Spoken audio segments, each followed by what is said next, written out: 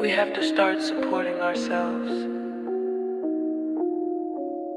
We have to add value to our content and our voices.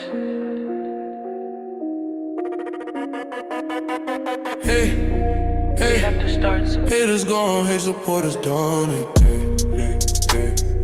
Haters gone, hate supporters done it. Support on your own, don't support one of them clones. I'm really one of them ones. I'm really in my they done. Cash app, $sign on box rhyme. Hey, hey, hey, hey. Haters gone, hate supporters done it. Hey, hey, hey, hey. Haters gone, hate supporters done it. Support on your own, don't support one of them clones. I'm really one of them ones. I'm really in my they done. Cash app, $sign on box rhyme. I'm really real one of them. I'm really him, I'm really out here standing on 10. Like and subscribe, thumbs up the video. I'm really real one of them. I'm really him, I'm really out here standing on 10. Like and subscribe, thumbs up the video. Haters gone, hate supporters done it. Haters gone, hate supporters done it. Support on your own, don't support one of them clones. I'm really one of them ones. I'm really in my they done. Cash app, $sign on box rhyme. Haters gone, hate supporters done it. Haters gone, hate supporters done it. Support on your own, don't support one of them clones. I'm really one of them ones. I'm really in my they done. Cash app, $sign on box rhyme. I'm really real one of them. I'm really him, I'm really out here standing on 10. Like and subscribe, thumbs up the video. I'm really real one of them. I'm really him, I'm really out here standing on 10. Like and subscribe, thumbs up the video. Haters gone, hate supporters done it. Haters gone, hate supporters done it. Support on your own, don't support one of them clones. I'm really one of them ones. I'm really him, but they dumb. Cash app, $sign on box rhyme. Haters gone, hate supporters done it.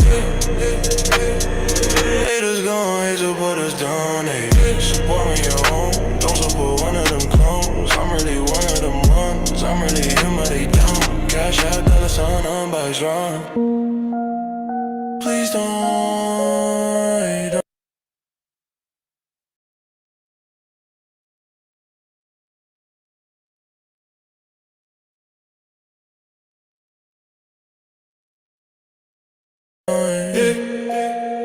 Please support on it. I'm really one of them ones. I'm really him, or they dumb. Cash app, $sign on box rhyme. Cash app, $sign on box rhyme. Cash app, $sign on box rhyme.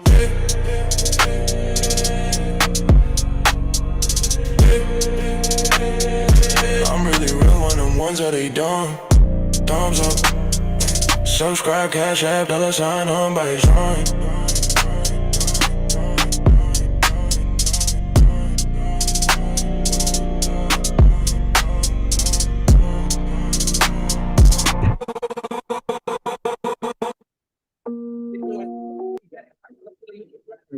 All right.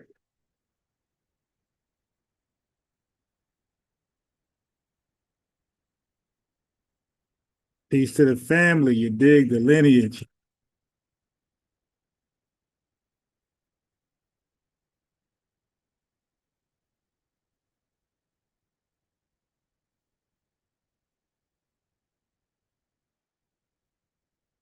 The entire purpose of affirmative action set-asides, civil rights laws that limit constitutional rights to freedom of contract, freedom of association, all of that was to make up for the legacy of slavery and Jim Crow.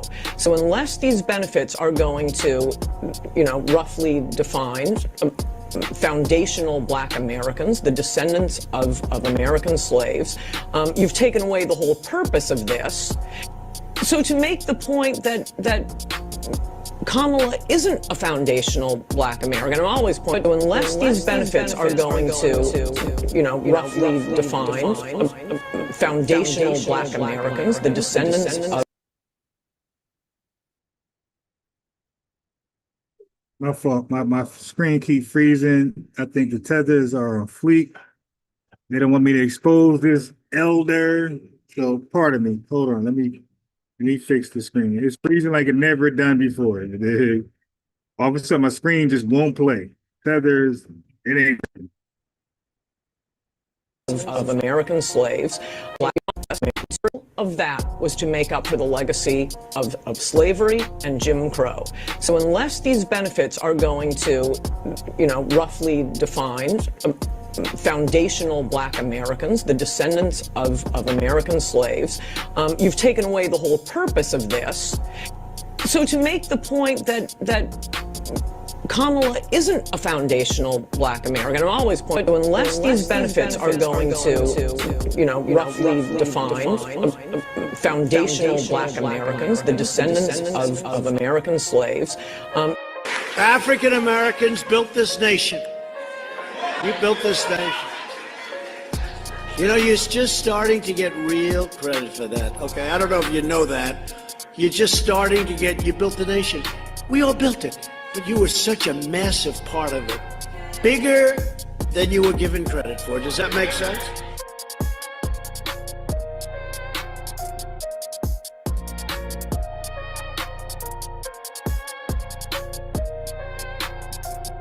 You have said that you resent the idea of being called an African American, that Yes. you are a Black American. Yes. Explain. I think that when they call Black people who were born and raised for generations in this country, if you accept the handle of African American, that says that you don't accept being an American American.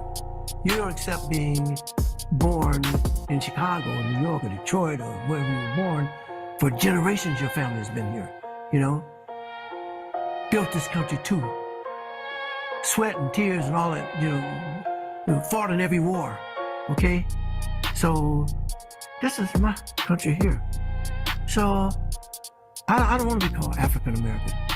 I'm an American American. My people have died and done everything for this country. I'm always gonna be known as a Black American. I can't call myself an African American because when they want to separate us, then they say we are African American. But remember this: when I'm competing in the Olympics, I didn't compete on the African American Olympic team. I competed on the American Olympic team. So don't separate me when you want to separate me. I am not an African American. I'm an American. I am a Black American. I am definitely Black. And yes, my ancestors come from Africa. How long does a bloodline have to live in one land before they are considered a pure species of that land? Meaning, how long did my people have to be in America to say, hey, no, we're American, compared to some people who are English American, who are Irish American, who are German American from their ancestors, but they get to call themselves American. There's nothing wrong with being African American, but a true African American is someone that is from Africa and moved here, either first generation or second generation, and has a tie to that country that I do not have. One of the first census in Virginia that allowed for Black people to have a name was somebody from my family. So Africans don't even fuck with us. Wow. Because they don't. We're not from the motherland. We're from America. So I'd rather say I'm a Black American. So I consider myself a Black American. I don't consider myself African American and shout that. Because Africans don't even fuck with us. Wow. Because they don't. I don't mind the term African American. I don't want to be called African American. Why is that? I'm not African. Very strong.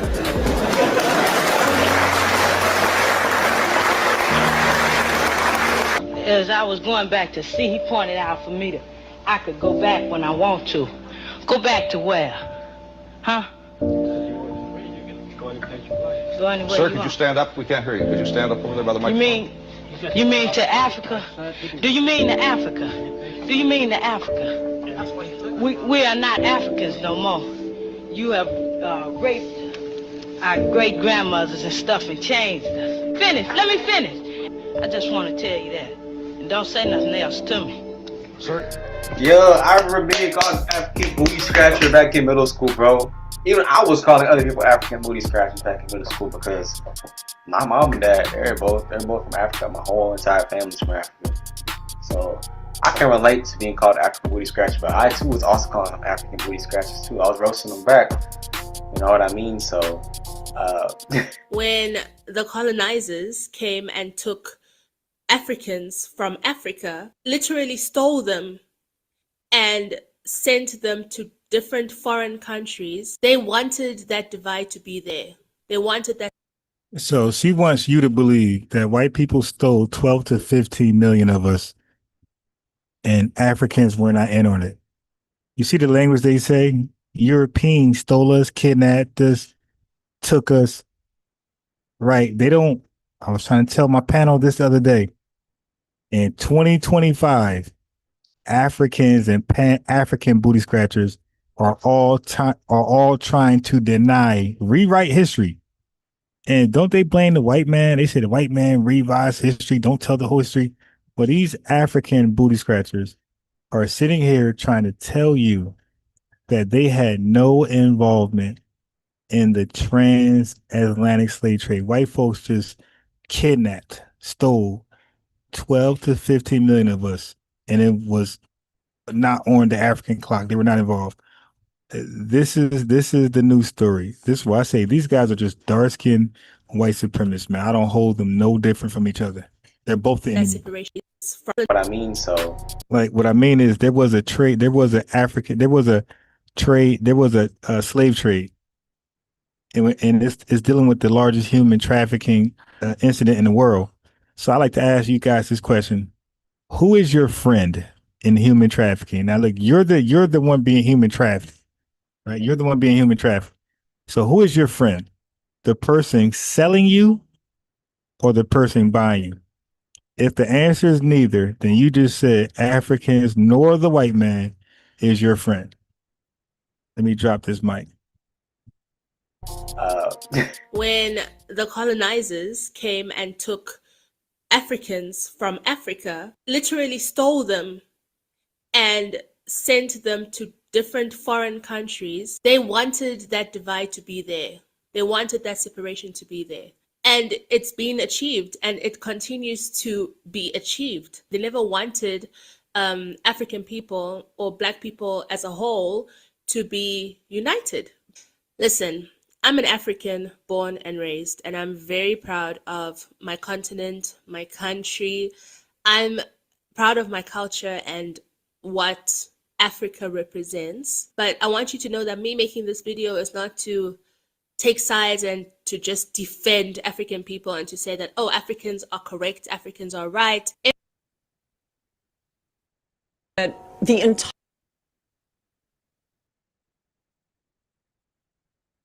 All right, so family, there's many people who don't even know the origin of what happened with Nutty Professor James Smalls and FBA. So I'm gonna take you guys from the tippy top and bring you all the way to current date. All right. So let's start at when he first started to throw rocks and then later hide his hand and cop a plea, try to sign a treaty with a peace treaty with Tariq Nasheed. This is crazy. Listen to this.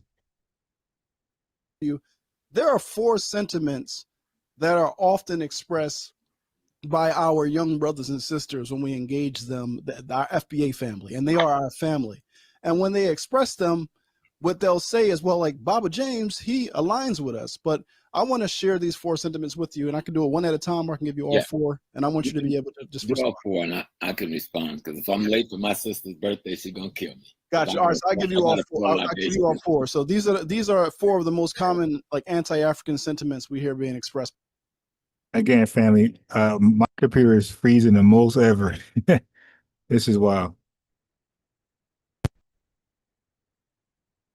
For some of our brothers and sisters, the first one is Black people in America are not African and have no connection to Africa. We're Native Black Americans. That's one. The second one is Black people in America may be genetically African, but so is the entire planet. Everybody. Family, I can't even. Oh my God, my computer It's freezing so often. This is ridiculous. I can't even type something in. But my shit freezing. All right. I should have went StreamYard, which I was supposed to do. Anyway. Okay.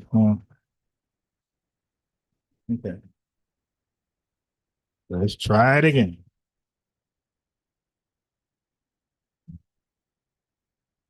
Everybody on Earth is African. That's two. The third one is African people on the continent don't refer to themselves as Africans. We're the only ones who call ourselves Africans. That's three. And the fourth one is Black Americans are the only ones who practice Pan-Africanism. Those are the four most common kind of like retorts that we hear. And they always say, well, Baba James Smalls agrees with us. Like, well, Baba James Smalls is going to tell him I don't agree to none of that shit I just heard. Because none of it makes sense. You're going to give me the white slop and then give it a name like Foundation of Black America. Don't label me with slop. Now, if you use that because you're trying to find an identity, I'll help you with that. Because you deserve to have your own identity like everybody. Yes. But don't bring the same white slop. And let me be clear. My FDA brothers and sisters, I love them. I am not going to abandon them. I am going to teach them. And I'm going to work to get them to see.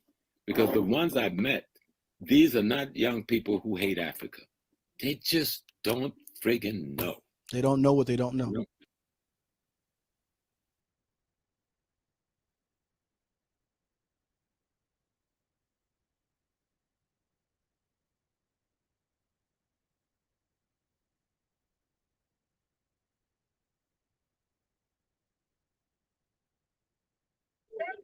That is, but y'all leave my live stream alone. God damn it. Let me expose your leader. Your Baba.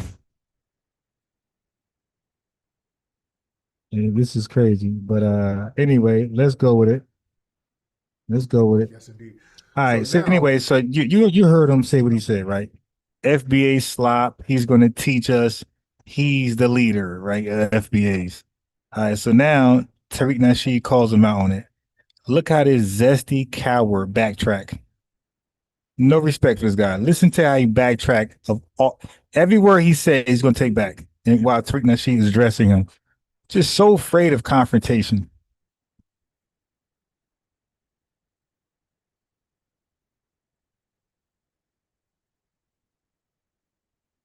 Yes, indeed. So now, recently, there was you were on a broadcast on a YouTube stream, and there was a dude who's kind of known in our circles as being a troll, and he gave you some real.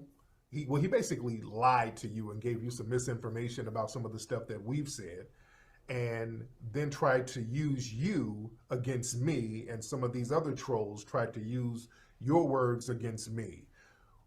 How do you feel about that, sir? Right. Well, part of it is the young man, Omawale, called me yesterday. And his position, he says, I wasn't the one putting that out there like that. And I said, what do you mean? I said because, you know, I couldn't find him. I had the name wrong. Yeah. And when I found the name in my phone, he called me just as I found the name. How do you feel about that, sir? And he says, listen, because I did this little piece I was trying to get right on Twitter. Calling people out for doing that, because I'm saying, wait a minute, that's not one, that was not what really happened. Right. Now, he did raise these things about Foundation of Black America. And I go like, these are my children, I think is the term I use, and I love them. You got to understand it. If I think my children have any issues, I'm going to argue with them to get the issues right.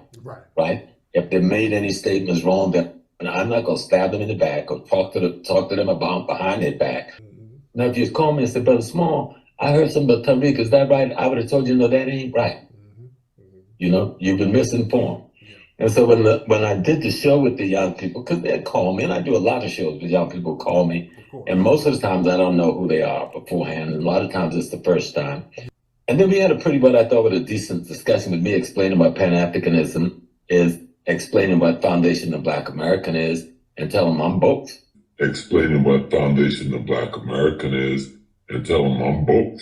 Foundation of Black American, that we have a right to identify ourselves in the same way any other ethnic group. And I think I used the Jamaican community. They don't call themselves African, they call themselves Jamaicans. Right, absolutely. The people from Haiti don't say I'm African, they say I'm Haitian. And we find no contradiction with that. We're the only group in North America that use the term African to describe ourselves. I give Omaweli credit in that he was man enough to call me yesterday and I said, well, what is your beef for Tariq? And he gave some critique about Pan-Africanism and your view on Pan-Africanism or attack of Pan-Africanism. And I gave him my view on you and what I think your view is. And I told him that, the work that you have done bespeaks itself. Now they try to take you out of the picture with the work. I'm still suffering with that. Yeah.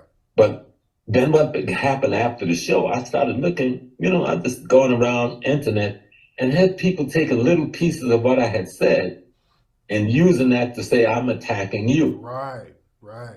And that's what pissed me off, because usually I don't get involved in none of this tete-a-tete kind of stuff. So I had to then try to say, okay, let me make a statement. Anyone that took what I said in that show and twisted to be an attack on you was being straight up evil. Collaborators, if not agent themselves. Yes, indeed. I don't like to call people agents straight up, but collaborators can come from. All right, I'm gonna try to. Now, this was another video I did, but I'm gonna try to find the original video I did. Okay. I'm gonna try to find the original video I did. Let me see. Where is it? Okay, I got it. I found the original video. All right, let me get rid of this one. So I'm gonna start it from the tippy top, because I did the video and then I did it over, then I made it good finally.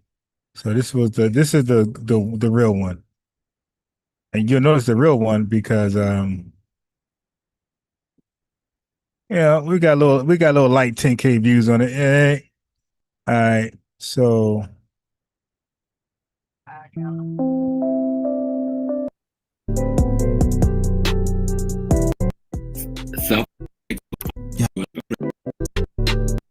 more than a century now. For decades. Yeah, and we have to contend, because there's just so much confusion, right? So, but Baba, why have you? There are 4 sentiments that are often expressed by our young brothers and sisters when we engage them, our FBA family, and they are our family. And when they express them, what they'll say is, well, like Baba James, he aligns with us, but I want to share these 4 sentiments with you, and I can do it one at a time, or I can give you all 4, and I want you to be able to just do all 4, and I can respond, because if I'm late for my sister's birthday, she's gonna kill me. Gotcha. All right, so I'll give you all 4. I'll give you all 4. So these are 4 of the most common, like, anti-African sentiments we hear being expressed by some of our brothers and sisters. The first one is, Black people in America are not African and have no connection to Africa. We're Native Black Americans. That's one. The second one is, Black people in America may be genetically African, but so is the entire planet. Everybody on Earth is African. That's 2. The third one is, African people on the continent don't refer to themselves as Africans. We're the only ones who call ourselves Africans. That's 3. And the fourth one is, Black Americans are the only ones who practice Pan-Africanism. Those are the 4 most common kind of like retorts that we hear, and they always say, well, Baba James Smalls agrees with us. Like, well, Baba James Smalls going to tell them I don't agree to none of that shit I just heard. Yes. So I don't understand where their brains are when they say I'm not an African. And all this tells me is that self-hate, self-ignorance, lack of understanding of African history and of history in general are what we are dealing with people who have taken some what do you call it, clips, little sound bites from the internet, and now they've become historians and political leaders because they can get a bunch of people to, when you push the little button for them, subscribe. Yeah. Because I was very quiet for a while. And then I go like, I can't stay quiet. So in the last year and a half, I've just been out here trying to teach as much as I can. And people are afraid, because that means you got to change your little black behind into something better than what the white man has created you to be. You're going to give me the white slop and then give it a name like Foundation of Black America. Don't label me with slop. Now, if you use that because you're trying to find an identity, I'll help you with that. Because you deserve to have your own identity like everybody. Yes. But don't bring the same white slop along saying you're anti-African, you're not African, you're not from Africa. That's the white slop that they've been trying to push in our brain from day one. Throw that slop out, empty and wash your bucket, and let us bring some real black stuff up in there. Let's talk about Martin Delaney. Let's talk about Booker Washington. Let's talk about Ida B. Wells. Let's talk about Harriet Tubman. Let's talk about Sojourner Truth. Go back in our history. Every organization that we formed from the 1700s forward was called the African something. Every damn one. Okay, so family, he just made up a whole bunch of crock shit just now. He said every organization. Now when he says we, okay, if you leave it like that, the we to me represents Black Americans, and he just lied. I mean, I don't know a softer way to say it. He just lied. All of our organizations were named African something. Family, that's just a lie. SNCC, Deacons for Defense, Black Panthers. I mean, I'm just freestyling. I could go on and on and on and on. He just lied. He said every last one of them. But this is your elder, right? This is your king. A lying old fool. Baba. B. Wells. Let's talk about Harriet Tubman. Let's talk about Sojourner Truth. Go back in our history. Every organization that we formed from the 1700s forward was called the African something. Every damn one. Prince Hall. African Masons. Free African Lodge. 1749 or someplace up there. Richard Allen, Absalom Jones, the African Method of... So the guy lies and then named four and said this is every last one of them from the 1700s to now. This guy named the only ones that had African in the name, which is like 4 or 5, and then says that this represent all of them. I mean, family, this is bad. This is really bad. This is really bad for your Baba. Nutty professor, small mind. Episcopal Zion Church, the African Methodist Church, the Black Baptist Movement, the African Baptist Church. This is all back in the 1700s, okay? By the time we hit the 1792, Malcolm didn't invite the Afro-American nothing. In 1892, a group of Black women out of Rochester, New York, formed the Afro-American League, headed by T. Thomas Fortune, okay? We had the United African Societies. This is all in the 1800s. So they need to study some history. Yeah. We never stop identifying ourselves as African. Not one moment, not one day. Family, look at all the books behind them. I don't know what this is. This book club they in with these Pan-Africans, man, and these Pan-African booty scratchers. They be having hella books. I ain't gonna lie. Look at this. Books. Then he had it over here, Tariq. Family, what is the purpose? This is all of them. Dr. Ancient Mama Mayat, Mumbling Monk, Unk. All of them will show you a gazillion books behind them to try to intimidate you to believe I know what I'm talking about. Ain't read none of them. Okay? It's not from the information he's saying. This dude said all of our organizations had African in them. Yeah. All they do is kiss. I mean, let's be real. Africa is a shithole with a bunch of shithole people. And Black Americans who are in a first world superpower country, who's light years better off than any African, right, in Africa, are kissing the ass of people who kiss the ass of cheetahs and elephants. Like, these guys worship animals. These guys let cows piss all over them. They eat bush meat, primitive as hell. And Black Americans, as civilized, are worshiping the most primitive people on earth. Yeah, nah, y'all stay over there that way. You stay over that way. Not 1 hour. On the blacks going on in North America. Yes, indeed. Yes, indeed. So now, recently, there was you were on a broadcast on a YouTube stream, and there was a dude who's kind of known in our circles as being a troll, and he gave you some real. He basically lied to you and gave you some misinformation about some of the stuff that we've said, and then tried to use you against me, and some of these other trolls tried to use your words against me. How do you feel about that, sir? All right, so now you see my screen froze for the 10th time. I've never had this happen before, ever, with this laptop. Froze 10, this is like the 10th time my computer froze. Right. Well, part of it is the young man, Omawale, called me yesterday. Mm-hmm.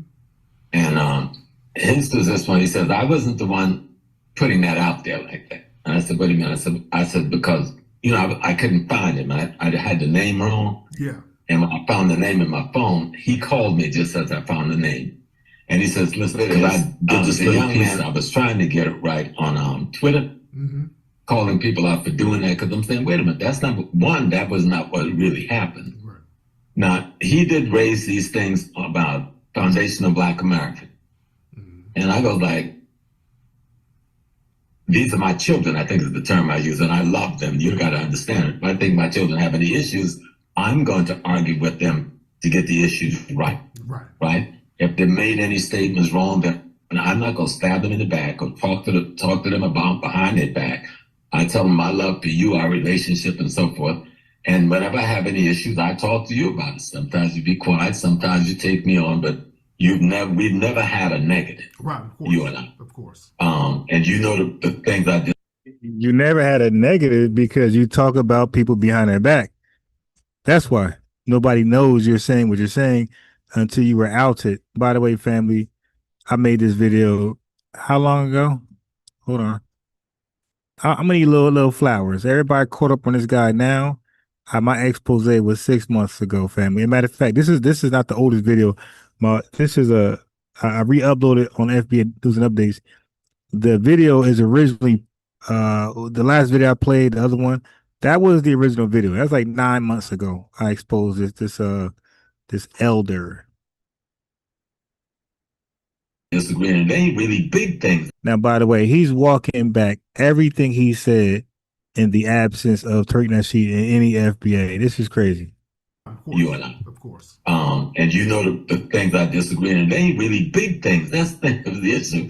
Well, then I really argue with you about one thing, the N-word, right? Yeah. And sometimes I think you lose your temper a little bit too much on some of these Negroes who don't deserve you putting that energy on. And those have been our two issues. Yeah. And we deal with this long back. And I remember when you were having an issue, but I think we won't even call his name, but a little brother out there. Yeah. And I call you and I talked to you about it, and you squashed that. Yeah. There was an issue with some sister who was coming after you about some stuff. I called you this a couple of years ago. You squashed that. They didn't squash it, but you did. Yeah. So I have to let people understand and be clear, because I got some crazy calls from all over the world. You ain't, when I was coming to Washington, you're not going there. And I could, wait a minute, I had to do like a real, almost had to do a Tariq Nasheed. I had to go off of some folks. Who the hell are you to tell me where I go, who I speak with, and why? Now, if you called me and said, Brother Small, I heard something about Tariq, is that right? I would have told you, no, that ain't right. You know, you've been misinformed. And so when I did the show with the young people, because they'd call me, and I do a lot of shows with young people call me, and most of the times I don't know who they are beforehand, and a lot of times it's the first time.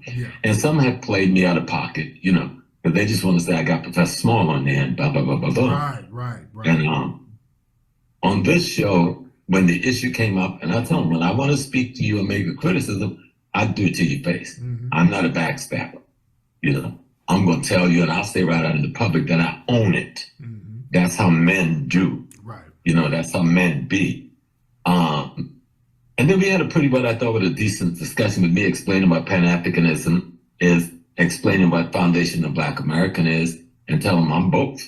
Because for me, Pan-Africanism is how we unite the Black people all over the world to be one force. Okay, so now he's both. Earlier the video, he said, don't name me after white man slop FBA, but now he's both because Turk Nasheed is in front of him. That's crazy. Right. Now, me, the Black American is in the public that I own it. That's how I want to speak to you and make a criticism. And then he just lied and said he owned things he say.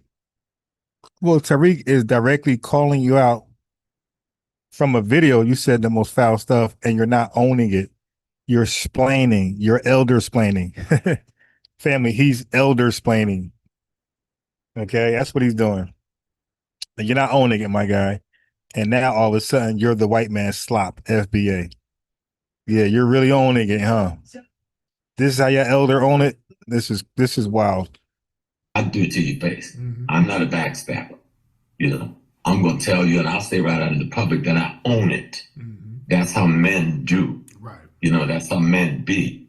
And then we had a pretty what I thought was a decent discussion with me explaining what Pan-Africanism is, explaining what Foundation of Black American is, and telling them I'm both.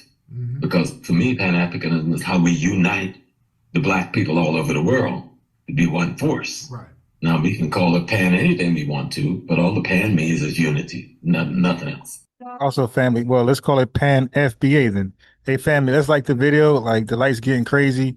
It's getting lopsided. 70 people in there, only 40 likes. You know, let's get it. Let's like the video, man. And the more likes you do, the more of our family come and enjoy the video with us, this expose. All right, thank you. Like the video so more family can enjoy this expose, right? We cooking on the elder, Nutty Professor Smalls. And that Foundation of Black American, that we have a right to identify ourselves in the same way any other ethnic group. And I think I used the Jamaican community.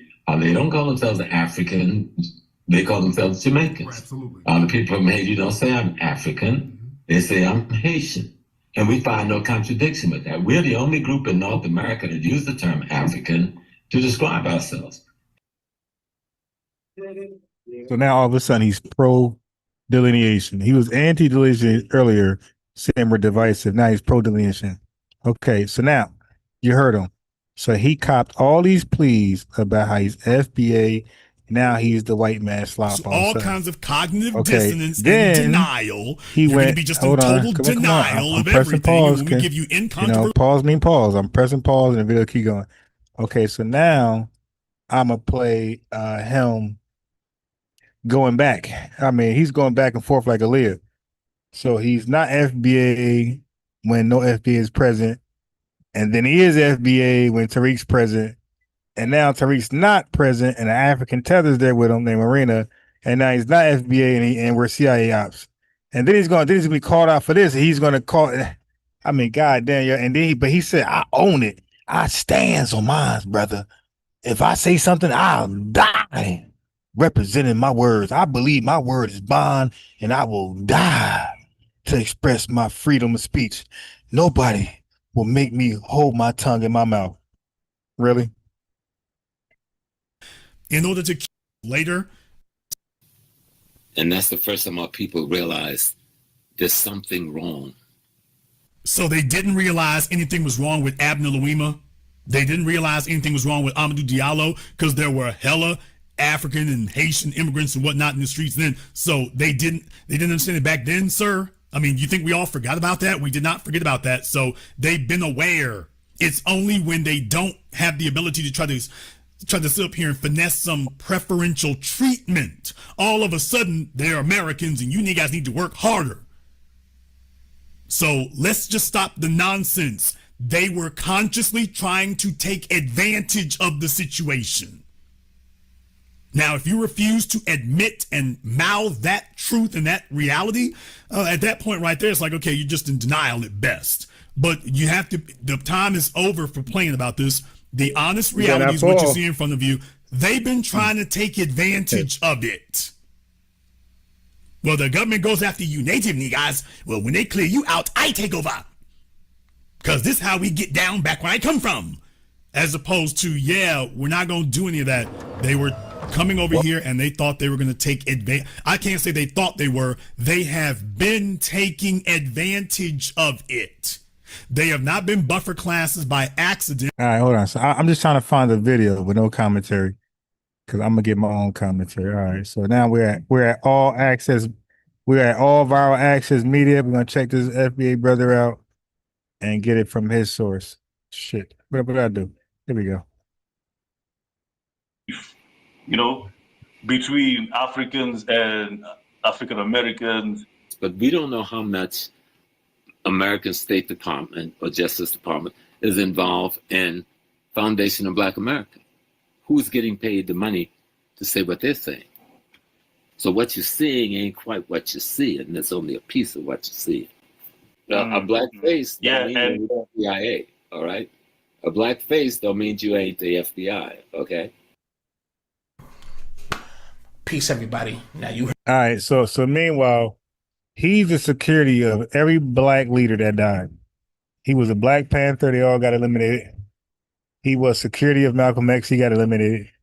I mean, goddamn, like his track record of being part of organizations and their leaders are being eliminated while he's an active member.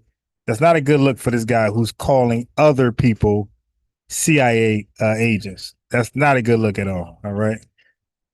That's a fact. He was security of Malcolm X, his own mouth. Malcolm X got assassinated. Nobody searched the killers. And he was a Black Panther, and all the Black Panthers damn near got assassinated. So that's not a good look for this guy. Keep saying, keep trying to show how he's really down, and he got a resume. Dude, everybody's dying on your watch, my guy. That's not a good look. You don't get brownie points for that. All right, so now you seen the brother. So I showed you. He said FBA is the white man slop. He's not FBA. And then Tariq Nasheed was like, "Yo, man, what's good with all that shit you was talking?" "Oh, nah, no, I was misquoted. I was saying you're my sons and I'm teaching you, but I'm FBA and so are you. And we have the right to delineate." And then he went right back to saying, we're CIA agents, FBA this, FBA that. Okay, cool. So now Tariq finally, like he's begging for attention so bad. So Tariq Nasheed finally addresses this coward. Hold on, Chosen. Chosen, you don't want to get on camera, Chosen? Why don't you want to get on camera? The fact you don't want to get on camera is something might be funny style. Chosen, hold on one second. But shit, by the way. All right. Now, y'all not going to be trolling in the room. We're not doing that. We're not doing that. Y'all not just going to be in here trolling like women. That's what tethers do. Ronnie, what's up, Ronnie?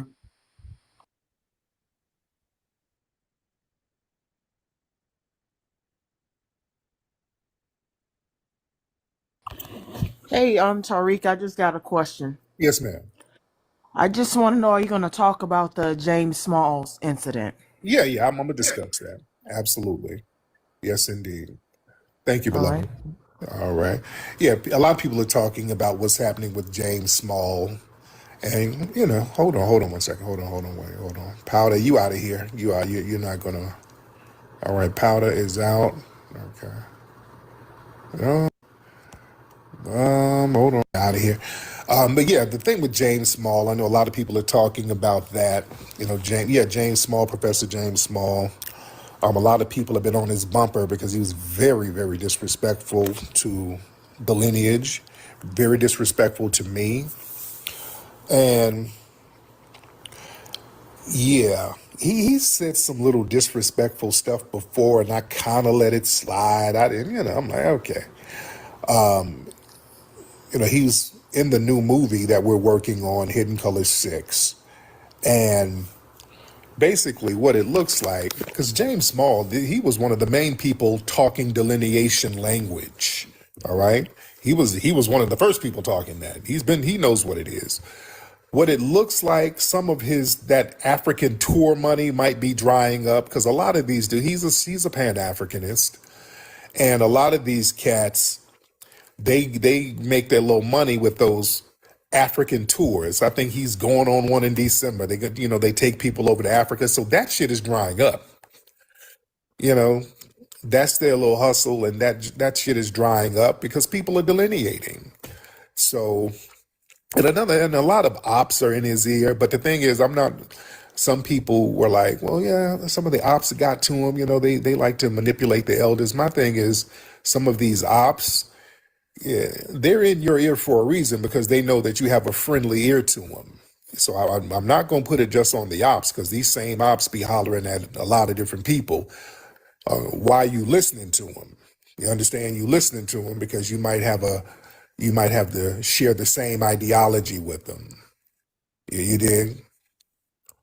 But with Professor Smalls, yeah, some of the disrespect that he's shown towards me and the family, I've helped Mr. Smalls for real. Truth be told, nobody was really rocking with Professor Smalls until we put him in Hidden Colors, and he said this.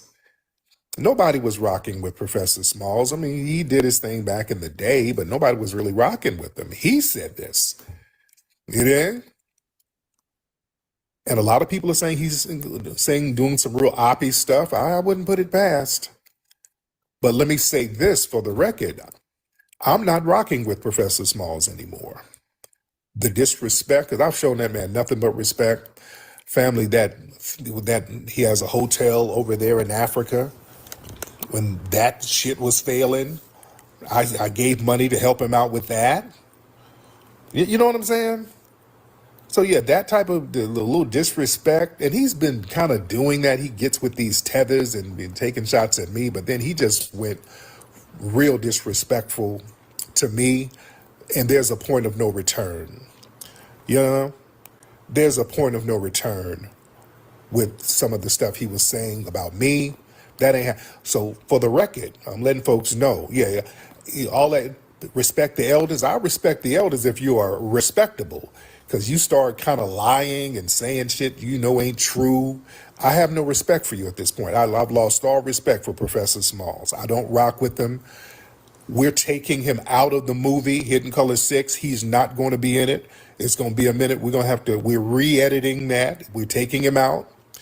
In fact, I'm going to replace him with about 3 people that I want to get. There's a couple of people that I want to get. I want to get Black Alpha. I want to get my brother Dave Anderson. I want to get him. You know who I want to get? I want to get this brother who's up in here too, brother Ant CEO. I want to get some of the fresh brothers in here who knows what's up, who can spit that history. And where you at, brother? Yeah, because the spirit was telling me really a few weeks ago, something kept telling me, man, you should have had Ant in the movie. You should have had Black Out. I'm like, well, damn, we've already filmed the movie. I'm like, well, damn. I'm like, shit, and we've already filmed the movie, so it's already long as hell. You know? But yeah, Dan is already in it, by the way. Yeah, brother Daniel, he's already in it. Daniel's already in it. Yeah. But I heard Jason Black got on him. Everybody's getting on his bumper. Everybody's getting on his bumper. Professor Allen, he's already in it. Wani's in it. Yeah. You see. But yeah, I wanted to get Black Alpha, so I really want to get him now, because I'm taking all the small stuff out. All of Professor Small stuff is coming out. So yeah, I don't rock with him at all. Not only is all of his stuff coming out, we're taking any reference of him out of the damn museum. We have a mural of Professor Smalls. When I'm going out of town for the week, when I come back, that shit's getting covered. Family, who should we put on the wall of the Hidden History Museum in his place? Y'all give me some suggestions. Yeah, we're going to cover the mural and the whole shebang. We're covering the mural and everything. I'm not fucking with him whatsoever. Yeah? Because there was already some little funny style shit that I didn't like with that old op-ass Jade, where we had an event and Jade was all in his ear, and then he's all clicked in with her, and she was doing all that oppie shit. So I had a little bad taste in my mouth about him then. So I'm cool in the game. No, I'm not putting no damn Dr. Umar on there. Claude Anderson's already on there. All right, Claude Anderson. We got something about Wani in the museum, by the way. We got Claude Anderson on the mural. Yeah. We got something about Bobby Hemmett in the museum. Yeah.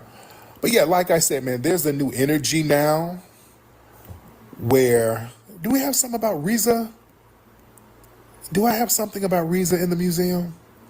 I probably need to put something in there about Reza. Because somebody said Khalid Muhammad. Hey, you know what? That's a good one. We got something about Khalid in the museum, but Khalid Muhammad, or Elijah Muhammad, Fred Hampton, hold on. No. Either A. Philip Randolph or Robert F. Williams?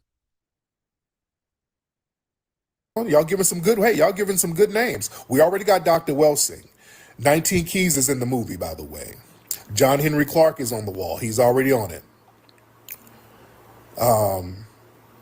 Who else? Khalid Muhammad, that might be a good one. Who else? Larry Hoover. Man. Miles Davis. We got a picture of Miles Davis in the museum. All right. Yeah, now brother 19 Keys, he's in the movie.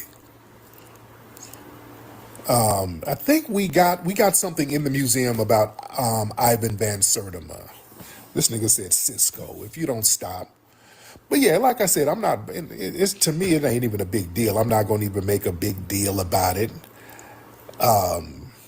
because it is what it is. It is what it is. But look,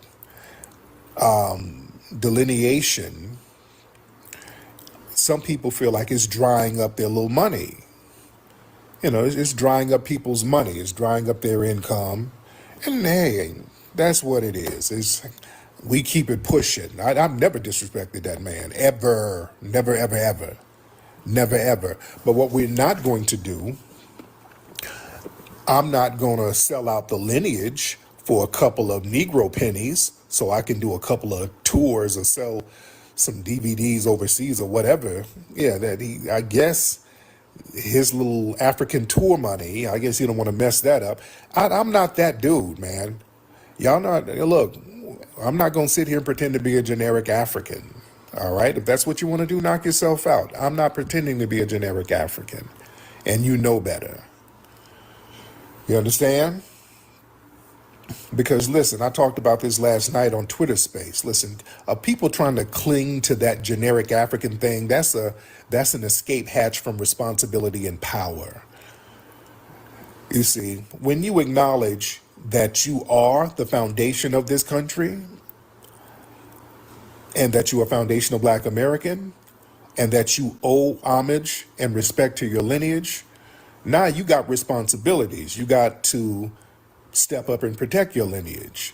You got to start setting standards. You got to get out here and put in some work, which is what a lot of our young folks are doing out here with lineage-based advocacies out here. You understand? So the thing is, man, a lot of these people who's on that Pan-African thing, and there's foundational Black Americans who's on that, who's, you know, yeah, being a foundational Black American is a lineage. All right, it's a lineage. That's it. So you can be whatever you want to be. But the thing is, folks wanting to be a generic African because of some survivor's remorse, because you got a lot of people with survivor's guilt who's foundational Black American. You know, James Small, he's from a foundational Black American lineage. All right, his family's from South Carolina. But you got a lot of these people, especially the older ones, who got this survivor's guilt. They think, okay, if you look out for your own lineage here, you're going to be anti-African, and you owe them something, like you're betraying Africa and all. Dude, man, we look out for our lineage here. If we choose to look out for the people globally, that's fine, but we don't have to do this Superman Batman shit where we're everybody's savior, where we're neglecting what's going on here. Yeah. So yeah, it's a whole new vibe right now. It's a whole new vibe right now, and a lot of people are clinging on to old ideologies. And this is what I like about the delineation movement, because it's not an ideology. It's not something that you can quit or join or disregard. You are your lineage. That's the great thing about it. And like I said before, these Pan-African circles, that's an ideology. That's why these Pan-African circles can be easily infiltrated. They're not about ideologies. They're not, I mean, they're ideological. They're not lineage-based. Pan-Africanism is based on broad, vague, borderless ideas. So anybody can come in and claim to be a damn Pan-Africanist. Anybody. Anybody. Yeah? And the shit people been talking about Pan-Africanism for over 100 years and ain't no results. And hey, if you want to do that, if you want to sit around and have an idealistic view of Africa, knock yourself out. Some of us don't want to do that. Some of us are looking at our lineage here and saying, hey, this is what we're going to protect, because we can't sit here and let people erase us and have ethnic genocide. You know? So that's what it is. So it's a new day out here. But yeah, I'm not rocking with dude, and that's just what it is. And again, you know, the Hidden Colors series is about, you know, unity and everybody be on the same page. But hey, you know, life happens, man. Sometimes people be on some other shit. You don't know what it's about. And hey, there's a certain level of disrespect that you just can't take no more. Just like with Umar and those guys, you know, Umar, I let a lot of shit slide, and then I'm not letting it slide no more. Yeah. People get on some bullshit. Yeah. And when they get on some bullshit, usually they start falling off. Yeah. Let's be very, very clear. A lot of people that's really pushing the Pan-African talk are these these academics, these Democrat-aligned operatives, and other alphabet operatives, because they understand that Pan-Africanism blurs the lines between who's foundational Black American and who's not. And then reparations become muddled, lineage-based policies, they get all derailed. The immigrants start gaining access to specific resources for us. Yeah. And the only people who benefit are non-FBAs. You understand? So we're saying, no, we're not doing that. We're saying that shit ain't happening no more. We're saying that is not happening no more. We're going to focus on lineage. Because they know that Pan-Africanism, that allows immigrant groups to claim our cultural accomplishments. You know, we're not taking credit for their culture. They're taking credit for ours. You know, they insert themselves in the foundational Black American political movements. They claim foundational Black American platforms. You dig? They come in and hijack things and flip it and then bastardize it. And it's just not, we ain't doing that. Enough is enough. We're not doing that. We're saying we're cool on that. Yeah? And let me say this, when people, and this is very important, because when people start talking about CIA and the FBI and all that, and then you can't bring up no receipts, you know, usually people who are a part of those alphabet gangs do that. That's an alphabet gang tactic. That's what they do. Now, shit, we know for a fact these Pan-African organizations were the main culprits for some damn FBI infiltration. Those were the main ones. Yeah?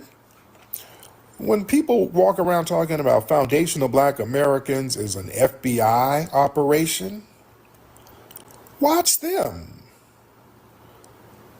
Watch them. That's a disinformation tactic within itself, because you see, they can never bring up any proof or any evidence or any, what would the agenda be? See, real Family, operatives, like the they push video, family, claims like that the video. cannot be You're here proven or watching the disproven. video, They'll like say, the video. Thank FBA, you. that's a Let's not be CIA like the operation. tethers. Okay, then what's the We mission? support, tethers don't. Name So the like mission. the video. Thank you. What's the agency objective? Remember, haters donate, supporters, no, What's haters the federal go on hate, benefit? supporters donate. And What's the the donation operation today number? just liking the video. That's all. Yeah? Those are classic Fed disinformation tactics designed to muddy the water, to not explain anything, just to throw some shit out there and never explain it. Yeah?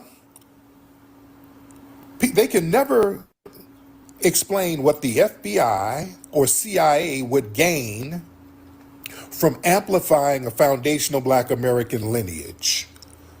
Ask these, they can never give you an answer. Okay, there is no answer.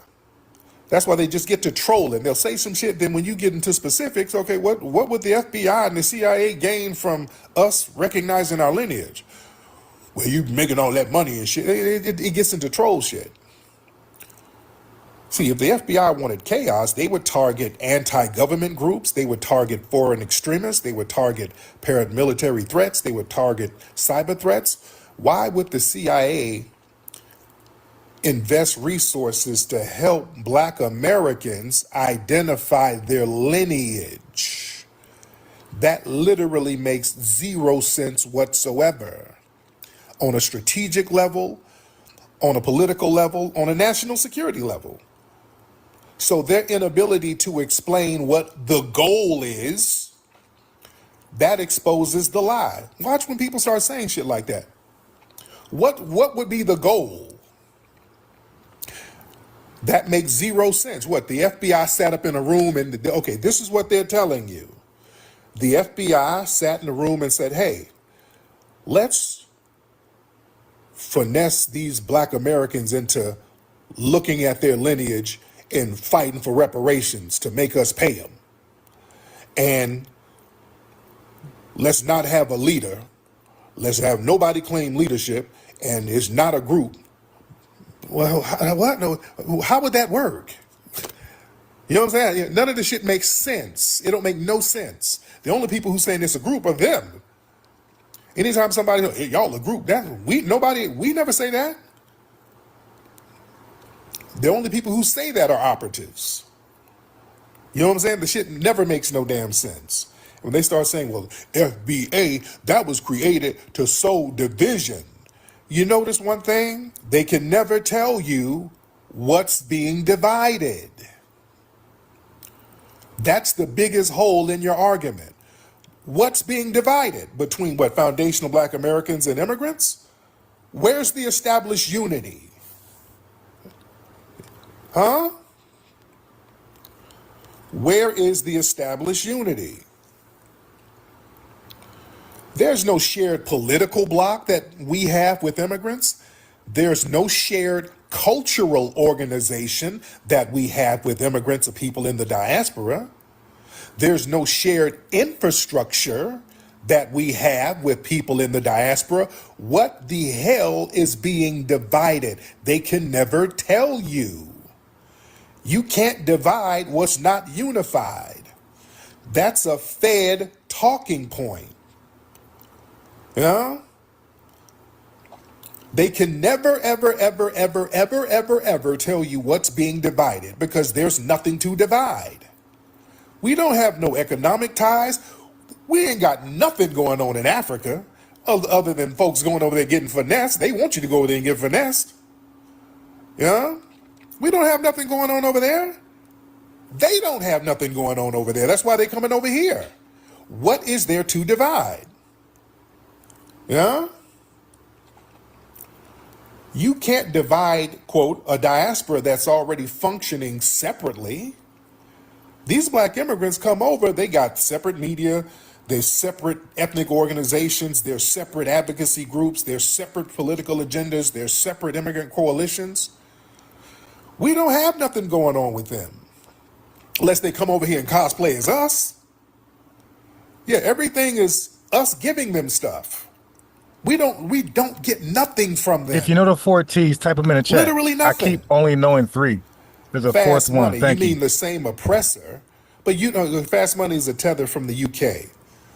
Yeah, but you don't fight the oppressor like we do. Yeah, you don't fight the oppressor like we do. Y'all come over and join with them. That's the problem. Y'all don't look at them as an oppressor. Somebody made a very good point. Y'all, like Fast Money, and I know he's an immigrant tether from Nigeria who's living in the UK. Somebody made a phenomenal point. Fast Money, you and the Three Musketeers, y'all got all types of, all over Africa, y'all got pejorative terms for foundational Black Americans. Akadas, Abibs, Jareers, y'all got all these little weird names for us. Y'all don't have no negative names for white people. Y'all don't have no, y'all don't be calling Thank them you. all types of Yo, crazy he said names. 3 musty tears, yo. Y'all don't have no I'm names for done, yo. them. Yeah, Yeah? the dude is a master at roasting, yo. You don't have no names for them. At all. And when they show up, y'all get to dancing. Y'all get to dancing and making them flip-flops click.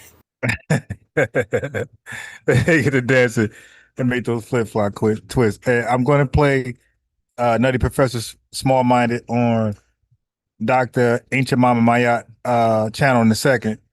Right, we was copping a plea again. But I was talking to a friend who's a Pan-Africanist, right? But he's like an old school Pan-Africanist. Like he's not up to date on what's going on. And I'm new age in thought. So I'm trying to like, slow walk on where we at and where it's at today. Like this fantasy of all melanated people coming together, 2 billion people coming together. I'm trying to let the dude know, like, dude, come on, man, that's goofy. Yo, Black Americans, we're 43 million deep. Is it easier to get 43 million people who share a culture, speak the same language, from the same lineage? Is it easier to get us on one accord, or is it easier to get 2 billion people all across the globe that never ever even met each other, never spoke to each other, don't even know each other cultures, languages, nothing? And he thinks that is more likely than 43 million sharing the same culture, same norms, mores, all those things, shared experiences. He think the global get together is more realistic than a lineage get together. So, and he's playing semantics with me with words, and I mean I don't know why people try this with me. And like, but it'd be private conversations when this stuff happens. So, and then when I extend the phone number and link to the channel, it's a whole bunch of excuses. And the reason why, family, if anybody is able to call me on the phone and have a proper conversation, the only reason why I would extend the link to the live podcast is that I don't believe you'll say what you're saying in private, in public. I believe you're only saying it because we're on the phone. I believe when there's 10,000 people that's going to be listening and within a week, I don't believe you'll say that. I don't believe you'll be disingenuous, dishonest, and those other bad characteristics if a live audience in the world can hear it. So that's why I don't even like to have these conversations in private. But because, friend, whatever, I was having it, but he did the 4Ts on me today. Okay. He's not understanding me when I was trying to explain African American. Like, dude, when you say African American in this country, that doesn't mean nothing. That can go to 2 billion people. Like, you're not specifically talking to Jamaicans, you're not talking to Kenyans, Burkina Faso, Black Americans. Nobody knows who you're talking to. You're just talking to people, you're just talking to people of African descent. But which one? The world will never know. So I'm trying to explain that to him, and he's kind of being belligerent and playing semantics. So I'm like, so that's why when you peel back African American, that general, unspecific, ambiguous term, if you peel it back, then you'll find people in specific. Like you'll find Kenyans. If you peel it back, you'll find Jamaicans. If you peel it back, you'll find Burkina Faso. But if you peel it back, the people you're not going to find are people, without using FB or ADOS, the people who you're not going to find is us. People who are DOS. You're not going to find us because we didn't have a specific name, identity, and ethnonym until 2016, basically, with ADOS.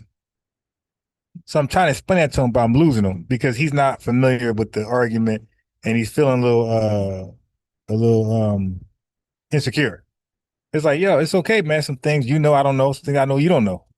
But apparently that's not how he feels. He feels like everything I know he knows, and he knows what I don't know. Okay. All right. So then I know for a fact he don't know about ethnonym, endonym, and exonym. because these ain't common things we talk about. This is like going into serious linguistics and grammar. Like who does that stupid nerdy shit besides me? So he believes because he's not familiar with it, he look at that as I'm undermining him now. Cause I'm like, dude, if you don't understand these terminologies, like I'm not gonna make sense to you. That's just a fact. And that's why when I try to have these conversations with random people online, I kind of like real quickly explain it to catch them up. But when you're being contentious, belligerent, we're not gonna go nowhere. You dig? So, but the bottom, so I'm like, I don't know how hard it is to comprehend that people need to clean up their own house before they invite people over. That's all I was saying. I said, bro, why is it not realistic for foundational Black Americans to clean up our activities before we invite somebody over? And we're saying the same thing with Jamaicans. We think they should do the same thing. We think Trinidadians should do the same thing. We think Panamanians should do. Everybody should clean up their house before they invite company over. I mean, I just don't know how hard that is to receive. But people just are against Black unity in America, where Black unity doesn't make sense if people from the diaspora and people from the continent are not invited. So therefore, we can't unite without inviting outsiders. We got to always invite outsiders if we're going to unite. We can't unite amongst ourselves, and that's pretty much their position. How dare we unite? How dare we unite without inviting Afro immigrants of the Caribbean and African tethers, okay, of the continent? We have no right uniting by ourselves. That's exactly most of their thoughts. And to me, it's just a worship of Africa and Africans over our own selves, which is crazy work. Yeah. So yeah, don't miss me with that. We got the same oppressor, because you're not fighting the same oppressor like we do. Y'all made deals with the oppressor. We didn't. Y'all made little paperwork plea deals with these people. We never did. Yeah, and let's get these likes up and so I gotta tiptoe around the tulip to have these conversations. Like I can't even like be honest and say, hey man, like when it comes to this history, you don't know it. I just can't say that because the 4Ts come out. So we gotta like play like people are on the same level. Like, okay, just to keep relationships cool, sound, and smooth. We gotta play like, nah. I said, man, we could talk sports, we could talk everything under the sun, but no more this talk. FBA Pan-African, let's between me and him, let's just treat it like religion, right? We're not going to discuss this because it's getting too dishonest. Like we're not bad faith questions, bad faith arguments. I'm good. I'm good. You understand?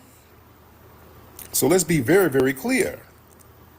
Oh yeah, though, those flip-flops get to pitter-pattering when the white tea people show up. Come on, when they show up, they get the grooving. Yeah, we look at them differently. Yeah? Come on now, but listen. The CIA, man, that's COINTELPRO rhetoric. They use that for every Black empowerment movement. They've done that since the 1930s and 40s. Anytime there's a Black movement, what do? They go out here and say, "Oh, it's a communist front. Oh, it's foreign influence." They would do all that communist shit with Dr. King. Yeah, so we already covered the Drake issue, even though it's unique, it's different. He's not FBA. Okay, he's not FBA. If you wanna know more about the Drake situation, call in. Click the link. We could discuss that real fast. I think the chat will learn from that because everybody wasn't privy to that conversation about Drake.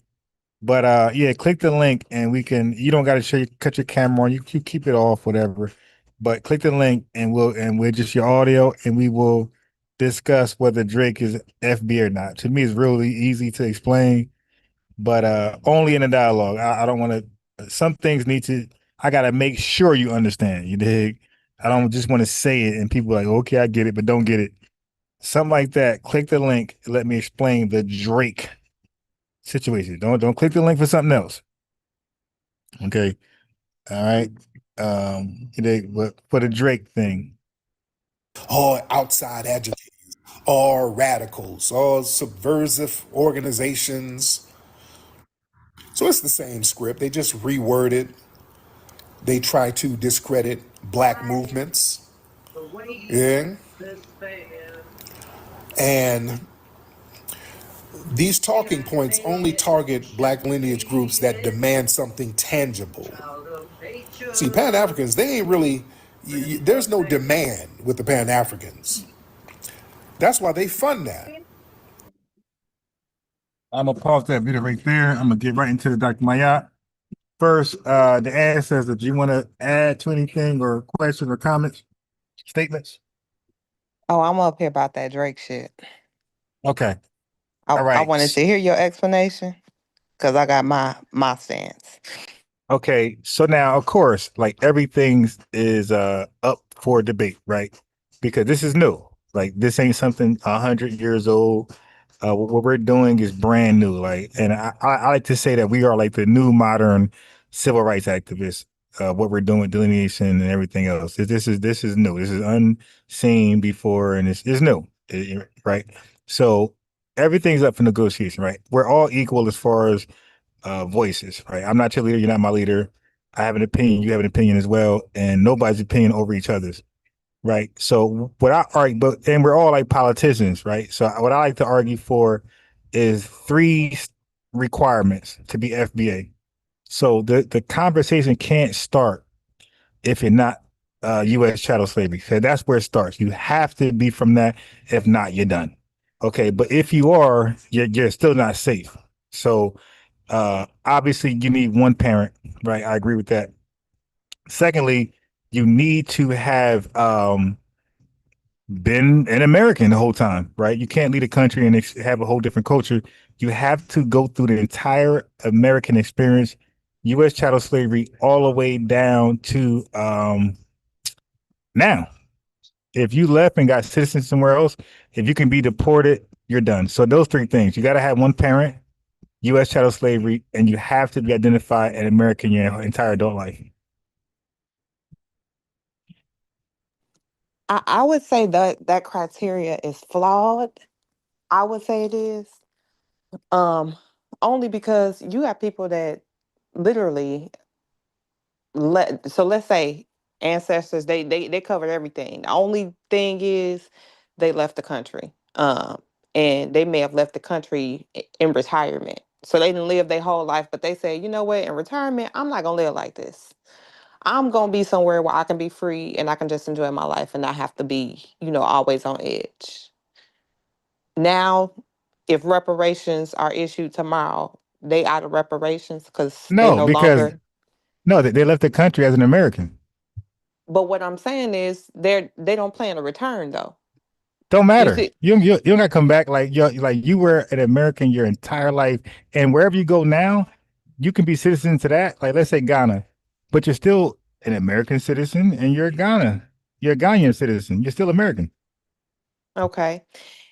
And would you say, because I can understand you saying like, see, I would say Drake is still of FBA lineage. I just wouldn't say that he's a part of the people that were due reparations. That wouldn't make any sense because the whole point of reparations is lineage based. So like that's the core argument. You have to come from the lineage. All of our arguments, Adolf, FBA, whoever is arguing on behalf So of then us, you're saying that even though his dad is here and his dad has been here, right? that his dad doesn't. So that's kind of like saying that that who you are and your lineage is dependent on where you grow up and not your. You understand what I'm saying? Like lineage is not necessarily exclusive to where you are physically. It's also lineage is also genetics. You understand what I'm saying? Like, Right. But here's this. How is it possible that you're of the lineage and you can be deported. Like, so our claim, the main thing we got going for us is that we are the founders of the country. We cannot be deported. We never left the country to be something else. So, for example, you had the Liberians. They left America, they gave up their citizenship, and they became Liberians. So now Drake can collect on behalf of his father. So if his father passed away, Drake But could what be I'm in saying is he court. don't have to collect at all. I mean, technically his dad would be entitled to it. But what I'm saying is if FBA is a lineage, then that would mean that even if he would kind of be like a and not biracial, but he would have a partial FBA No, lineage because his dad is FBA. Well, no, then, his dad is a big. See, this is the thing. So if you're a mixed child, like let's say, who can we think of who so got a then you're white? saying race and ethnicity don't play a role at all then. No, I said it does, but it's not the end all be all. That's why I said U.S. chattel slavery. Without that, you're out the conversation. But that's not the end all be all because Liberians have U.S. chattel slavery experience, but they are not American citizens. They left the country and they left behind their citizenship, and they became part of a new ethnogenesis, which is called Liberian. Right, they became something else. But Right, and so that up he until became that point, Canadian. right. And again, I'm not debating that, but my challenge comes down to say, so if people are going to say it's lineage based, really it's not a lineage base anymore. Now y'all making it a physical element. You That's understand? what I said. Lineage is lineage. It's like kind of No, but ancestry, history. Is not just now adding the physical element to it I because so otherwise Drake still would be FBA because his dad is FBA, no matter well. where Drake was raised. Well, that's not true because if you do that, I'm sure if you got the right paperwork, you could trace my lineage back to Benin somewhere. You dig somewhere in Africa, and you could say I'm entitled to something over there. But no, like they're gonna say no. You have not lived the shared experience. You have never went under that identity before in your life. You're anchoring on all of a sudden for whatever reason to benefit for what we got going on. Let's say if they came across major gold, now all of a sudden these Black Americans like, yo, man, look, man, I was from the West Coast. I mean, the Ivory Coast of Africa. You know, what I mean, so it has to be a cutoff. And what we're saying is that if you have not identified yourself as American, you're in your life, right? You've always been something else, like Canadian. Now that there's some benefits, there's some tangibles that's tied to Americans and foundational Black Americans. Now all of a sudden, hey, remember me? And we're saying, we like there's a cutoff, and lineage is not the end all be all, and so is your experience with chattel slavery. That's not the end all be all. It has to be everything. You have to be in for the long run, and there's no shortcuts. And see, to me, I think that's crazy because if somebody can be in the US and they can be FBA because they're portion has quote unquote shared the whole experience, but the other side is Caucasian, meaning they're actually responsible for the reason, their lineage comes. So their great held goddamn slaves, but their descendant can still reap the benefit as being FBA. You understand what I'm saying? Like, to me, that just it gets a little convoluted. Drake can't partake because, and again, not saying that he should be able to. I just think that the FBA thing needs some work because I would consider him FBA, even though I don't consider him to be like I think having the criteria for the reparations piece makes sense. Like, and I don't think that having that criteria hurts him being FBA. I think it's like, okay, here's FBA is a lineage, here's the lineage, and on top of having this lineage, you also have to have these experiences to fortify the lineage. You understand? Like, I can understand that, but if you're just saying one parent got to have experience shadow slavery, um, Jim Crow, and all of the other issues, redlining and war on drugs, like you had to get that whole experience, then I kind of think that it's a slippery slope because if somebody daddy had that whole experience, or his lineage had that whole experience, but the mama side had the whole experience of being slave owners. I just kind of think that's a little wild. All right, so let me respond to that. So a mixed child doesn't matter, right? Because as long as you, the byproduct of the two parents, as long as you see, you got to be of the culture. The culture is what helps you be a foundational Black, not Canadian, American. What is American about Drake? It's the acronym is FBA, not Well, first of all, FBC. Canada is North America, so No, no, that's no. first of See, all. wait. So wait. Stop. When we again, America is family. What's the denom? Okay, so America is the denom. America is the nickname. The actual nationality is called United States of America. That's the real nationality, and we use the denom. We say America. That's the shortcut, but it's really called United States of America. Right, so the denom is what we use, but on your passport, it ain't gonna say America, because they have to use the whole legitimate wording. So it's gonna say United States of America on your passport. It will not be the denom.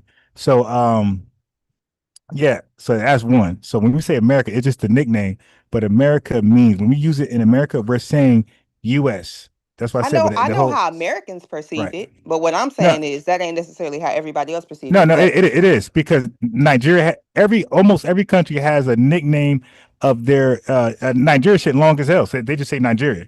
And like, so other countries have a long name, and everybody has, a lot of people have a nickname of their nationality, and they shorten it. And our shortened version is America, and that's world we known. also say U.S. too. But either way, Yeah, but US I, would be I the official wording. So America is just a shortcut nickname version of the long word. U.S. would not be the official wording. United States of America would be the official wording. But I don't want Yeah, to yeah, go too but deep in there. US is just shortening it. No, but I'm saying US would be It's no another different. short. Yes, it's another Hey, short right. name. Is what I'm But saying. right. But all I'm saying is, when we say America, we don't have to add the US. It's already known that what we're talking about, especially when you're from this country, we're not speaking about the Americas. Like, there's no nationality that combines the Americas together. Your What I'm saying. nationality What is I'm where your saying is. citizenship is at.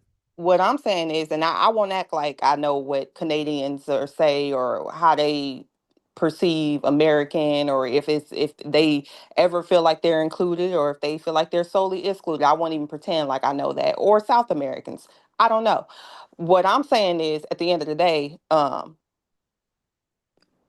America, the United States of America, goes by America. Again, this is what we call it, and maybe even people outside the country call it, or we would say the US. We would say USA. So it has multiple nicknames. That was my point. But I don't want to go too deep down, because I do have other questions about All right, so let me just culture. share my screen real fast. So I just want to, with this point, demonym, a noun used to describe. Oh shit, what the fuck was that? I hate. My mouse is broke.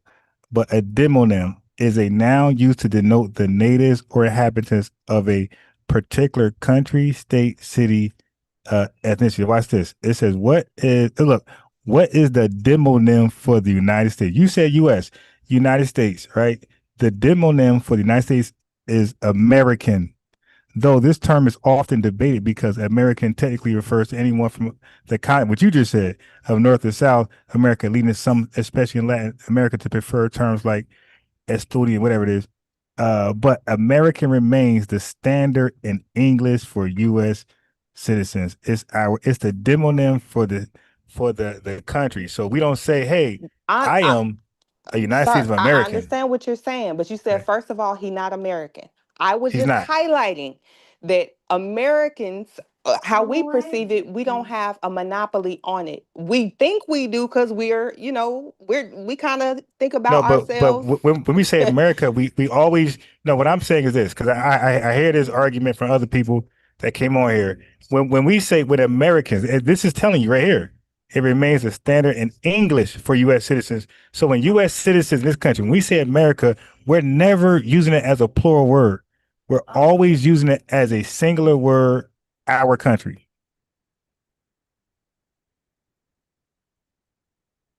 So if somebody make it a plural word, say the Americas, we're not considering Guyana and all these other places. We're considering just this country.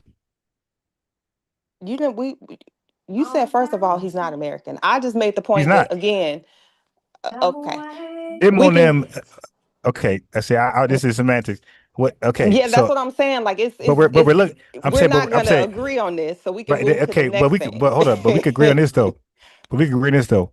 When Americans say I'm American, we are not saying we are part of the Americas.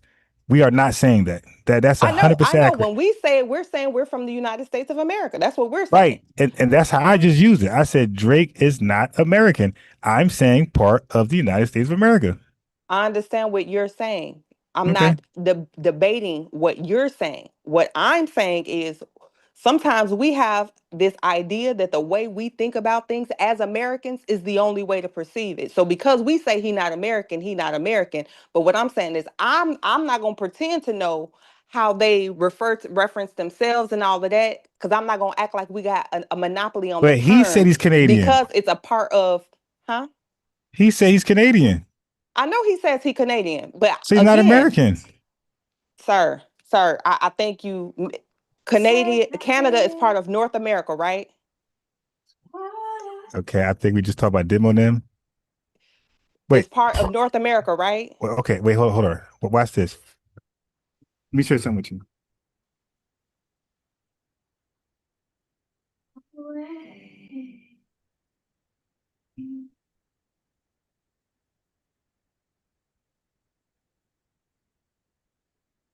Okay. So Canada's demonym is Canadian. See, that's a nickname. So he's Canadian. That's not even a real term. I Meaning, understand what you're saying, and you can talk about again. I'm gonna tell you what I'm not gonna do. What okay. I don't do is I don't pretend to know the culture of Canada because I've never been there. I don't care that outside we call them Canadians. And this is the They call whole. themselves that though. I understand that. Same way we call ourselves Americans. But again, that is internal to our culture, right? So we're going to know our culture because we live in our culture, right? But the challenge I have with Americans, and this is part of the reason why I hate when people like, oh, well, he don't know the culture. And I just want to know what the American culture is, and then what the American Black culture is exclusively, exclusive our culture, not things that overlap with other cultures, because people have this idea that they know what other cultures do or don't do, even though they've never been there and they never. So that's like people saying, well, isn't Black culture? Well, that's not Black culture. I feel offended when people try to tell me what's cultural to me when you don't know what Black culture is because you don't Now, live it. So I don't try to I think tell you're other mixing the two. people what's not part of their culture. No, I I think don't you're know mixing their the two. culture. Yeah, I think you're mixing the two. I never said that I don't think nobody made the argument that he doesn't have Canadian culture. I'm sure he does. And we No, don't what eat. I'm saying is let's go back. And now Wait, I'm gonna wait, try. wait. Hopefully you can Let me get follow one me more. step by Wait, step. let me get one more word in because I wasn't even done. It was two more parts of that. Well, We I don't wasn't ever really done talking before you started talking. because I want to add this in there, right? Because I think you're Okay. mixing up cultures. No, So we're I know. talking. I think you're missing my All point right, about the all right, whole American thing. What I'm all right. saying So is I'm not going to assume that because we call ourselves American and because we understand when we say that as Americans that we're we're not using talking it like that. exclusively about us. No. See, but no, that's not what we're doing because you kept cutting in. I'm Oh my saying gosh, no, bro. we're not. See, I see this. This is the thing. This is the confusion. You don't even want to hear how I'm not saying what you're saying. We don't leave it as American culture. We're understanding that you have Italian Americans, Japanese Americans, Nigerian Americans. We don't care about American culture. We're talking about Black American culture. We're saying he doesn't have black. And I literally just said that, and you can rewind it and you can play that part again because Okay, I wait. literally So then hold on. specified Black American culture. Okay, So you don't So want to hear what I'm wait. saying. So hold on. So at that point, then we could say he doesn't have. Hold on. Yeah, I'll wait for you.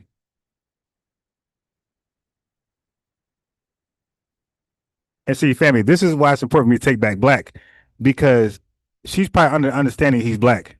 And that's why I say, no, they're not Black. He's Canadian. The only Black people in the world is us. See, and this is the confusion when we Hold on. I'm allow. back. Okay, cool. So this is the confusion when we call everybody black who's not black.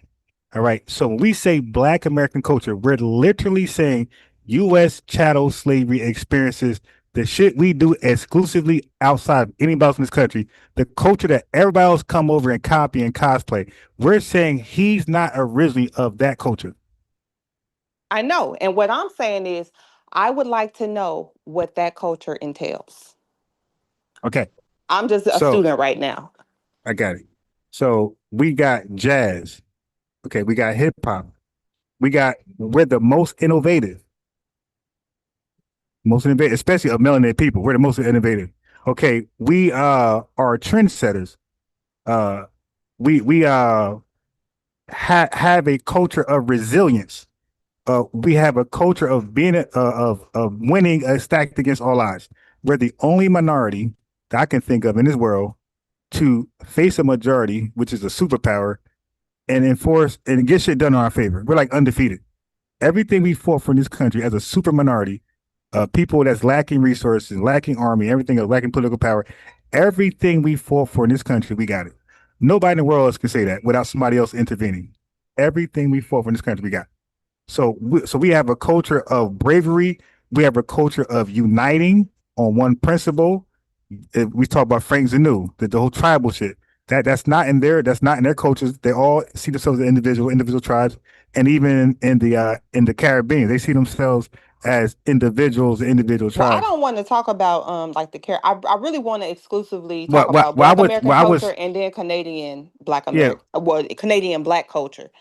okay. Well, there's no such thing as Canadian Black culture because Black How do you culture is not? exclusive. Because Black people are only here in America. There's no Black Canadian. Okay, and I think that's part of the challenge that I have too. So again, Okay, we could say little B, right? no, yeah, but they don't call themselves that though. So here's the thing. So for example, like you got something called Black Brits. These are Nigerians. Like these are people who are from West Africa, right? So they actually have a homeland and they're just calling themselves Black today. This is a new term for them.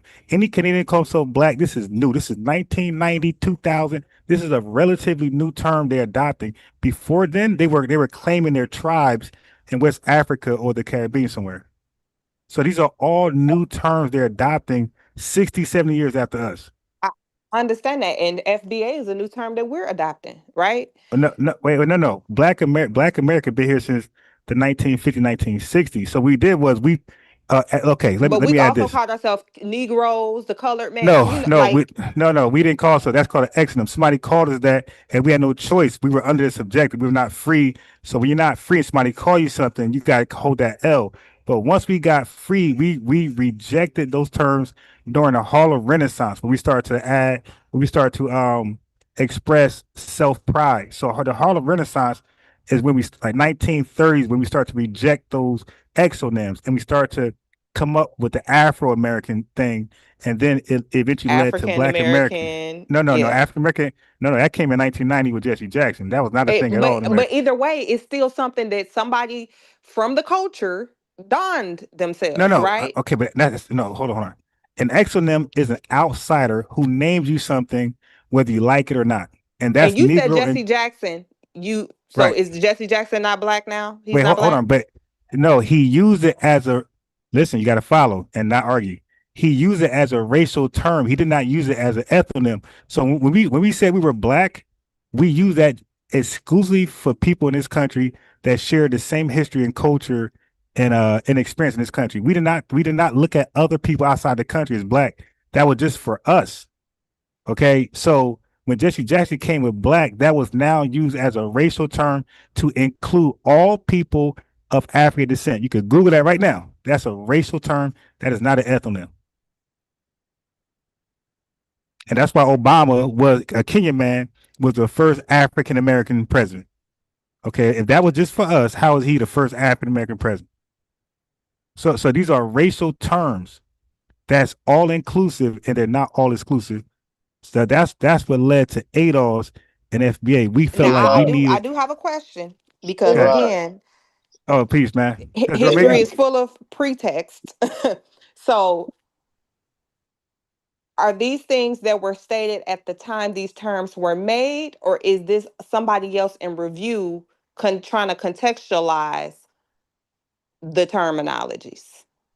Okay, so that's what I was trying to say. Like, there's terms that people are not familiar with. That's endonym, and that's just a name that you're called, right? Whether you accept it or not, it's an endonym. But you're called that name two different ways. You either called yourself it or somebody else called you that. That's exonym and that's endonym. Okay, so we were called Negro, we were called color. That's an exonym. Even though we accepted it, it's still an exonym. We didn't define it, we didn't control it. It's an exonym, right? So And once that we was exclusive, and that was supposed to be no, no, no. exclusive. It wasn't. No, it wasn't. People across the world were being called Negro and color. Garvey was calling Jamaicans Negroes over there. Okay, so back So then, what was the, because you said ethnonym, right? What was the right. ethnonym back then? Okay, well, that is the ethnonym, but in the ethnonym you have an endonym and exonym, and that's you calling yourself something or somebody calling you something. So obviously we're in slavery, we're in bondage, we're in control. We didn't call ourselves nothing. It wouldn't have been respected, right? So we were called color and Negro, right? But So you're saying it was our ethnonym, but it right, functioned as an exonym because we exonym, didn't create it, right, right? right. So once we Somebody gained gave it to freedom, us. We just had to right, accept it because this is the conditions we under. right, we're in slavery, right? We had no Right. choice. So African American, you said that's not an ethnonym. It's a racial Okay, term. it's a racial term that came in 1990. So that's like fast forwarded. But before African American, you had a word that was called black. That's 1950, 1960. Yeah, And now I know that black originally started here, and it was something that we used to describe Hey, hey, ourselves. hey, I'm Ron. aware of that. Hey, yeah, Ron. Hey, could you put in there? Because I think a lot of times our people get confused when you go back to with Jesse Jackson. When you go back to the 13th and 14th Amendment, a lot of times, like, and because I'm listening to what you're trying to explain to her, people really think that they play games with the wordplay. So we know that the 14th Amendment was supposed to be for our people, but they don't have things worded where the language is said specifically for a set group of people. They right. just got they so that's the problem. So now when we're using words to now distinct us as a set group of people, because we got hoodwinked, we got played. If you look at the amendments, and then a lot of times people don't understand the executive orders that's on the books.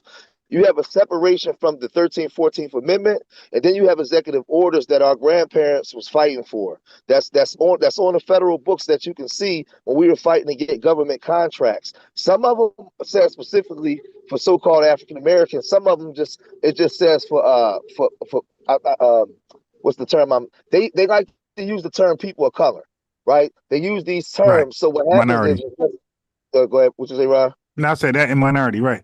Right, that in minority. So a lot of times, that's why I said a lot of people, and I'm not being disrespectful to nobody, but until we understand the differences, a lot of people got to stop talking because we don't look intelligent. And when you out here talking to the enemy or some of these black people that's traitors out here that's using those terms that go into POC, we don't understand from the beginning they duped us by wordplay. So people out here that's understanding that we're using words that distinctively separate us because we've been hoodwinked into believing you'll have us say, well, the 14th Amendment was for us. Well, based off the wordplay, no, it wasn't. It was for Right. everybody. So we got to understand the writings and what the language was in, and that's why Ron is saying what he's saying. Go ahead, bro. So The answer's good. I think part of the problem that I'm having is that people want to act like certain things have been codified in the law. And a lot of these things, we're trying to create separation now, right? After the fact, because we thought black was the term. And then it started catching on. Now you could say, well, people didn't start using that to this time. But the reality is we knew that other people was using it and we didn't say, no, no, no, that is exclusive to us. We didn't mind when other people outside of foundational Black Americans were using the term black to describe themselves.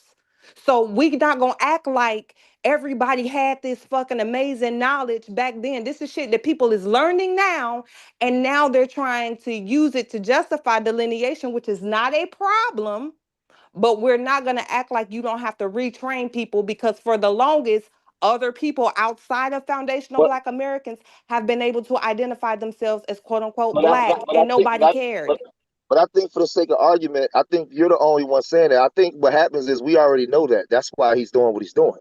And we have to, and watch this, we have to argue and fight with So our no, no, people no, no. past. That can't be Oh, why he's let me doing what finish he's doing before you because cut me I off. said, Let hold me on, say a sir, word. hold I on. don't want I to be said cut off. Canadian black Miss, culture, ma'am, and he I said, well, don't want to Drake be isn't cut off. I black. want to be able to speak without being cut off, please. Black only applies to us. I So that got you, but you can't got to be. show some So discipline before you hold and on, respect. no. I Before was you come up talking, you here cut trying me to off. educate me or try to check me, go But I'm back and trying to review the say, I'm not checking conversation. you. Because I I'm clearly not said checking we you. can I'm use talking in general. small b. We can use small b, Wow, you gotta not get big these B. I'm disrespectful very out of clear here, on bro. black as an Yeah, identity, just as a very just clear one on at a that. time. Hey, let me say what I'm saying because I wasn't talking directly to you. I'm speaking in general. There's a bunch of people that's in the chat room. That the conversation we're having is not just being had with. It's not exclusive to you. We're having to re-educate our people, period, because we've been conditioned to see things through that lens where everybody was talking black because of what they did with the language. So now when we come out with these terms, a lot of the reason why we open up our arms to everybody because we was conditioned to open up our arms to everybody so everybody can benefit from what we established, and that was the way to neutralize us. So what we're doing now is creating that separation, but you have to re-educate people from the condition. So it's not just directed towards you because you're not the only one that's bringing the conversation up. This is had in the barbershops, this is had in the house, it's had everywhere. Yeah, so let me respond. Okay. So to respond to we didn't care. Okay. What he said, George Mason said earlier, I agree. It like they were purposely playing games with us because in the 1880s, with that 14th Amendment birthright citizenship, they started to invite mass influx of Europeans. That's when the Irish came over, and that's when Italians came over in mass. And guess what? They took advantage of that 14th Amendment. So that's what he's trying to say. If that was just for us, then they couldn't have benefited from it. These guys would still be immigrants to today. Right. So they were able to benefit. They only allowed, they had the Chinese Exclusion Act in 1882. Right. Mexicans were not allowed in the country. So nobody was allowed in this country but Europeans and mainly Anglo, even though they had some European, Southern and Eastern, but they had the quota. They had the Immigration Quota Act that was strictly for Eastern and Southern Europeans. That's 1917 and 1924, along with the 1882 Chinese Exclusion Act. So nobody really was allowed in this country or welcome in this current country if you were not Anglo. So when you came as Italians and Irish, even though they're quote unquote white today, they were mistreated, killed off, hung, all type of crazy stuff happened to them. Right. Yeah, But they were absolutely. all wait, hold on. But I'm saying they were all able to benefit from the lack of wording that was really geared to us, but it didn't explicitly say that. So when you go further, all right, we called ourselves black, but it was never officially on the books, but it was respected by this country, but it was never on the books. So at the time we called ourselves black, we were like 98% of the population of people who from this lineage. So those small fragments of immigrants were like they were so minute you couldn't even count them. So if they was calling us so black, we didn't know anything about them because they're so tiny in numbers. So the mass influx of immigrants ain't coming to 1990s. That's when you see the 1 million Jamaicans, the 400,000 Nigerians, and they didn't come as black. All right. That's when Jesse Jackson and the federal government had instituted black as a racial term, right? So now forms, the ancestor forms, because the government don't name you. The government present forms and let you check a box you think best fits you, or you can click other name yourself, right? So that box Well, came I to ain't gonna those say they don't name. They don't got no problem naming on the news. Now they yeah, no, definitely no, I gonna mean use your fucking that's the name. news though. But I'm not saying like for real. If you Google the census, those forms, those are options for you to click, and we freely click them. We could click other and put anything we want down there. We could put more Israelite, Abo, anything we want on that form, and they will accept that. That will go right into the data. That's a fact. So everybody was checking Black African American because they felt like that's what they needed to click and check. So now that caused a lot of confusion. So it wasn't that we allowed them to be called that. We're looking at like what is this? And we didn't even know. Like, how did we know they're clicking Black and African American? No. Like I'm not even talking about on those forms because again, first off, if that's an option you have, 9 out of 10, that's what you're gonna click. It's the one that's closest to you, even if you're not quote unquote black. I'm saying even people outside of America started they using the term no black. no no no no no. Yes, they Okay, so did. now wait, hold on. Let Now, me say even if this. they only did it in the past 15, 20 No, no, years, they no, no, did. no, No. Listen. This is where I say, I'm telling you, the word black, this is my argument. Nobody started using that until like the 2000s, 2010. Obama was, even when Obama was called black, I got clips right now, George Macon, I got clips right now where Obama was being called the first black president. Hello. And black Americans were telling white people he's not black. In 2001, there was a mass movement of black people saying Obama's not black. He's Kenyan.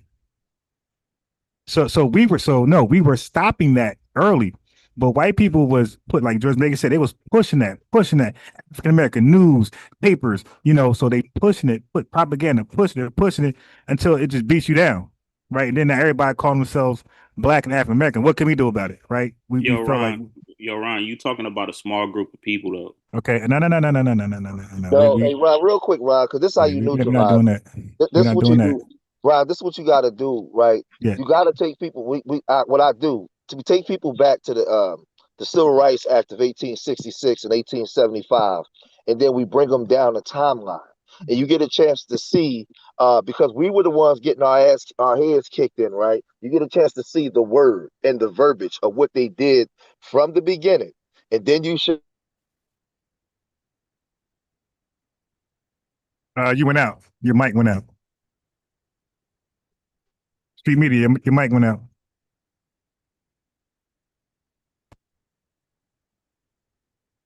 Oh, then my audio go out. I'm good. Or was that just put in now? Was that put No, in now? yo, hey, bro, we missed everything. You got to start all the way back over to 1868. Yes, we got to go back.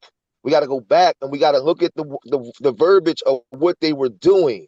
Because while we were fighting, we were being played the whole time. So when you hear us today say, man, that's supposed to be specifically for us, then I turn around and like, bro, no, it's not. Go read the executive orders and what's on the books. They played us, bro. And they've been playing us. We've been getting played for a long time. And I think a lot of times, a lot of our people, I've been teaching this shit online for 10 years.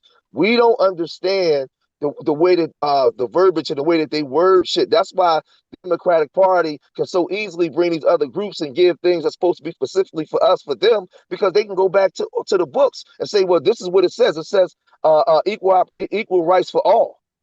Right. And I'm like, well, wait a minute. They wasn't here. How's it? But right. It's what they did. Now you got some executive orders that do include us, but then you got to look at in the early 1900s what we called African Americans. So if we know we wasn't called African Americans, how could that be there? Somebody put that there. So we got to look at all of those things because it formulates the way that we talk today. It's based off of our conditioning. Yeah, and let me say this. This is for the ancestors. They were not calling themselves black. Okay, they were calling themselves exactly what country they're from. If they're not, look, George Macon, how is it possible that Nigerians can brag about being the most successful immigrant population in this country, right? You know what they said? They said they were Nigerian. They didn't say we're black because they're black. They wouldn't qualify for the most successful immigrant group. What immigrant group is that? So they had to be specific because aren't all the melanated immigrants groups black? So they had to be very specific and say Nigerian apart from Jamaican, apart from Sudanese, Ethiopian, Eritrean, and so I'm on and so not forth. talking about in no conversation amongst. First of all, I don't know that people have been comparing themselves to Black Americans this whole time. I don't know. I'm only recently kind of finding out about this over the past couple of years. But I'm speaking to the larger conversation when we talk about racism and discrimination. Absolutely, other people from other countries were donning themselves as Black people in the larger global What race year? conversation. What year? It might have been maybe 15, 20 years ago. But yeah, I think probably as early as 20 years ago. Now, again, Outside of America, they're not coming so black. I don't believe that. I don't believe that. yeah, No. I would You say got to they source were. that up. You got to source that up I because would I know definitely for a source it fact. up. I would definitely source it up. Yeah, because I know for a fact that America is the only country that used the term black as a racial category. As I said before, the African, it's funny because they're from Africa, right? The African Union used POAD. They use persons of African descent. So there's no way in the world that the AU, who represents all of Africa, is using terminology like African descent and somehow they equate that to black. No, and that's why when you type in right now on Google, is black and Africa is not African? the only place where other black people live. Again, Okay, I'm see, talking see, about see, look, see. global Okay, race conversations. People see, of but color, they were calling themselves black per the race, no, black, no, right? they were Black. not. You said race. They know Yeah. they could. Okay, again, you said race. Race means everybody of African descent. They don't even speak like that. They don't speak all inclusive like that. We're the only people when we say something we So we you don't, think so of. you're saying that black Latina, Afro Latina, There's no such thing as a black black Latino or Latin Latina. America, they don't use those terms? Not black. No, they don't. They say they're not black.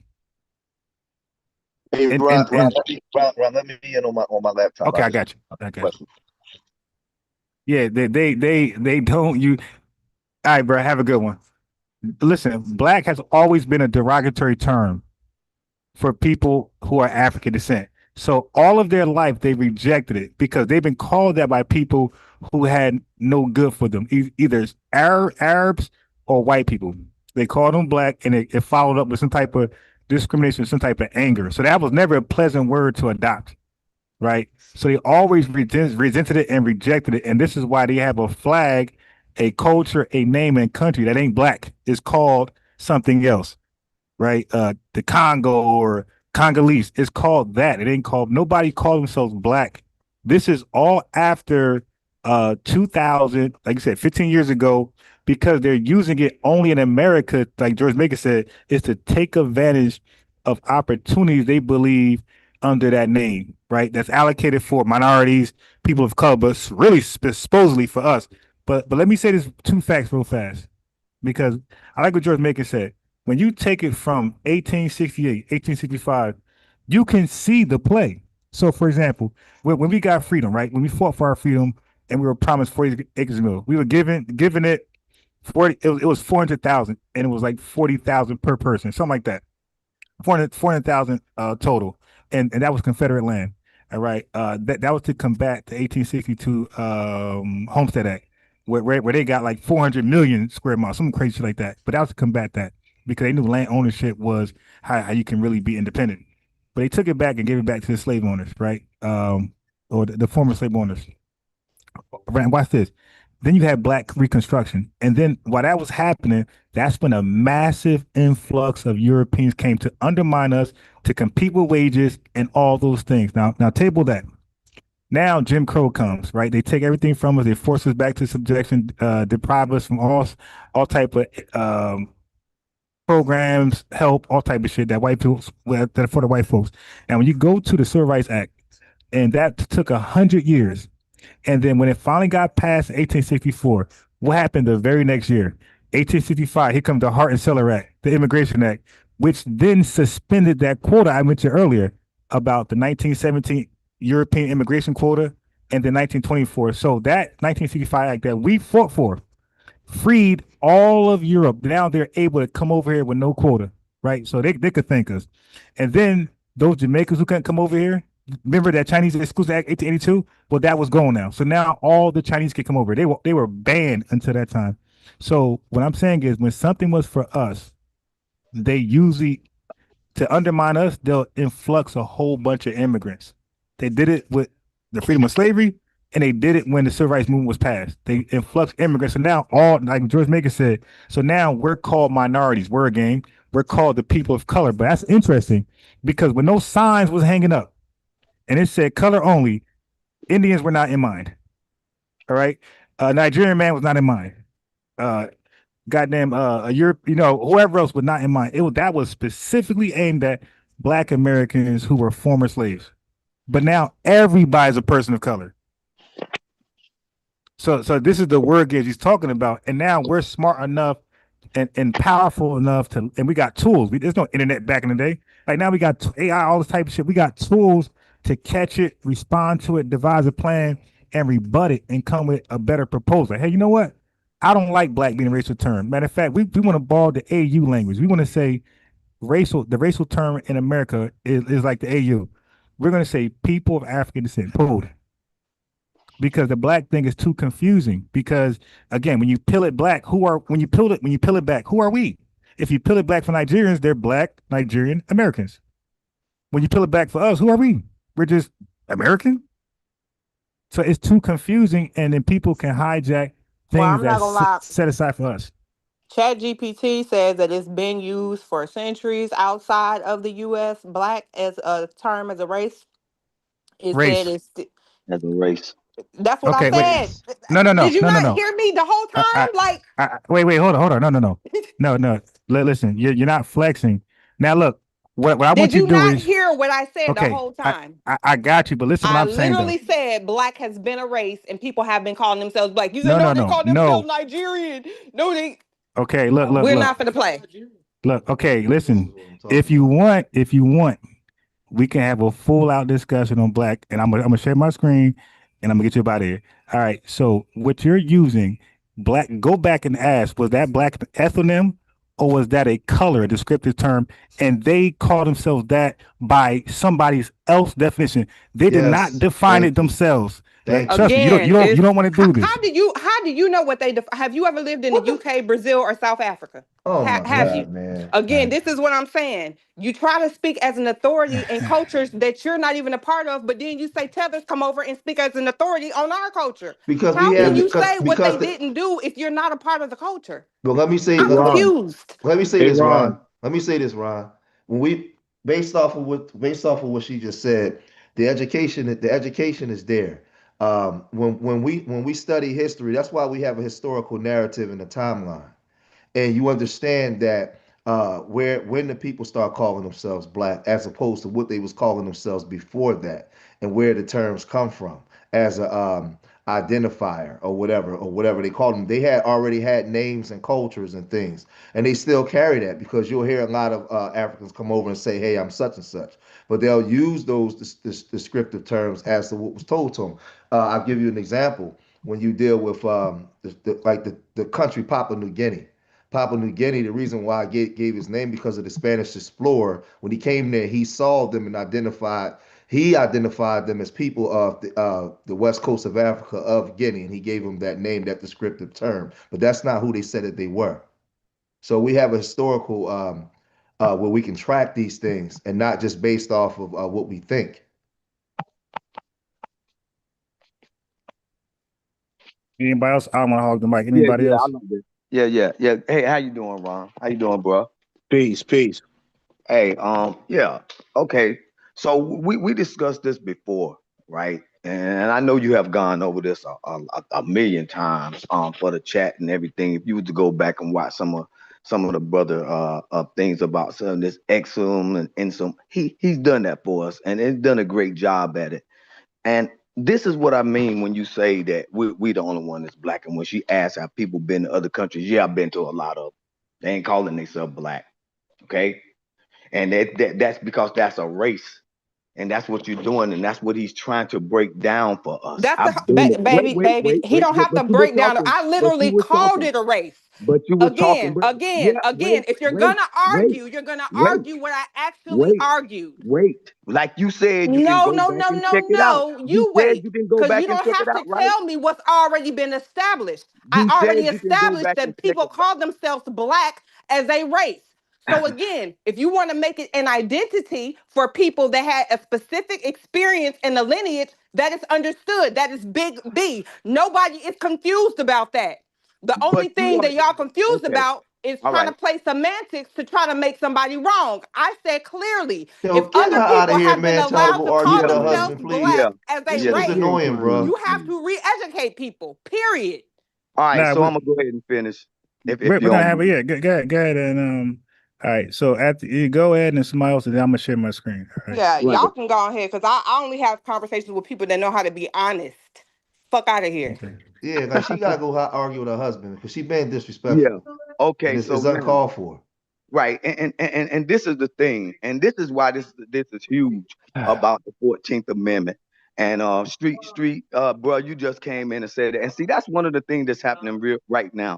Donald Trump right now is saying that for a reason too. And when you find that ambiguity when they talking about the 14th Amendment, and then the brother talking about the executive orders, those executive orders, when they started to mention us in there, that was after a time too. That was after the 14th Amendment. But if you just listen to the total context of what we're saying, if you're gonna solve X, That's basically what you're doing. You're working in reverse. In order to solve X, you have to deal with a known factor. The known factor, the number one thing that's happening is that we are those people. So we are the people. We are the ones. That's why when Donald Trump say the babies are slaves, even though he playing word semantics games too, look what he's doing basically is saying that those black people, there is no more. We are the only ones. And the reason he's saying that because the 14th Amendment is so ambiguous, and what Street is saying and what Ron is saying is that's why we're tightening up everything. These people are trying to come in by coming to America talking about black. So if you're coming in somewhere trying to make yourself something that you weren't, then that means you won't be in. Donald Trump is blocking you out. The original meaning for the 14th Amendment was for us, but of course they tried to make it ambiguous, but it's really not. Because if you solve X, then you find us. All right, That's so look, so yeah. So SL, let me just go in real fast. All right, so like I'm letting you know I'm not freestyling. So when I talk about this stuff, like I'm like, well, I'm studied, so I know it's trust me. So this is to the ancestors. She's still listening. I don't mind George Megan. I don't mind pushback. I don't mind people question this because it just makes me better at defending the argument where I'm at. Like I kind of like it. It helps sharpen me up. Well, So, I get you. Sometimes I don't know. Maybe I've been married for 25 years. I ain't used to a woman talking to me all crazy like that. My all right, wife. but look, well, hold on. Like So hold on. So check this out. So for me, what I'm encouraging people to do is that do not try to Google debate me. Trying to wing it on the fly. That's not going to work because I can't do it. Every time I debate it and I Google on the fly, I took an L because I'm not really, you got a limited time to read that and process it correctly. It's not going to happen. You're going to read it and you're going to get a little bit of it and you're really not going to know the context and what's behind it before. And that's why to have this conversation, she got to keep calling these people black. No, just call them the flag they represent. Somalian, Kenyan, Jamaica. Let's have the conversation. Call them what they call themselves. That's all. Don't call them what they don't call themselves. They don't call themselves black. And if they did, it doesn't matter. It's not their ethnonym. So now I'm going to break down what an ethnonym is, what an endonym is, okay, and an exonym. Watch this. So this is for the chat. This is my PDF about who's black and who's not. So listen, it says endonym. It says endonym versus exonym, right? It says being called black by outsiders descriptively, which goes back to antiquity. That's what she Googled. She Googled that. She Googled people being called black by outsiders. Now look at the second bullet point. It says, and self-identify as black as a primary. That means your flag, your culture, your language, and your country will be black. It won't be Somalia, okay? So, and self-identify as black as a primary group identity or ethnonym, which is a much more recent, look, this is recent, specific, and unique phenomenon that Black Americans pioneered and institutionalized. Black Americans, 1960s when we call ourselves Black Americans. So this is recent. It said this is much more recent. So the answer is it's impossible for people to have called themselves this self-identified as black before us. This is a recent phenomenon. Now here's the step-by-step breakdown. Okay, so ancient Egyptians sometimes describe Nubians. So now this is called an exonym. Ancient Egyptians sometimes describe Nubians and Cushites as the black ones, but this was relational, not a self-applied racial category. This is accurate and actually supports your point, Unbiased Sports. Just because Greek or Arab outsiders refer to groups as black, Ethiopian, burnt faces, Balad al-Sudan, land of the blacks, doesn't mean those groups call themselves black. They were still identifying by tribe, region, religion, or kingdom. Okay, watch this. Watch the important distinction. Being labeled black by Arabs, Greeks, Europeans is not the same as choosing black as your core identity label. That's what we did. Watch this. Africans in the diaspora. All right. The first people to identify as black were Africans in the diaspora during the Atlantic slave trade. including the Caribbean. But let's clarify. Yes, enslaved Africans were grouped as black or Negroes by who? White Europeans. That's an exonym. But this still wasn't a self-chosen ethnic label in the early period. I already broke that down. Enslaved people in Jamaica, Haiti, or Brazil continue identifying by what? Tribal remnants, Yoruba, Congo, Igbo. Religious lines, Obeah, Voodoo, or local colonial terms, Creole, Maroon, Mulatto, etc. Not black. Let's keep going. Keep going. The nation-based or tribal-rooted identity persisted long after slavery, especially in Caribbean and Latin American societies. Unlike in the U.S., unlike us, there is no evidence of early Haitians or Jamaicans calling themselves black in the same exclusive pan-ethnic, ethno-national way Black Americans do today. That's why I said there's no source for that. There's no source for that. Let me go on. America didn't exist yet. True, but misleading. Okay, so this is like I'm debating, I'm rebutting other people. Okay, so but the ethnogenesis of Black Americans didn't occur overnight either. So this was a long process. We know that. All right, so I want to go for Did Caribbean people self-identify as Black collectively?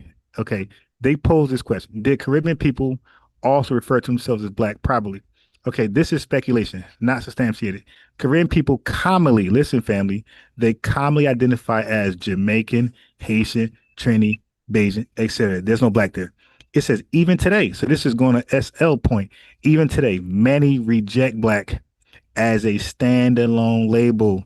Their self-concept often emphasizes national and ethnic heritage, not a standalone Black group identity. So in the census and cultural practice, they more often identify as ethnic nationalities who are Black, but not as a group called Black. We are a group called Black.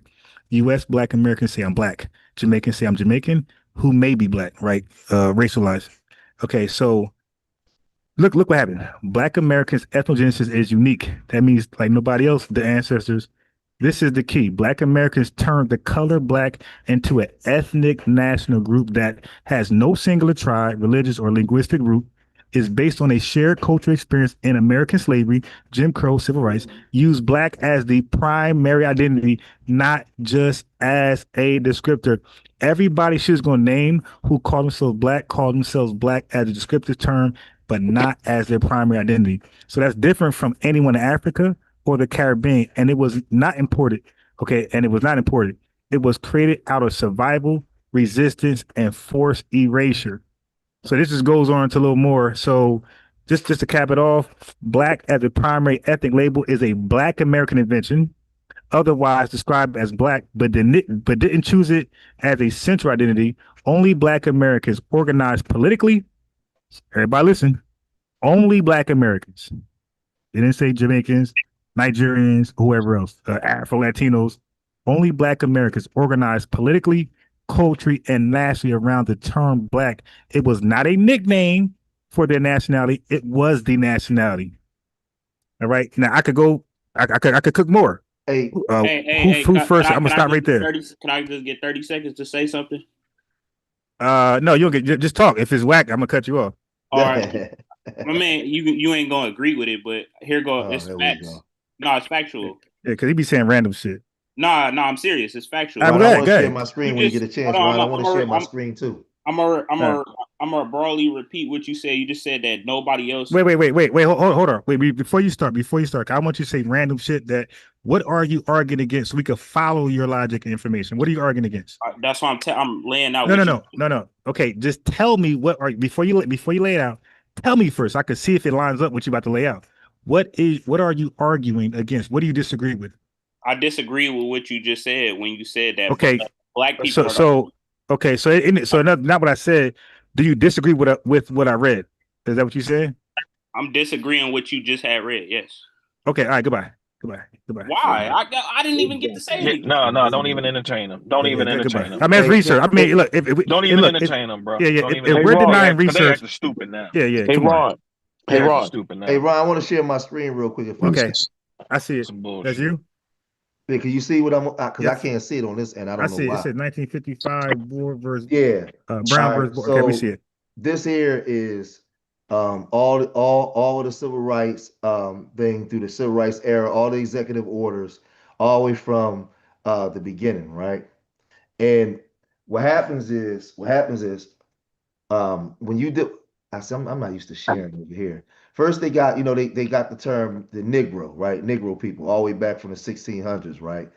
And if you come down, most of these bills go on in the 1800s that has us in there, escaped slaves, and things that's supposed to be dealing with our ancestors, Yeah, right? you might gotta send this to me right here. Oh, I am. But this is what I'm trying to tell people. They're ignorant. They don't be knowing what they and I'm not saying it in a disrespectful way. I know that a lot of our people don't be knowing what they're talking about. And they got to stop talking, because what happens is when you go into these spaces and you start talking, y'all make us look like we don't like we're stupid. Like we don't know what we're talking, as if we're not studied. Right. So when you hear 1850, they got the Fugitive Slave Act. They got all these different acts set in place, right? All the way in the 1800s. But the further you go down, as you go down the line, right? Even when you get to 1866, it said guaranteed equal rights under the law. Now, mind you, this says for all people who live within the jurisdiction of the United States, right? This is not saying specifically for Right. Negro people, right? Right. They It doesn't say freedmen right there. I get it. Right. But over here, when you go up to 1865, the 13th Amendment, it abolished slavery. But remember, it was other people that was enslaved too. Right. Right. So we got to understand Yep. how these things are working. You got the Fugitive Slave Act, right? So as you coming down the timeline, you can see like the three Enforcements Act gave federal government substantial authority to prosecute those who violated the civil and political rights of African Americans. Now, mind you, that term didn't exist. They were either colored or Negro, right? Especially members of the KKK. Now, the reason why they had to have that on a federal and it wasn't even federal books at that time, right? But these things on law, because the state law wasn't enforcing it. They was allowing you to get your head kicked in, right? You come down. Now I'll come down, right? I'll come down past Plessy versus Ferguson, and we'll get into let's just go up to 1938, right? You have 1938, and you have the Gaines versus Canada. The Supreme Court upheld the schools, right? Either by integrating the state law school or creating a separate school for African Americans. So they give you the 1955 version of the integration, but they don't tell you about all the way back in 1938, way before that. We got this information. See, a lot of the Pan-Africans, they're not going to mention this because they don't think that you know it. They don't think that you're that intelligent, right? So we got to go all the way back to when we were fighting for this stuff, not the Jamaican, not the different groups, but you'll start to see the shift going into the 50s, the 60s. It start really going into everybody, right? If you go back, they had it worded for everybody, but we were still trying to fight to mention us because we were the majority group that was fighting for us. So they couldn't really start including all these other groups until they start having these immigration acts and allowing so many people to pour into the country. So that's why I was trying to tell the lady, we gotta really, with a thorough comb, go down the timeline year by year, and we gotta look at everything. And we got to look at the way that they worded things, like Executive Order 8802, right? Prohibited racial discrimination in the national defense industry in response to the intended first march on Washington through Roosevelt. Now, who was those people that had that first march, right? Some of this stuff, it includes the Negro and Mongolian people, because those were the so-called Native Americans that was being discriminated against. The other groups wasn't here in large numbers. This was us. This is when we not getting our GI bills, we not getting our jobs. This is before the civil rights movement start really taking off. So all this stuff is here. But if you ask the average person, yo, you can quote the 14th Amendment, but how many executive orders do you know? They don't know nothing. So that's why I be trying to tell y'all, like, sometimes we got to really go back and do a thorough study before we start talking, because best believe your enemy and your sellout coons, they know all this shit.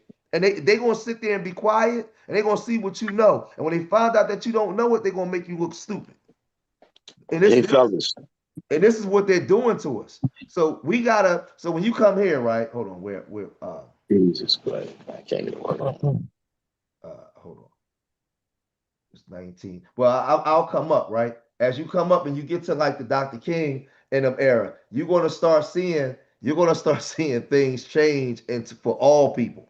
Right, for all people, when they get to the Brown Board versus education and children based on race, even though their physical facilities and other tangible factors were equal, deprived equal educational opportunities to children. They start wording things differently, right? Where it went to, even the Civil Rights Act of 57, equal protection under the law, right? There's not nothing in there now that mentions us as a specific group. But if you go back to the 30s, it is things that mention us as a specific group. It started to change. Thank you. Right?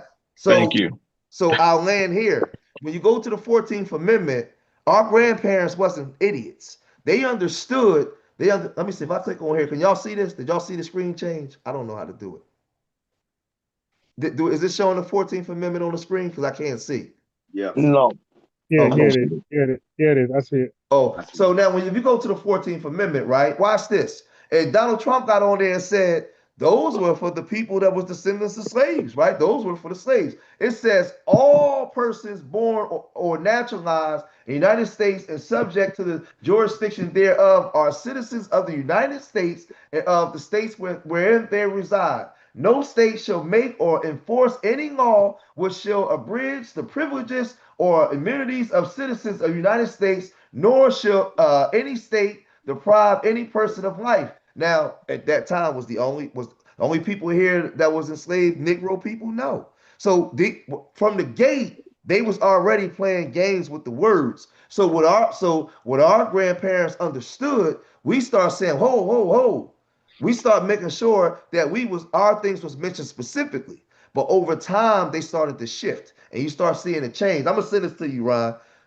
They start seeing a shift and change. So what I started doing was, my father told me, you got to study the timeline and study the enemy, because the enemy know more about your story than you. So if you go to argue with the enemy about your story and you get one thing wrong, he gonna use all that shit to discredit you. He's gonna cook you. Yeah, he gonna kill you. He gonna discredit you. So you gotta understand not just the 14th and 15th and 13th Amendment, not just the civil rights bills. You got to know these executive orders and what these executive orders meant. What is executive order 10,308? Right, the committee created for government compliance to enforce prohibition against employment discrimination by firms. What does that mean? Right? Who was there fighting for that? Who did it benefit? We got to know all this shit when we make these claims. Hey, Ron. Hey, fellas. Yes, sir. This is V4. This is addressing what y'all just, the back and forth your fellas just had with the young lady that was on your live. Everything y'all just explained is known by a lot of us, and it's repeated. Some of that is repeated heavily on this channel, on this broadcast. If you paid attention to the young lady's behavior, she didn't want to hear what any of y'all had to say. Nope. And it's a reason for that. And I surmise this reason here. I've run across on other channels debating women like her. And I surmise that she's either part tether and or I surmise this the most. She procreated with a tether. And part of my suspicion for that is this. When you explain black, right? She kept jumping to the point that she said she admitted that black was a racial category that they're using, right? She made no distinction, however, as to the fact that that was recent, that that was something that was put upon them and they accepted it, but it's not something they called themselves. Any simplistic Google search of basic history will show you that, in particular the African groups, they'll tell you themselves, black as a racial category is last on the list of how they describe themselves. Most Africans will tell you, even to this day, that they're going to describe themselves nationalistically and tribally. Race is the last thing they're going to describe themselves as. When you do further research, you also find that the majority of them that end up describing themselves racially as black do so after coming into contact with other groups in other countries and being faced with various prejudices or racism to some degree. That's when they become acculturated into referring to themselves as black, partially also to tether on the other groups for goods and services that they could benefit from. Another part of that, Hey, real quick, I just want to say 2 seconds. I put the link, Ryan, to this this thing in the chat so you can get it from out of there. Another thing I wanted to point out is that my suspicion also comes from when she stated when she attempted to state when I was speaking about what was his name, the rapper Drake. When she attempted to state that he's American by way of being a North American. Well, that's a tether argument. Something that's relatable to when tethers consider us African American, although we are not continental Africans, but because we have genetics from them, we're Africans, so therefore they're a part of us regardless, right? So she's trying to equate him with being an American because he's North American. So therefore, even when you had the argument saying we use American for short, but when we use American, we're talking about the United States of America. That is a political designation for a particular landmass on the planet Earth that is recognized as a sovereign state. So what she said make no sense. It's like saying, if I'm a continental African, I belong to every goddamn country in Africa. That makes no sense. But that's literally the argument she made. Yeah. Right? That's literally the argument. Because if I'm a continental African, I belong to every country. So therefore, everybody that's a continental American, meaning if you live on the continent of North America, you're an American.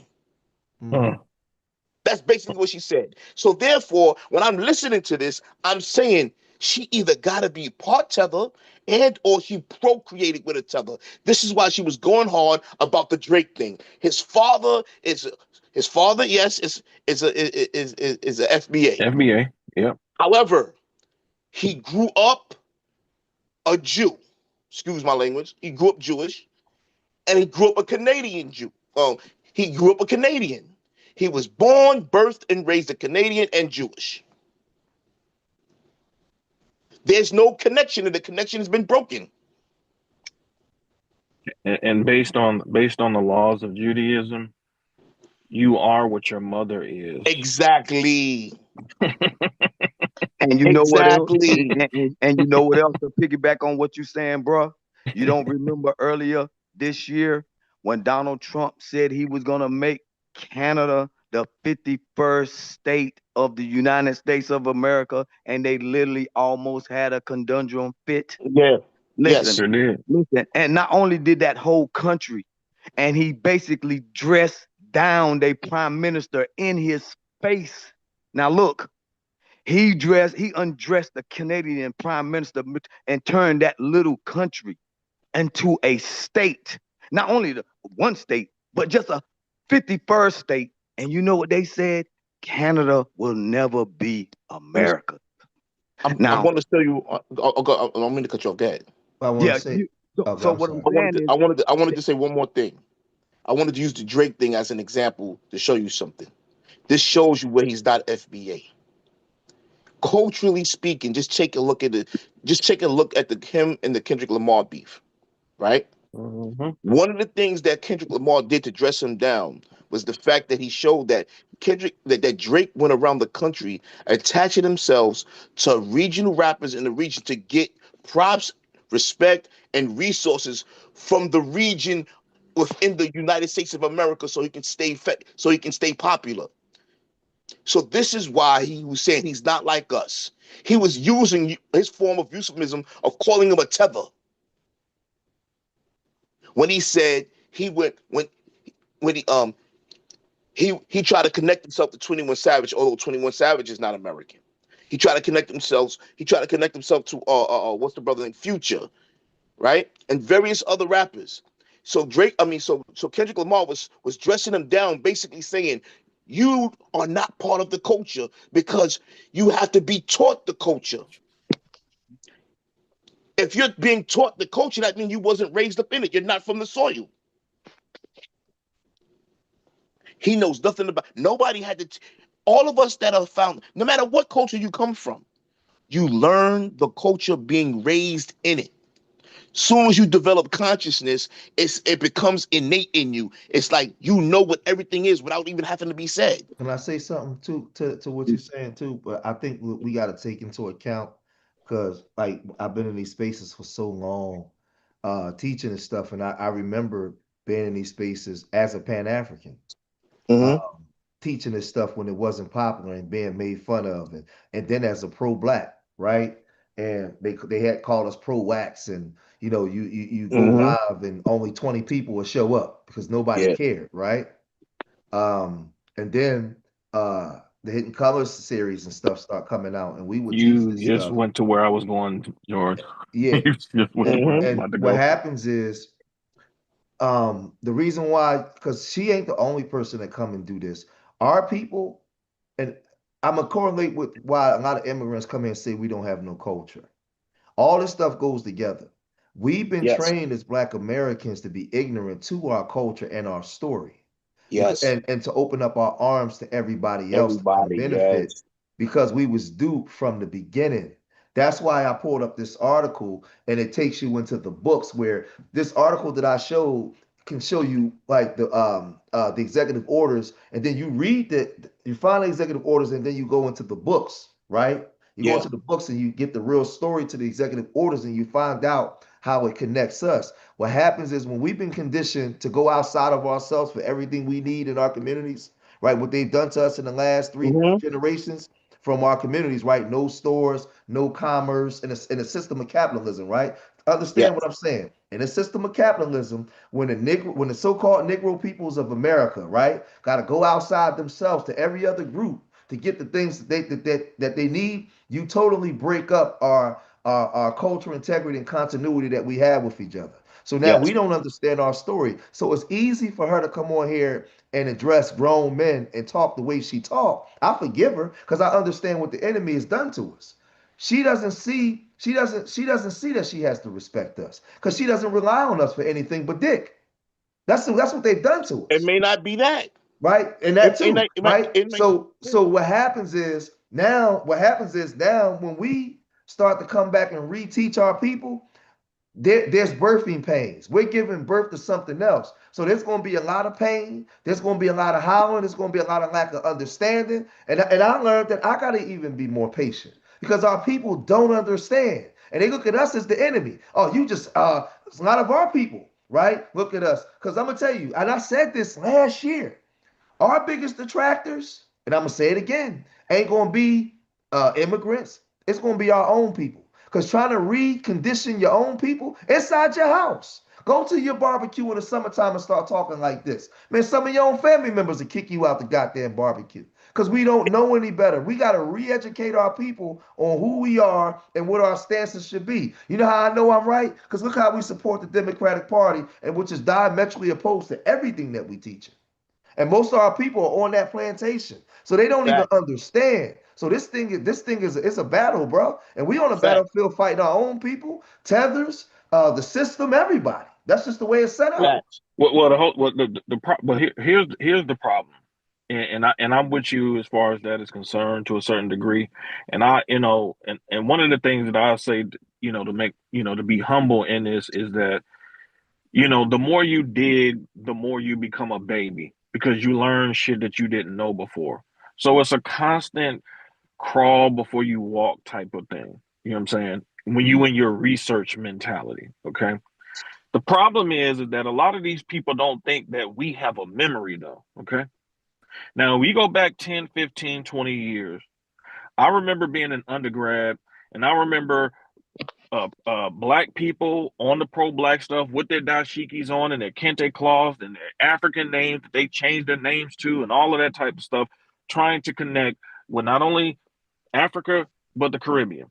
And those groups of people had an arm's length. They arms was extended, not to embrace us, but to keep us at bay, to show that they were not down with what we were talking about. It was always one-sided. We was the one with most of the energy. We were the ones that was reminding them of their gods and goddesses. If you seen anybody talking about Oshun or Ogun, it was not an African. It was a Black American. Of course. You know what I'm saying? If you heard anybody talking about Ifa traditions and all that, it was not an African. It was a Black American. Okay. So the truth, and even Dr. Clark, man, may peace be upon him. Dr. Clark said that Africa will start being respected when their presidents, he was speaking primarily for the male presidents and kings, have the courage to openly declare that they practice their traditional religion. Mm-hmm. That's what he said a long time ago. So I saw the video. So what I'm saying is that we're constantly are being tasked. It's like being in it's kind of being in a relationship. And if you're a male or female and you've been in these type of relationships, you'll understand. You constantly pour into somebody and you feeling empty. You're constantly pouring and you feeling empty. You're constantly having to be the bigger person to keep the thing going and you're feeling empty. That's what Pan-Africanism has been for Black people. Black people have constantly poured in the Caribbeans. Black people have constantly poured in the Africans. And we have been told for a long time, and I said this, man, but I give Tariq credit, because before, when you look at Tariq's hidden colors, his hidden colors, it's all about showing the majesty of the ancient empires and all that type of stuff. First of all, Tariq got a lot of that stuff from the elders, and he basically made the knowledge look good. Because before, we was getting old DVDs from cats who was giving us DVDs with the scratches on it, because we was trying to get that knowledge. Like, nobody cared but our group. Right. You know what I'm saying? So we've been in those trenches. You know what I'm saying? Now when I was doing all that stuff, I was in Atlanta. You was in New York, but you was doing the same stuff that I was doing in the South, George. So what I'm saying is that it was a knowledge transfer that was taking place, man, from South to North to the West. But the problem is that at the height of when we were on the Pan-African stuff, they were very anti-Black people, though. That is the truth of the matter. They do not want to accept that we have that history with them. They want to come in and act like, oh, now we Black because you watch Hidden Colors. No, you're saying that you want to be Black because you want the benefits that come with being under the 14th Amendment umbrella. No, you're not going to do that to us. And then when we see y'all politicians get in office, this is the biggest problem. When we see y'all politicians get in office under the notion of being Black, y'all always doing stuff that's against us. Obama, the governor in Maryland right now, with Brandon Johnson, we're constantly seeing not Black, but Caribbean and African politicians constantly undermining FBA things that we need for ourselves. We don't go to Africa and we don't go to the Caribbean and involve ourselves in a body politic in a way that's negative. Anytime that we try to involve ourselves with anything that's related to other people's struggles in the diaspora, I'm literally working on a presentation right now about Tuskegee being the epicenter of a lot of groups of people having to come there for education, whether it was the Chinese, Indians, Africans, Caribbeans, Japanese, came to Tuskegee, and the section that I'm working on right now is showing, as it relates to Cubans, for example, when they came to, because Booker T. Washington was encouraging Black men to join the military to fight on behalf of the darker skinned Cubans in Cuba. Okay. Yep. And so the truth of the matter is, like, we have always looked at the diaspora as someone, as a place or places where we lend a helping hand. But when they came to America to school, it wasn't about racial solidarity on some diaspora type stuff, because Cubans looked at themselves more in a nationalistic sense. It was not about Pan-Africanism for them. It was about taking the knowledge that they will get from us as FBA and take it back to Cuba and build up Cuba. Yep. I don't have a problem with that to a certain degree in terms of, like, wanting to go back and build up your home, but at the same time, y'all are a lot of people are constantly using FBA for what they want, and then when they get into a higher position, we've seen the Indians do it, we've seen Japanese people do it, we've seen Indian people do it, but we don't talk about when the Caribbeans and the African do it. And black people have gotten to a point where we're saying we're not going to accept that BS anymore. We're going to hold you accountable for where y'all are. And many of us, man, we spend years toiling, studying, man. George, you and I both know many of us have studied our ass off, man, and they didn't give us nothing in return. Rael. I want to get your perspective on this, and the Vendetta Brother TV. I want to get your perspective. I'm gonna give my perspective, but I want to get somebody else's perspective out of my own. I've come to here on the East Coast, here in Philly, right? I got a lot of Caribbean friends. I'm 50, so from the old school, right? Mm-hmm. And what I see for me, the ones that come here to America, right? A lot of them, they start turning into Sambos and coons and sellouts and tethers and everything else. But when I travel and I go to the countries on the ground, they tend to love us and revere us. It's the ones that they let them come into the country. Right. That's been my experience. Like when I went to different places, I traveled to different places. There's a big distinction between the ones that's never been to America that's watching us from a distance, right? I still got the love, and they talk about the culture and they still revering us and they give reverence. It's the ones that come here. What's y'all experience? That's my experience as a separation of the two. Oh, I think it's spot on. Before you get into that, because I know you asked about those brothers, I just want to say something about what you said earlier, Street. Okay. And about our people and them sometimes being somewhat like ops. They the ones that will possibly stop us. I deal more from a real life practical sense of what's really happening right now. Mm-hmm. Look, we couldn't be doing this if our people weren't largely on code. And this is what I mean. You don't have Jamaicans out marching in the street. You don't have Haitians out marching in the street. You don't have any of these diaspora people marching in the street with what's going on in America right now. And the reason they're not marching is because we're not marching. Look, there is a simple divide between who they are and who we are. And that's why I say a lot of times you have to solve this 14th Amendment. And even those executive orders of what you're talking about, that stuff is being argued right now in the Supreme Court. We're going to get a landmark decision here soon. And we're going to get that with those words called thereof, right? I'm telling you, one thing about the Supreme Court that's in there now, all of these people somewhat want to help immigrants. Let's don't get crazy here. Even Donald Trump used a lot of immigrants, even in his jobs and on working for him. This is the thing that we get out of being FBA. And this is why that sister just squandered off like that. Because maybe she is dealing with those immigrants. When you're talking about those people coming over here, I didn't have a hell of a lot of, how shall I say, growing up with immigrants being down in the South, but I've been all over the world. Yeah. I've been everywhere, pretty much in so many states, so many countries, and dealing with people, not looking at them in any kind of way, because I know that I'm FBA. We are very, very welcoming to people. We always want to learn. We always want to respect people.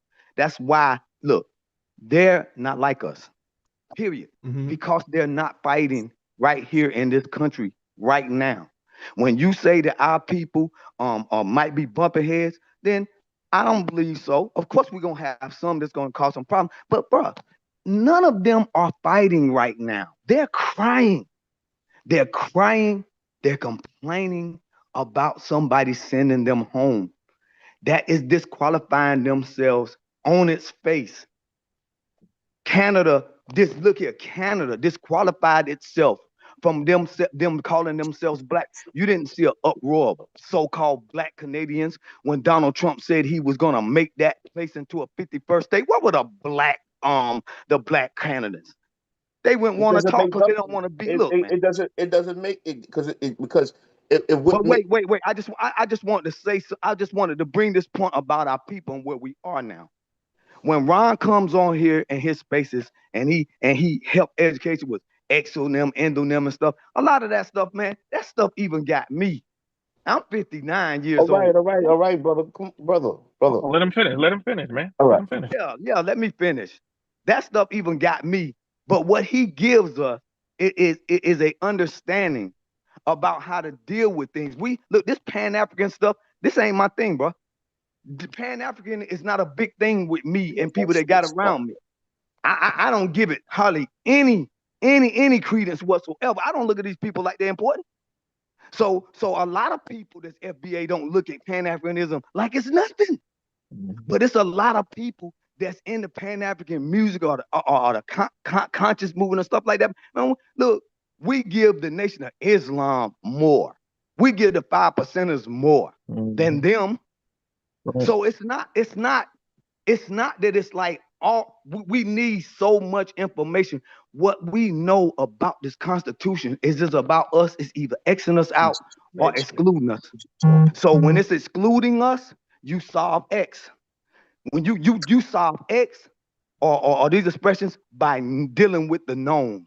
The known factor is always the Caucasian and what he's writing, and what he's writing is always about us. I don't care nothing about this, all people of color and all of this stuff. See, when Donald Trump says that, he's sending a signal to the Supreme Court that wants to keep immigration going, even though they are Republicans. Even though what he's giving them right now is the opportunity to say right now, we know who these people are, and what we're doing, like what is his name? Black Alpha, you guys that's on here, what we're now identifying FBA, that's who we're getting. We're gonna be able to put the terms to that now. That lady that came on here, she's not gonna be able to last. You cannot look, these immigrants have gotten so many benefits from America. They have convoluted everything about themselves from their grandmother. Don't forget to let the brothers answer that question before they forget it. Because I also want to, after the brothers answer the question, I do want to speak what just happened, and I'm a defender because she's new. She's new to these spaces. Like it ain't like she been here, so she's not even aware that those are. That's the point I was making, Ron. Yeah. She's not aware that those questions. Because really, George Macon, I'm gonna let the brother answer. Really, those ain't even Tether points. Tether's borrowed that from Pan-Africanists. Like Tether ain't that smart to come up with shit like that. The Pan-Africans be using that to undermine us, and Tether's borrowed that from Pan-Africans, like unking them.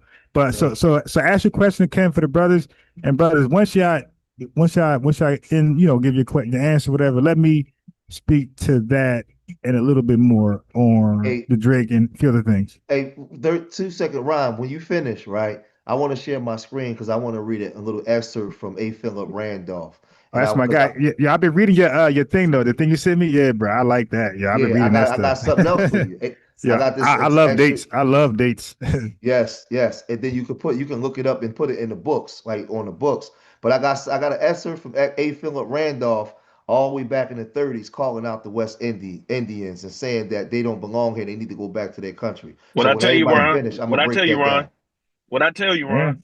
What I tell you about that black newspaper that had there was a black newspaper that openly called for the deportation of all Caribbeans in the early 20th century. Yeah, we're gonna read it. We're gonna read it when y'all done. We're gonna read it. I told you, Ron.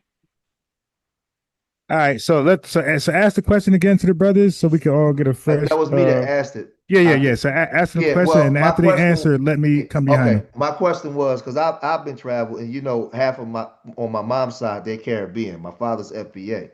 So what I've learned was in my different travels was I've seen a difference between the ones that live in those countries that's never been to America and the ones at my age, as opposed to the ones that come here.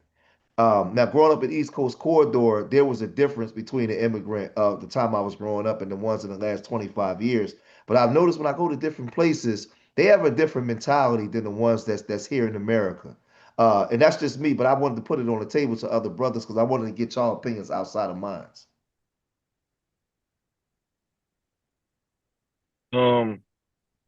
I'll go. I've had well, I think it's a class thing too, and I don't think that Well, Black Americans, because we've been so inundated with this Pan-African shit, we think we're all at the same level, no matter what, because we're all Black. And I don't think that we really understand the level of class that exists in places like the Caribbean and Africa. Okay. And so we try to apply our Pan-African lens to a lot of these group dynamics from where they are. But you got to look at it from their perspective when they're coming here. Typically, these people that are coming here, they're coming from a more affluent perspective. So you get those people that's coming in here with that class distinction, and they're operating on this thing called the model minority myth. And the model minority myth is an idea that these people are much more prepared to take advantage of the opportunities that exist in the United States better than Black people are. The model minority myth is specifically toward it's an anti-Black stance. So it doesn't matter if they're Indian, it doesn't matter if they're Chinese, it doesn't matter if they're Jamaican, it doesn't matter if they're Haitian. When they're operating off of that myth, those are the people that are showing you that they have never done any extensive research on Black people's history whatsoever. They don't even care to, because they're coming here with the intent on taking an opportunity away from you. So they're not coming with a notion of Black solidarity. They're coming, they have an economic imperative that they're trying to satisfy, okay? And this is what a lot of Black people are missing. A lot of the people that have come to the United States from these backgrounds have never had any notion of Pan-Africanism. Now, if you start talking about the people who live in these areas, then yes, you're going to get a different background, because some of these people are much more lower class a lot of times. They're going to listen to the Tupacs and stuff like that, and they're going to be more in solidarity with that part of FBA, you know what I'm saying, experience, you know what I'm saying? So they're going to be two different types of people. They're not going to even be on the same strata, even if those people are living in the same country. So we have to do a better job at piecing out and teasing out who's actually here, okay, and what is their motives for being here. That's why I talked about the book, The Caribbeanization of Black Politics, because the sister did a great job with the in the appendix section, where she asks certain questions of people from these type of backgrounds, because what she's trying to do is figure out what is their motivations. Do you support West Indian candidates over Black candidates, and questions like this, because these are the types of questions we need to be asking people when they come here, because they are motivated by something. But most of the time when they come here to the United States, they are not motivated by Pan-Africanism. They're motivated by getting some money. I'll jump in on here. I grew up in Brooklyn, New York, Bedford-Stuyvesant section, and that section I come from, I'm not too far from Crown Heights, not far from Flatbush. So I grew up around a lot of immigrants, particularly Black immigrants, particularly racially Black immigrants, I'm going to say, and particularly Caribbeans and some Africans. I think from my experience, on our part, we tend to take people as we meet them, and we evaluate them based on individualistic thought. So when we run into like when we run into individuals, especially if we run into them in their country, right? I think situation, or the situation it differs in what they show you. If you run into a person, if you go visit the continent of Africa and you run into people there, right? They may show you what they perceive to be their hospitality. But that doesn't tell us that's not telling us what that person has been taught to think about you. They may not even have any incentive to show you that. When they get here, it's a different dynamic now. We have to take in, and we have to look at the fact that they have a group think about us, and they tell us what that group think is. Ron, in particular, has shown videos ad nauseum about how they think about us in regards to groupthink. When I say groupthink, I mean as a collective. So their parents, and we're talking about Africans of different tribes, of different countries, all are in agreement. I'm not gonna say all, are heavily in agreement to stay away from the Okada when you come over here. Get with the white people. Some of them will even tell you their parents are pushing them to even marry white people if they have the opportunity to do so. This is group think.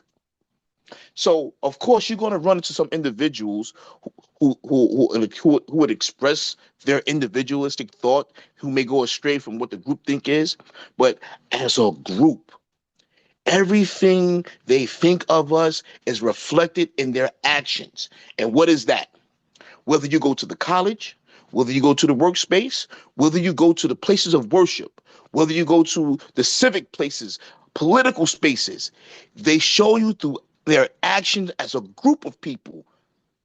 They don't mess with us. They separate from us at every and all levels. Educationally, when we go to they come to historical black colleges, they don't unite with us. They form their own groups in the colleges. When you go to the workplace, they don't deal with us. And then when they get into places, in the spaces of management, especially spaces where they can hire, they don't hire us. They only hire their own. When they get into politics, they only use us if they have to. After that, they get into their own spaces, and you see what's going on in Minnesota right now. Places of worship, we've been hearing about this for years. If we look at the mosques and if we look at the churches, right? How many of them worship with us in regardless to what religion we practice? In all the major spaces of human activity, they separate themselves from us. That expresses to me what they think of us and how they feel about us.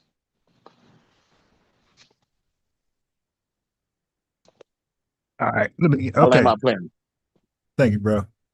Good shit. I wanted to say, yeah, so she's new to the space. Like I reached out to her and said, yo, come on, and you know what I mean, pretty much get in tune what we're doing over here, like get used to our talking points. And I encourage her to like don't, sit there and be a yes woman. Like we say things is just true because we said it. I said, if you got any pushback, go ahead. I said, but I also encourage her to like listen while you give the pushback. Like don't be too a devil's advocate. You feel me? So but everybody's doing crash out. I crashed out the other day on the Corey. You did. Like I'm trying to I crashed out so bad I don't even remember what I said at all. I just know I crashed out. Right. So and I can't even find the video. So and then it's Friday, we be sipping, you feel me, and we be getting emotional. And when I crashed out, I was sipping that day. So I like extremely crashed out. Like he called in, he said one thing. I'm like, you mother. But he deserved it though, because he's on his channel like being a buffoon. But they talking about me, but they won't talk to me. And then when he come over here, he act like we're even, like he's not a guest and shit. He's talking as much as me, and I would never do that on anybody's channel. Hey family, hey George, make all the panels I ever been on my life. I showed how to be a guest. Mm-hmm. I'm quiet when they say be quiet. When they mute me, I don't unmute. Like Sarnetta had my name in the title. I was the show, and he's muted me. Like, but am I unmuting, going crazy like JJ? No, I'm like, all right, whatever, man. I don't give a fuck. Mm-hmm. But so when people come over here, especially adversarial people, it's like, dude, you ain't got no room to be talking when like Dex come over here, say some dumb shit, kick him off. But so I want to give her a pass. Now who she's dating, I don't know. Just making he might be correct right there, but I would say those are Pan-African talking points that come from FBA's within the country. Like they got this sick, undying love for Africa, where they worship Africa and respect Africans more than their own people here. Like they rather unite Africa before they unite Black America. That's some weird sick shit. But but here it is. So I think I think her ego, which she's human, right? Everybody human. Sometimes like her ego kick in and it's over. Like we can't check it. So I do believe her ego was involved when I explained the whole Drake thing. I said, sis, you can't be a foundational Black American. And she played with it and be Canadian. Okay, she played with the American thing, and she said, "Hey, but the Americas." Then I came back real fast for sure. I'm not winging it. When I say American, that's a demonym. That is the nickname of the country. It's literally called United States of America. Hey, Nigeria. Yeah. Hey, Ron, real quick, I gotta study some of those demonyms and Oh yeah, synonyms, and yeah. I'm because telling you, man. I ain't up to speed on that. I gotta get that type of verbiage, Bruh. because that ain't my area of expertise. You teaching me something. Hey, guess what? And I look, it's unfamiliar to all of us because who the hell went to school? I mean, like this is something like what you got, what Vendetta, what Rael, what SLL, everybody in chat. What we read it as adults. Ain't some shit like you gonna learn in church or something like that. You gonna pick it up while you being inquisitive, right? So, and then our direction lead us that way. So, a lot of things you guys gonna say, like the things you're saying about the Constitution and the language. I never considered that, but I'm definitely gonna throw that in my bag. And I'm looking at some shit right now. I'm really looking at some shit right now. With the dates you gave me, I'm like picking that apart. So, but what I wanted her to do is this: don't get discouraged or feel intimidated because I'm saying things you're unfamiliar with. Maybe heard before, maybe even knew at one time, but right now you don't know, and it's on the fly. You feel pressure because a live audience, and you're trying to rebuttal instead of like just listening. So Drake cannot be an FBA, and he's a Canadian. He's a Canadian. Then she said, well, if somebody moved from America and go live in Ghana, I said, yeah, but they're an American citizen. So at that point, she's low-key just chasing right now. It's like, yo, that American citizen is still American. He might got dual citizenship, but he's still American. She's still American. You feel me? They just live in Ghana or live in Puerto Rico or whatever. He's still American. Drake was never American. He was always Canadian. He says he's Canadian. So I said he could collect reparations on behalf of his father. Like if his father passed and can't collect for himself, he can collect on behalf of his father. But there's nothing for Drake himself. Like there's no nothing. She said, well, it ain't about reparations. We're talking about his identity. Okay, well, just back to he just Canadian. And now she's throwing the word black there. See, now she's muddying the water, not on purpose, because we all thought everybody was black until we actually looked at it. Like, wait a minute. Everybody ain't black. Everybody is exactly what they said they were. This person is Venezuelan. This person's Panamanian. You feel me? Like everybody's tied to a landmass that has a language, culture, and a flag. And that flag ain't black. The language ain't black, and the culture ain't black. It's called Somalian culture, Congolese culture, Jamaican culture. Right? They're the only people black. I just read it to you, and I got a lot more. The only people who took black as a standalone label was us. There's no nickname. So American, when we say we're American, that's a nickname that's exclusive to this government, the United States of America. So when people play semantics, oh, it's America's. No, this is singular, right? And it's a nickname for the United States of America. Nigeria's not the real name. That's a demonym. A lot of the countries we call today family, that is not the actual name. That's a demonym. Okay? But if you don't know, you don't know. Like George making sense. Sometimes you gotta sit back and just listen. And while we're talking, Google it and see if we're wrong. So then she made a quick random research. Hey, has people around the world called themselves black? Yes, they did, but they called them it because of somebody else called them that. Check this out. Somebody else called them that, and they had a definition, and the definition was derogatory. So those people took the name and the definition. We didn't do that. We're the first people to take a derogatory term and make it an ethnonym, meaning that we gave it its own definition. We rejected the name, the definition of the person that gave us that the outsider, and we turned it later though, because they called us black like the 1700s. We rejected black all the way to 1960. So about 100 years later, we took on black and gave it its own definition. That's called an ethnonym, no longer an exonym.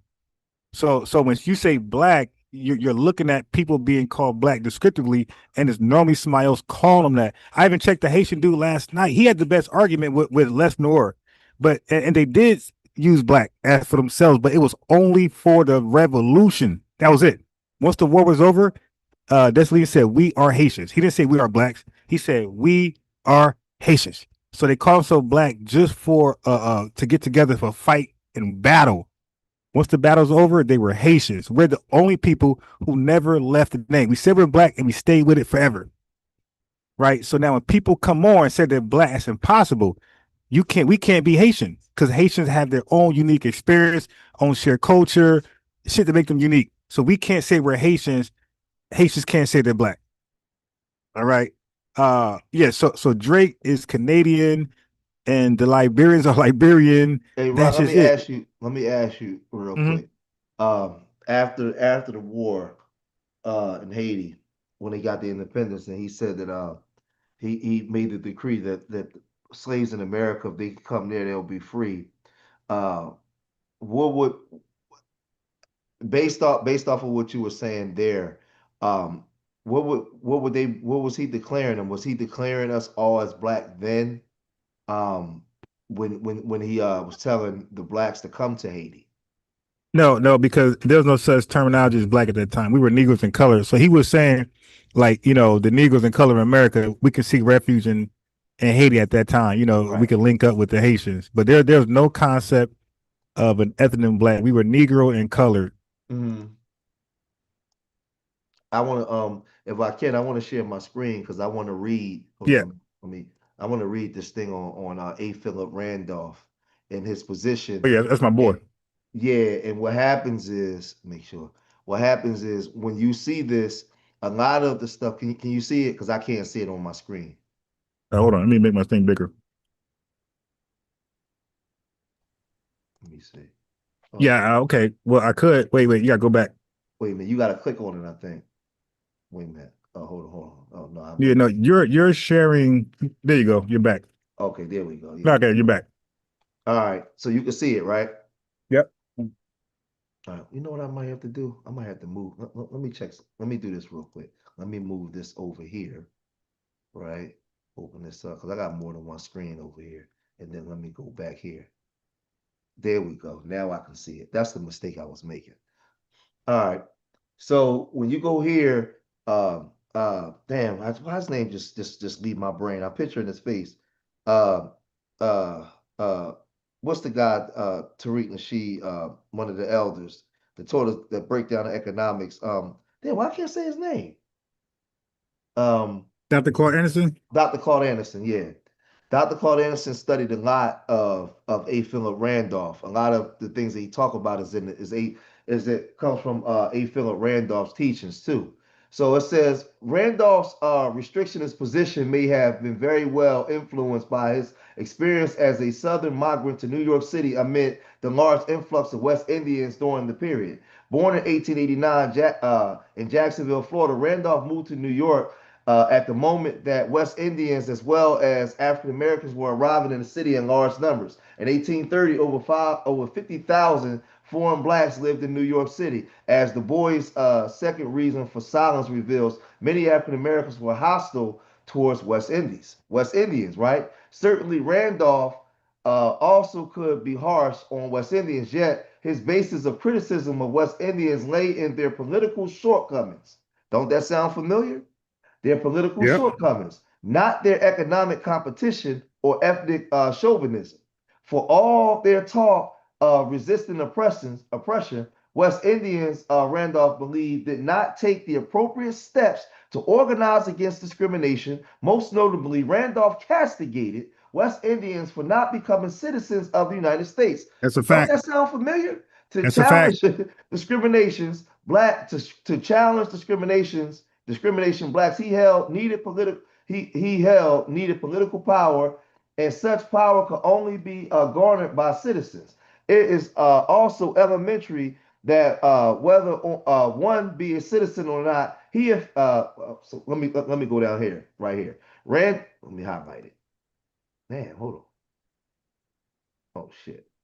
Randolph's receptionists cannot be dismissed by arbitration of the post-war years. In the 1930s, he supported legislation to exclude non-Americans for working on railroads as servants. The Pullman Company, remember, he was part of the Pullman Porters, right? Yeah. The Pullman Company had often used Asians to weaken the brotherhood of the sleeping car porters union recognition drive. In 1933, Randolph supported legislation induced by Senator Clarence C. Dill of Washington that forced railroads to hire only American citizens in service positions when he engaged in interstate commerce. When asked his opinion on the bill by the NAACP Walter White, Randolph endorsed it. So it's funny how if we go all the way back here, we can see us having problems with them when they coming over. Now, what happens is where it gets mixed up because the Pan-Africans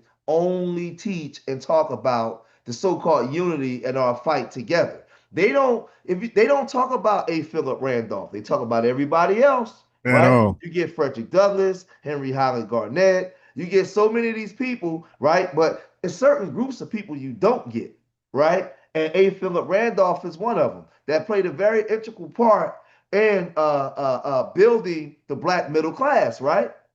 So it says Walter White did not have a monopoly on the principles, and Randolph was far from lacking in that department. In fact, all who knew Randolph thought of him as a person of principle and integrity.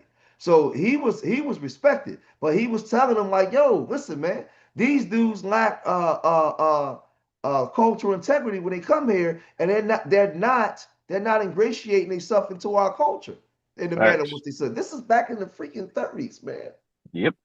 This is him calling them out. So when you hear the elders that talking this stuff, this FBA talk was being talked back then. This is FBA talk.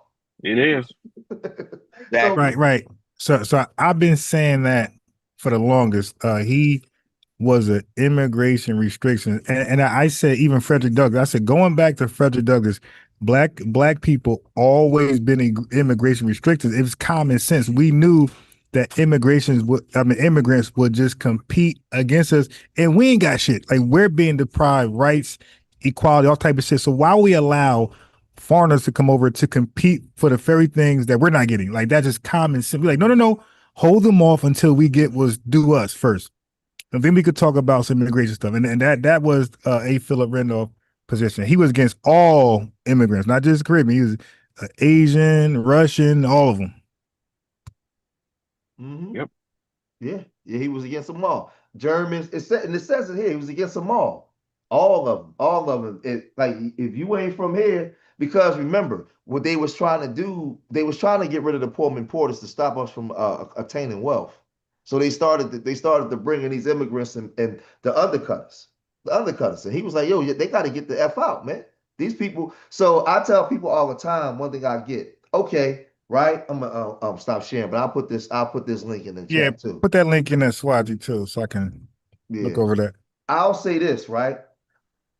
Because I heard all the arguments before. Okay, the white man in the system, he's very crafty and he does things that divide us, and that's 100% true. But this is the thing: if you come from a place like Jamaica or Trinidad or Barbados, you understand slavery and what your people been through and what they was doing. You're not oblivious to that story. When you come here, you choose to take the trinkets the white man give you and go against us. That's a choice. That's a choice. When Stokely Carmichael came here, he chose not to do that. But when a lot of these other groups come here, y'all choose to do it.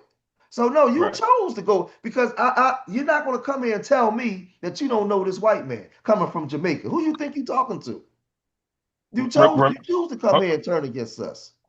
Hold on, remember, I don't know if a lot of y'all know this, but a lot of these Caribbeans, especially from Jamaica and Haiti, they fought for the crown during World War I too.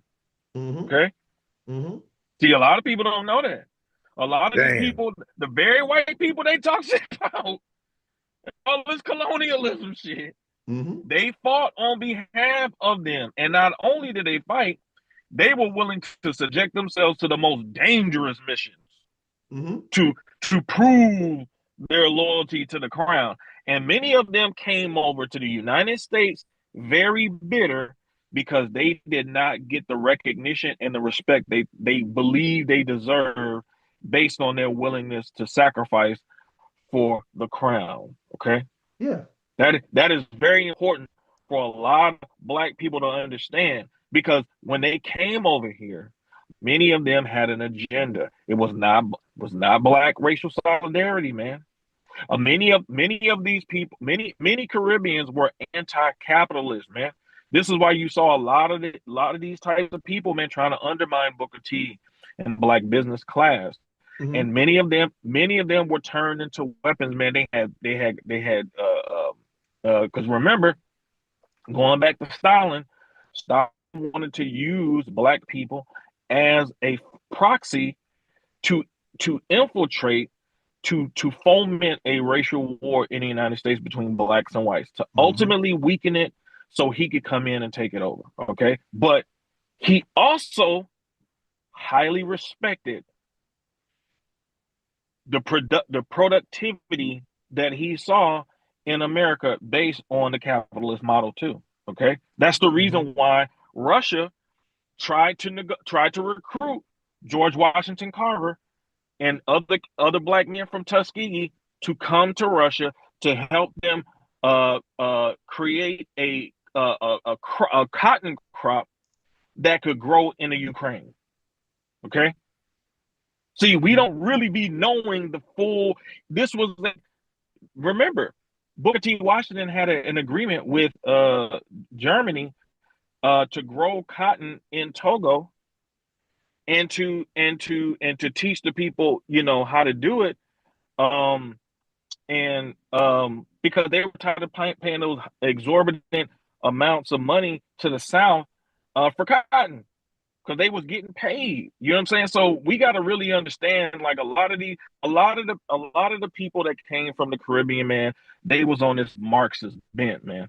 They were anti-capitalist, and anything to and a lot of them were used as agents to infiltrate Black organizations. This is the reason why. I was just reading something recently where it was talking about how many of these people were under surveillance. We think that J. Edgar Hoover and a lot of these people had Black people under surveillance. No, these people were infiltrating Black organizations, bringing a lot of bad attention to Black organizations, and they were the ones. I looked at the words. They were the ones that were being under surveillance. It's just the fact that they were able to infiltrate a lot of these Black organizations that brought a lot of negative attention to Black organizations that was actually trying to help Black people. But a lot of these people came with other intentions. They have never been on code in solidarity with Black people for the last 100+ years. Never. Well, so your point. To piggyback off of what you're saying, I did a video 6 years ago when Black Power was a global phenomenon, and you had people in Trinidad and in Jamaica started to really like push a lot of the Black Power revolutions, and a lot of them was arrested. Like, you had movements down there that was echoing the sentiments of the movements that was here, but they was murdering them there. You look at what happened in Bermuda. You look at what happened down in Trinidad. So no, there's a lot of truth to what you're saying, because controlled opposition was there to quell that shit, to get them out the way. I broke that down like 6 years ago on my channel, because you had people that thought like us, and that's why I said when they come here, they don't come here ignorant. Some of them was cold-blooded sellouts and controlled opposition with that white man. They know who he is. But then you did have those on the islands that was pure, that was part of the revolution, that was pure down, but they was getting murdered over there.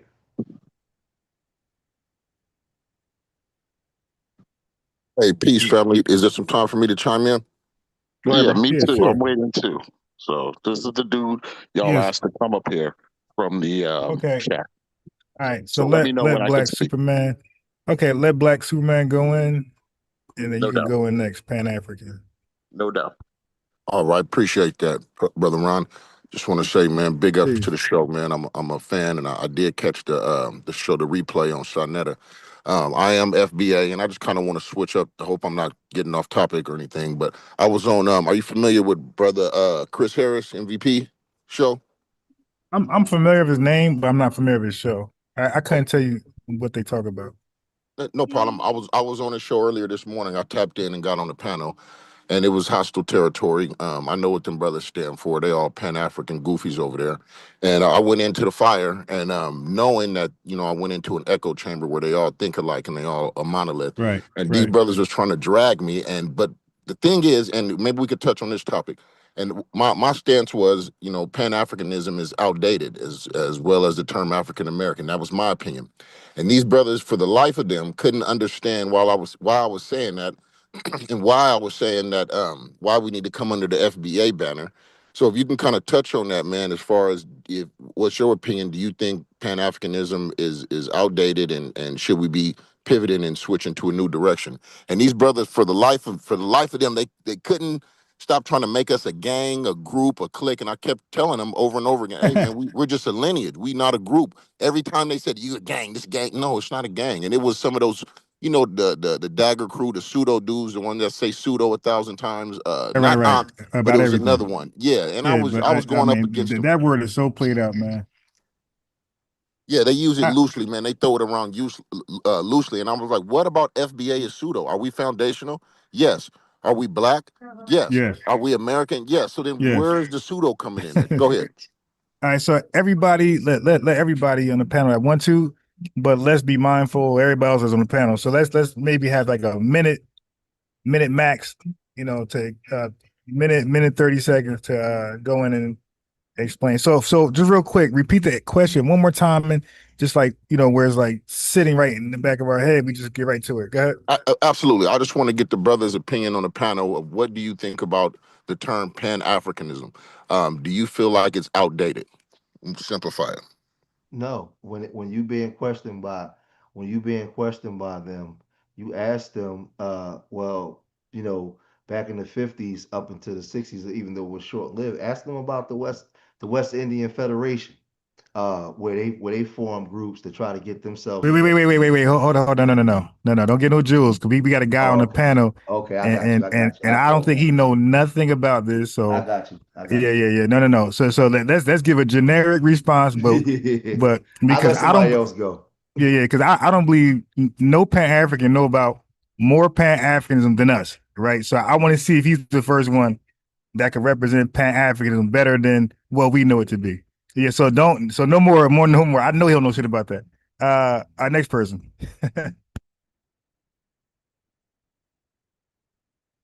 Rael, Vendetta, SL, anybody want to explain? What's the question? I don't know. Question has been posed. Are you asking? Okay. So you're gonna be last. What's your opinion on the term Pan-Africanism? Wait. Do you feel like the term is outdated?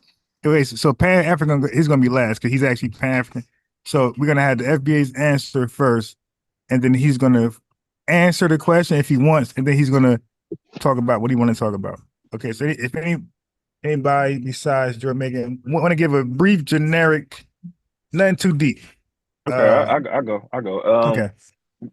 I not only think it's outdated. I think it's an oxymoron, because for it to exist, you would need participation on a global scale from the other people in the diaspora, which we haven't had. So, as far as I'm concerned, it's never actually existed. So, I think it's outdated too, and I think it's just people just trying to rehabilitate Africa for like 100 years, and just that's their only thoughts is to rehabilitate the diaspora, and the diaspora don't want it. All right, so if I could just be real brief and generic, Pan-Africanism is nothing. First of all, there's no origin and there's no definition. When you ask the average Pan-African for either or, you get 1,000 different answers about the origins and the definition. And Pan-African, you're next, and we're definitely going to ask you about the origin and definition. And you're going to give us 1,001 different origin and definition. I guarantee you. Go ahead, Pan-African. Thank you for the time, my brothers, my FBA brothers. Pan-African and proud. So yes, the question posed was, is Pan-Africanism operational? Is it valuable going forward? And the answer is absolutely yes. Pan-Africanism has been one of the most progressive forces for Black people globally and here in the United States. of which the group that you are calling yourselves now FBA, you are part of the Pan-African attempt at a global federation as recognized by the OAAU. You are the sixth region recognized as being part of the attempt at putting together this Pan-African Federation. So yes, Pan-Africanism has been more than successful. It's been a primary motivational agent in the independence movements of the Caribbean. It's been at the heart of the independence movements in Africa. And we have, again, a lot of the HBCUs here in the United States to thank for helping to cultivate and produce Pan-African consciousnesses, going back to legendary professors at Howard like William Leo Hansberry and the African Studies program that he initiated in the 1920s, and several others. People like you've been discussing Stokely Carmichael. You discuss a guy, A. Philip Randolph, who was taught by Hubert Henry Harrison from the Virgin Islands, who was known as the Black Socrates, for the university outdoors and the work that he did in Harlem.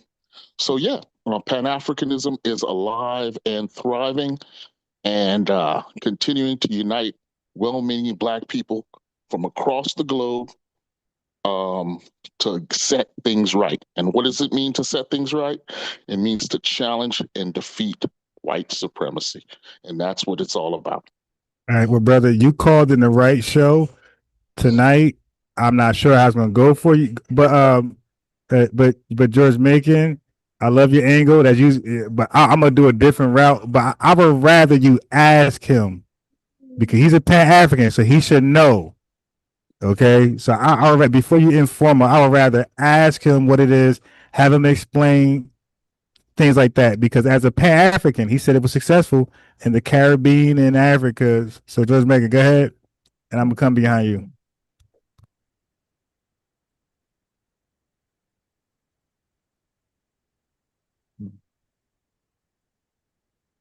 I just came back. Somebody said Pan-African was successful in the Caribbean. I just heard that. Yeah, he said that. I mean, are you marking the success by the failure of the West Indian Federation? Is that the claim that you're trying to make? The failure of the West Indian Federation to last? That's one of many. But who is the head of the state of Jamaica? Who is the head of the state? Andrew Holness is his name, I believe. Bullshit, it's King Charles III. How do you figure that? The head of state in Jamaica is King Charles III. That's the head of the state. You can Google Anybody it. who's listening can Google and find out that the Jamaica is independent, has removed itself from the common from it's an independent nation as of 1963, I believe. Don't quote me on that. I have hold on. I have research that's literally it's about showing. 1963. Hold on. I have research that's literally showing how Caribbean nations faked and feigned like they wanted freedom and independence, but when you look at their internal structure of how the country is actually set up, politically and economically, it's the last thing that they actually want. Okay. Stop. But not only that, a quick Google search would have told you the head of state was King Charles. That's a quick, simple Google search, my brother. That's crazy. Pan-African, you started on the wrong foot. Now, Pan-African. No, I'd like to wait, brother. Again, I'm trying to keep it civil. But hold on. Antagonistic. Yeah. Wait, hold on, my guy. Relax, because you gave an answer, and they saying I haven't looked it up. I don't know, but they're saying you're wrong. So either you're right or they're wrong. Which one? Let's start right there. Were you right with your answer, or is he right with his answer? Before we go any further, Andrew Holness is the prime minister of an independent Jamaica. Prime minister. You asked who the head of state was. That was the question. I asked you the head of state, dog. I was specific in my question. That is the answer to the question. That's not the answer. That's false. Just Google it. I just Googled it. It's King Charles. It's King Charles, sir. That's just a simple Google search. I already knew the answer when I asked you. You know, okay, let's talk about the United States. Wait, no, United no, States no. Doing the Pan-African shuffle now. The Pan-African Yeah, shuffle. I thought we were going to have a discussion. No. We You are, said but they were independent. Hold on. hey, You said they were chat. independent, bro. Jerk, or is this a You said discussion? they were Hey, independent. chat. Hold on. Come on, dog. Wait, chat. Hold on. Because I'm not going to let him off the hook. But Pan-African, you are a guest. I'm the host. Okay, so you're not going to lead the discussion. I am. Okay, so I'd like a chance to respond. Respect. wait, no. He asked you a question. Who was the head of state? You were wrong. Okay, so now let's go further. Not wrong. No, I'm not wrong. Okay. Answer it. Let me finish my answer. No. Share your screen. Better yet, we want to read it with you. Share your screen. Who's the head of state? Go ahead. Share your screen. Cell phone. I'm not on a computer. Okay. Somebody share their screen on the answer because I don't want nobody tether babbling. What was the question, Ron? Now here comes the invective. I asked him who was the head of state. Who was the head of state? In Jamaica? Yes. Okay, I'd like a chance to respond. Go ahead. No. Dude, I don't listen. He just asked a simple question. I asked a simple question. Yeah, he just want to answer. I didn't. Not a whole damn explanation. No. I just want to answer. He already answered. Yeah. Okay. Then you're done. And okay, that's wrong. it. Okay, so let's move on. Now he said that Jamaicans low key didn't want an independent state. Now you can respond to that. All right, I'd like to respond. Thank you, brother. Listen, a head of state is largely a symbolic role. As in the United States, the president of the United States carries many roles: commander-in-chief, party leader, head of state. Head of state is largely a symbolic role that deals with a country or nation's ability to, relate to other nations on a diplomatic level. It has nothing to do with who runs the state, who is the leader of the government of the state, who collects taxes in a state. Any cursory glance of even our own. I don't think he asked all that stuff. I think he just asked you who was the head of state. Yeah. Okay. I'm gonna mute you because you went. He just asked a simple question, bro. He didn't say they had all the power. They collect tax. He just said, "Who is the head of state Jamaica?" You said some black guy. You were wrong. Okay. So now, and stop trying to compare. I got it right here. Got it. Hold on, let me see. Let me make sure I got the right. Yeah, dude, I mean, all this extra tether babble. No, I'm good, bro. Let's get to the facts, man. Let's get what we can read, not a whole bunch of explanation, man. I don't care about that. Can y'all see it? Yep. Okay, there you go. Yeah, Jamaica's head of state is King Charles III, the British monarch who serves as a sovereign and is respected in Jamaica by the governor general of Jamaica. Currently, Sir Patrick Allen. Oh my God. While King Charles III holds the constitutional role, the governor general performs most ceremonial duties and acts on the advice of Jamaica elected officials, with executive power residing over prime minister and cabinet led by Andrew Holness. Now, Andrew Holness is this dude here. This guy here. Whatever he's supposed to be. Andrew Holness. So, but again, that go back to what damn, hold on, let me see. Yeah, because I already see what he's gonna do. Like he's gonna be long-winded or a simple conversation. Upon independence in 1962, quote unquote, Jamaica did not immediately cut ties with the monarchy, retaining the British sovereign. Damn. And Queen Elizabeth II as head of state, a position that passed to King Charles III in 2022. But that don't sound like independence to me. But that go back to when I asked the question about the Caribbean Federation. They was told to do that by Great Britain. No. Stop. I want him to unmute. Okay, he unmuted because he says he says that a sign of the Caribbean felon. You damn right it is. So now Pan-African. I'm here. Okay. So you're familiar of the West Indies Federation, right? Yes. Okay. Why did they even what motivated the West Indies Federation?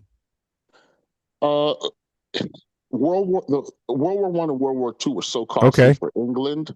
Can I respond without you cutting me off? I said okay. No, I said all right, dude. All right. You can get the fuck out of here, my guy. I don't need you. Who the fuck are you? I don't need you here.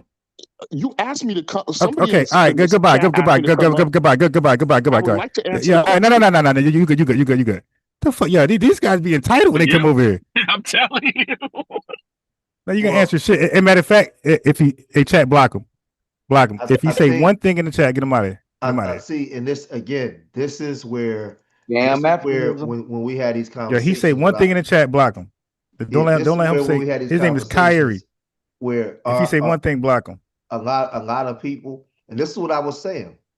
A lot of people in our community, and you start to see a changing of the consciousness. There's a movement that's starting to permeate through the FBA Americans communities. But a lot of our people, we're used to not having nothing, Ron. We're used to giving everything away and getting nothing back. So this is why we can clearly see, right? I live in a black city, Philadelphia. And I can literally walk outside in West Philadelphia and stand in the middle of the street and ask myself a question: what has Pan-Africanism done for the black community? Nothing.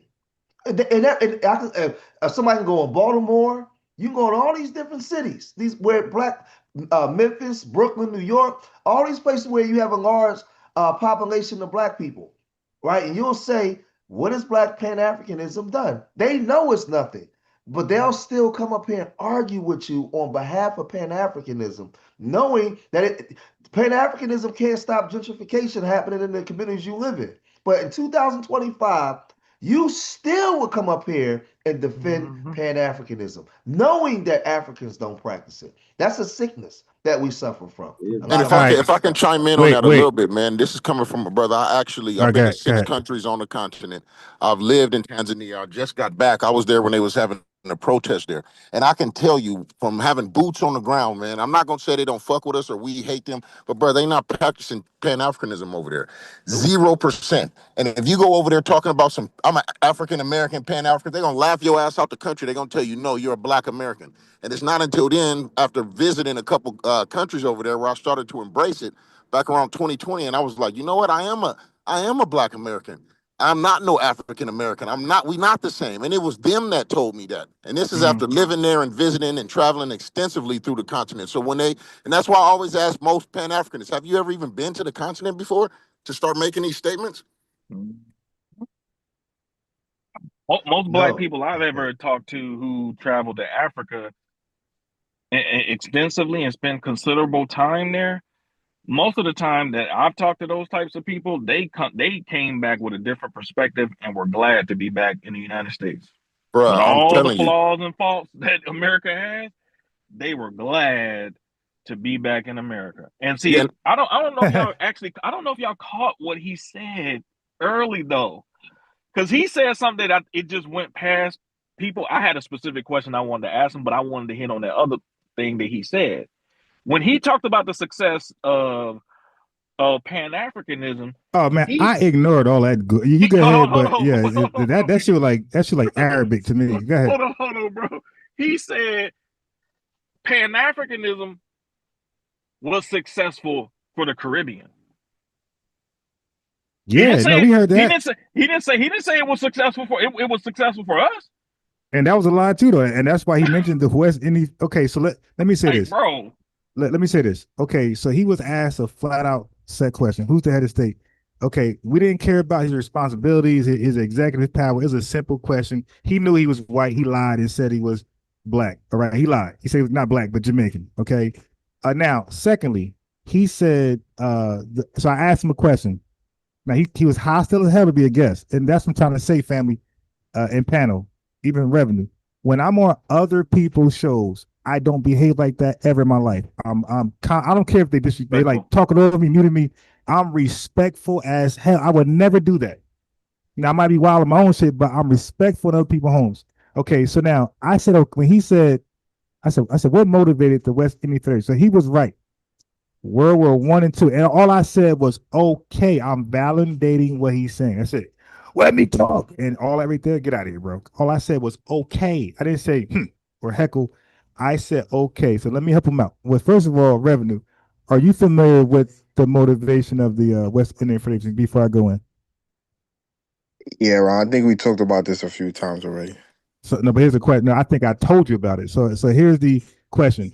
are you I don't want to say it. You be like, I knew that. So are you aware of what motivated the West Indies Federation? I'm not 100% sure. Okay, but you never are. See, he can never just say I don't know. It's always I'm not 100% sure. Just say I don't know. All right. So for one, it was World War I and World War II. Now here's the thing. Britain allowed them over there to fight and also help build the country up. And guess what? And once World War II was decided, I'm talking about immediately, because the ship was called the Windbush ship. I'm just off the top of it. I'm remembering. It's called the Windbush ship, right? That took all those people from the islands, Trinidad to Britain. They was happy as shit. All right. Talking about Windrush. Windrush. There you go. I said Windbush. Okay, like I said, I'm freestyling. Okay, so it's off the top. What you know now. Now, as soon as the war was over, this is how they thanked them. Get the fuck out. They changed the law, and they had a reverse immigration law that we had. We had a law that invited immigrants. They had a law that kicked all the motherfuckers out. All they wanted was their best, their most educated and their most skilled. Everybody else had to go back to Jamaica. Right. So now that was passed, I think, in 1953, 55, something like that. Now that's what motivated them niggas to do the West Indies thing. But it wasn't them though.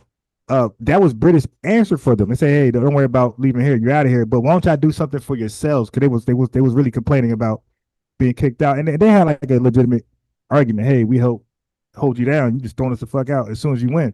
So they had a legitimate argument. I'm not denying that. I'm just saying that British response was, hey, well, why don't y'all go do something for yourself? Why don't you guys come together, come under one banner, one flag, one language, one identity, and let's call it the West Indies Federation. So they named it. British named it, and those Caribbean countries agreed. So okay, so that was not something they came together and said, you know what, the hell, let's do it ourselves. They were bent on being independent, even amongst themselves with the West. That shit flopped in 4 years. And they sabotaged it. They were sabotaging it because most of those countries was owned and controlled by the British. God so when damn. you read the discrepancies that they was having, where like a lot of them was like, man, I'm not joining it. The same nigga shit. I mean, I ain't joining that because they didn't want to leave their trinkets. They like their being up under their master and the things that they can get. They didn't want to struggle. Is that part true that they didn't want to leave their master? They wanted to be babysat and taken care of? Nah, George Macon is a liar. Okay, stop. Yeah. Okay, so watch this. So Revenue, in 2011, was there a poll in Jamaica that majority, like 60% of the population, wished they was under British control, not independent? Is that true or false? What year you said? 2011 poll where 60% of the Jamaicans said they would rather be under British rule than be an independent nation. Is that true or false? I don't know. Okay. How you call me a liar if you don't know? That's crazy. Because we're currently trying to get out the Commonwealth for the last 4 years. So all right, but hold on. So, but we will. Why okay, are you talking arguing against FBA shit? Then? Yeah. Okay, but you're talking about right now, though. I'm speaking about historically, and that's why I wanted to talk to him. By he crashed out, right? I said, okay, I'm agreeing with his date, and he. Let me talk. And dude, if that's how we doing it, get out. All right. So, but I wanted to talk to him about it, not you. Asking why British Guyana didn't want to join, or also Honduras. Since I'm a liar, like how you call a brother a liar and you haven't studied why the other countries? Because you just lied. You just lied on Pan-Africanism. You said Pan-Africanism haven't done nothing and achieved nothing. You're a liar. It hasn't. No. Wait. Hold on. Let's first establish. Revenue. Qualify your statement though. If I lie, tell me what Pan-Africanism has done for the black cities in America. I just post a link in the chat with a bunch of institutions that Pan-Africanism has institute in America. You have the Pan-African Chamber of Commerce. Was it successful? Yes. This is still okay. So no. Hold on, Ron. What did it accomplish? Hold on, Ron. Hold on. I mean, what is the Chamber of Commerce? Hold on. What is the Chamber of Commerce based on? Who created the Chamber of Commerce in the United States? Pan-African that is helping to fund different things in black communities. No. The idea of a Chamber of Commerce. Who created that idea in the United States? He don't know. Come on, no, I want him. Since he knows so much, since he's done so much, who created the idea for Chamber of Commerce in the first He's place? trying to Google it. No, don't Google it. You should know it. Teach me that, brother, since you know so much. Booker T. Washington created the National Negro Business League, which was a consortium of black men engaged in business development. It operated in 32 states in the United States. Yep. And the reality blueprint. And the reality is that the idea for the Chamber of Commerce, the U.S. Chamber of Commerce, which was started by Teddy Roosevelt, came from the blueprint of a black ADO FBA man named Booker T. Washington. He don't know that though. He just called me a liar. liar. He know it He now. don't know that. He know it now. Okay, so what that had to do with what I just said? The Pan-African Chamber of Commerce. You didn't create because that that shit. wasn't Pan-Africanism, brother. You didn't create that shit. We did. Okay, You should have started before. You should have asked him, brother. Can you give us what is the definition of Pan-Africanism? What are some I of was the going to core ask ideals? that to him. What are some of the core ideals, Revenue, and the definition of Pan-Africanism, and where is it being practiced? Wait. Before you answer that, let me say this, because Revenue just said he was giving an example of Pan-Africanism working in America. My thing is, then that ain't Pan-Africanism. That's Pan-Americanism. Like, why wouldn't we help each other out? Which you're supposed to do. Why is that called Pan-Africanism? That's Black Americanism. You see, when I bring up things that Pan-Africans doing on a continent, then y'all switch the goalposts. Say, what is Pan-Africans doing for America? What is they doing for America? No. This is why. No. That's not what happened. That's not what That's happened. what George Macon said. He said, "What is Pan-African doing for us in America?" And I'm laying out what they've done in America. Yeah, now but you're you naming a to bunch of switch it- America. No. But now you're you wanna naming a switch it bunch. to Africa. No, Revenue. You're naming a bunch of. Okay, bro. That's like saying Ibrahim Traoré is a Pan-Africanist because he's helping out Burkina Faso. No, he's a He's a self-proclaimed nationalist. Pan-African. He's a nationalist. He's not a Pan-Africanist. He You said don't out understand his the own difference. mouth, "I'm a Pan-African." That's why he's working with ADDI and other Pan-African organizations. Hey, Revenue, hold on. You didn't hear me. Isn't he from Burkina Faso? Yeah. Isn't he the general or whatever? Right. He's the current president. Right. Isn't he a Burkina Faso himself? Yeah. So if he's looking out for the best interests of Burkina Faso, does that make him a Pan-Africanist or somebody who's looking out for his country? It make him a nationalist. He's a self-proclaimed Pan-Africanist. No. Y'all lying, bro. They were just about to go to war with Nigeria the other day because a plane landed in Burkina Faso. He's a nationalist. What does going to war have to do bro? with him being a Pan-African? Bro, he's a nationalist, my guy. Because if He's not a nationalist. You want me to play? You want me to get the video where he says out his own mouth, "I'm a Pan-African"? No, he can say that, but that's not in his practice, Revenue. That's not the practice of it. And it's not the American definition. What the man called himself. Hey, let me say this. He currently works with ADDI and Dr. Arakana. And they just brought over 700. The same Arakana that was damn jipping black people? Yeah. Hey, Revenue, Are you serious? Hey, Revenue, I think he just brought over 700 diasporians. Hey, Revenue, I think the mistake that you make when you come over here and you call me a liar, I think that you don't understand that. I don't know. You said Pan-African hasn't done nothing for the black community. That's not saying a man is a liar. He disagrees with your notion that is doing something. That's not lying, dog. But if I could show interest, I posted it in the chat so everybody can see it. That's not a definition of being a liar. First and foremost, you owe this man an apology first. That's not a before liar, we even get to the other shit. You owe George Macon an apology. He just said he didn't. You could go to Brooklyn. He didn't personally attack. He just said you could go to Brooklyn and you could go to different areas. You won't see Pan-African. No. He didn't personally attack you though. What did you say, Jay Macon? What did you say about Brooklyn? I'm gonna tell you what I said was when you go to these black cities, and you can stand it. I'm from a black city, from Philadelphia, and I can stand in West Philly and I can look around and I can see that Pan-Africanism hasn't done anything to stop gentrification or to better our situation in these black cities that we live in. Well, and I think that you mess with. I think what happens is I'm gonna land right here. I think that what happens. I don't know how old you are, but majority of us over here, we come out of Pan-Africanism.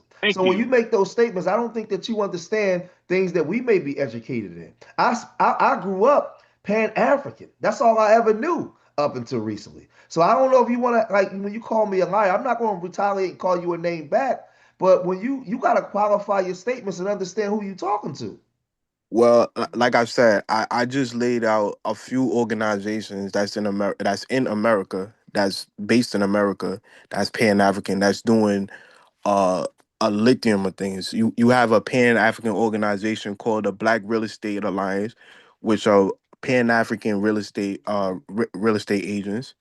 You also have the African Leadership Academy, which is a STEM program for Black students. You have the Tabo Foundation, which is Yeah, another. he just naming a whole bunch of shit that ain't doing nothing. What is the results, Yeah, but man? what is Give FBA? us What the is? no, Give no, me no, some no, no, no, organization no, that no. Hey, FBA no, have look, look. besides the Hey, Hidden dude, History that Museum. can't. Hey, yo, that cannot be your rebuttal. You're just That naming. Hey, listen. You're just. Hey, yo, listen, bro. Like anybody can say they have a school, but that shit got no stars. Nobody's vouching for it. You got a lot of business, bro. That's on the Better Business Bureau for being fucked up. So just because you're naming stuff doesn't mean it's successful. We want to see the success rates. Tell right. us, because But Ron, the you don't know question. anything about these Hold on. institutions I You're named. right. I don't. That's why I'm inquiring now. We see How the state. We see the successful state are of they? Black America, though. We see the state of. Hold on. First of all, we have a lot of Black cities that have Black city councils. They have Black mayors. Okay, all right. So you do know that in the Caribbean and in Africa, since y'all have so-called Black people as your heads of state, y'all do have the freedom to actually engage in business and international investment into Black communities in the United States. You can do that. I have seen Black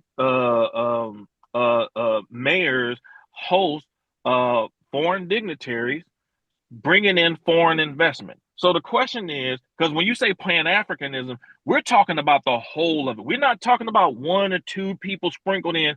We're talking about your whole entire Right. Individual apparatus anecdotal. being connected to us and the growth of our communities, since you're about Pan-Africanism and helping Black people. Well, one of the biggest ways you can help Black people is infrastructure development. So where is the heads of state from y'all locales that are ingratiating themselves on a business level? Because I remember reading this article from a Black American woman about 10 years ago. And she talked about how when African heads of state, when they come over here and they talk to white people about business, and they come over here and talk to Bill Gates, she said, we have Black Americans who engage in business in the United States. Why aren't y'all talking to us? Why y'all just talking to these white folks? Well, you don't have a country, so it's a I little. literally hold on. I literally just said you don't have to be the president to engage in foreign dignitaries for business in cities. I've seen it happen all the time. So what are Yeah, you but talking about? your situation is a little bit different than the Oh, now it's Caribbean. our situation. Man, get out of It here, it bro. is. Man, get this dude out of here, bro. You're looking for heads of state to invest into a majority white country. That don't make no No, sense. they're not. No. No, Majority we're white. looking for it to be reciprocated. He's Hold on, saying hold on, it's hold on, not hold being on. reciprocated. Hold on. A majority white country that has nothing to do with Black people who are in control of locales where they run the government in terms of infrastructure development, foreign investment. Dude, this is what mayors and governors do all the time. They seek foreign investment to invest in different places in the world. China does it all the fucking time. They do it in Jamaica all the time. A city cannot go over the federal government, brother. So if the Yes, federal no, hold on. government, They can't go over the federal government, but doing and engaging in business is not going over the federal government, yeah, dog. you also have sister city programs. No. That What I'm you have one asking right you, now. You what have I'm one asking you, right now hold with on. Raj Baraka that he's working with Liberia. You also have another sister Hold on. Is he city is he program. is he is he FBA? Who, Raj Barak? Yes. Yes. So he's FBA and Well, he's bringing in foreign development from He's an Liberia, African American. He's an African but American. he's not FBA, right? No, I don't think he identifies himself as an Exactly. FBA. So that's my point. Y'all ain't doing nothing. So even when even when y'all are here in the United States, even when you're using our locales for as a home base or a satellite base, you're not even operating on behalf of us. You're operating on behalf of your tribe and where you come from. No, I just say he's an African American. I never said he He's was. not Black American, bro. Let's not play the games. He's not FBA. Well, dog. Black American is not an ethnic group; it's a racial category. So I don't. Now we're doing semantics. We're playing Here we I'm go, semantics. not playing man. semantics. I'm giving you Man, how the old are you? definition Like according 15? to You the like 15? You U.S. like 15 or 20 years I'm old, giving man? you the Yeah, you know defined he No. is. Are you definition like of the 15 or U.S. 20? Because you do Census. recognize you up here with grown ass men. We ain't no fucking kids up here, dog. Yeah, but you're using the term FBA to We can, generalize 43 nigga, we million can use people. whatever term we want to. You Yeah, don't and get to determine that, though. I'm using a federal government designation for your ethnic group, which is Oh, African. wait. No. Okay, Come all on, right, here we dudes. go. Now, I already cooked you on this, my boy. Yo, the federal government does not name. I mean, now at this point, now I'm gonna be nice. I'm gonna be nice. I already crashed out 2 days ago.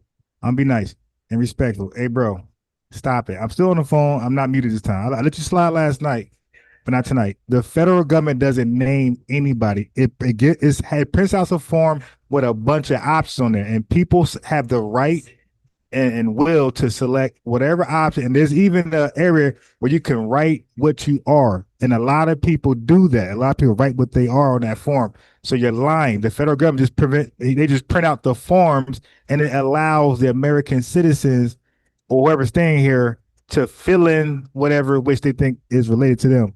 So you got to stop that lie, my guy. Okay, Ron, I'm like, can I ask you a question now, Ron? Don't get triggered. You know, I know I'm you good. get you Nah, I'm get good. triggered and kick me off. No, I'm just gonna cook you in front of everybody like I normally do. All right. Is FBA federally recognized as an ethnic group? Okay, dude. Look, we talk about this all the time.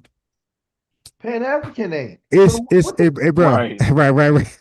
but let me answer the question. Your sovereignty in Jamaica is not recognized by white folks. What are you talking about? Revenue.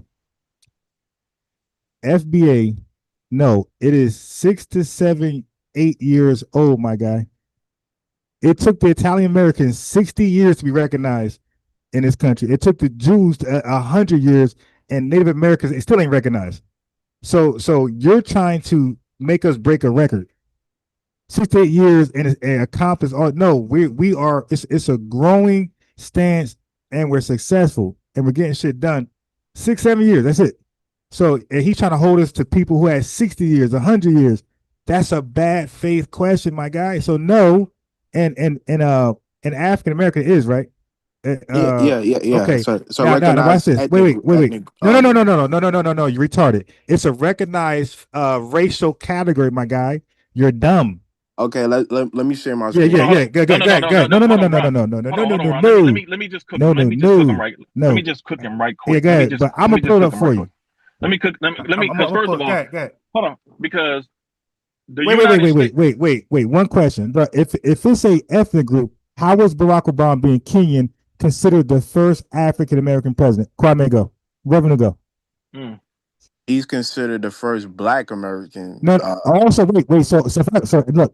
If I Google and this is African American, I'm throwing you off. So you're trying to say he's not called the first African American president on Wikipedia or Google? He's called the first Black American. Okay, but listen. Okay, but Black also is a racial category. They both are. Black American. Was his dad Black American or was Black his dad American is a racial category? It's not his an dad ethnic Black group. American? Yeah, I just wait. What, Rael? Who is that? Hold on, because this is where I'm at. I just said that. I said Black American and African American are racial categories. They're not ethnic labels. I just said that. So Obama, that's the point. You said it just a minute ago. You said African American is an ethnonym or ethnic label. I said, how is that possible if Obama is considered the first African and Black American president? How can he just be lumped in our ethnonym if it's that? Well, that's something you got to take up with your federal government. Okay, all right, brother. Go ahead. I'm going to mute. Brother, who was just talking about? Yes, I want to include this because hey, Kwame, you're not ready, bro. Hold on. Now, first and foremost, the United States,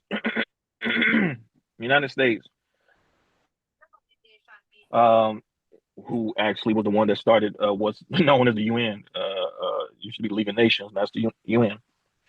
There's something called the Universal Declaration of Human Rights. Okay. Wait. Can I just read this, Ron, real quick? Nope. And So, it was so adopted. after he goes, you can respond and read what you want. All right. It was adopted on December 10th, 1948, outlining 30 fundamental human rights and freedoms inherent to all human beings. So here are some of the key principles and rights. Fundamental principles: all humans are born free and equal in dignity and rights. Article 1, and entitled to all rights without discrimination. Civil and political rights. These include the right to life, liberty, and security of person.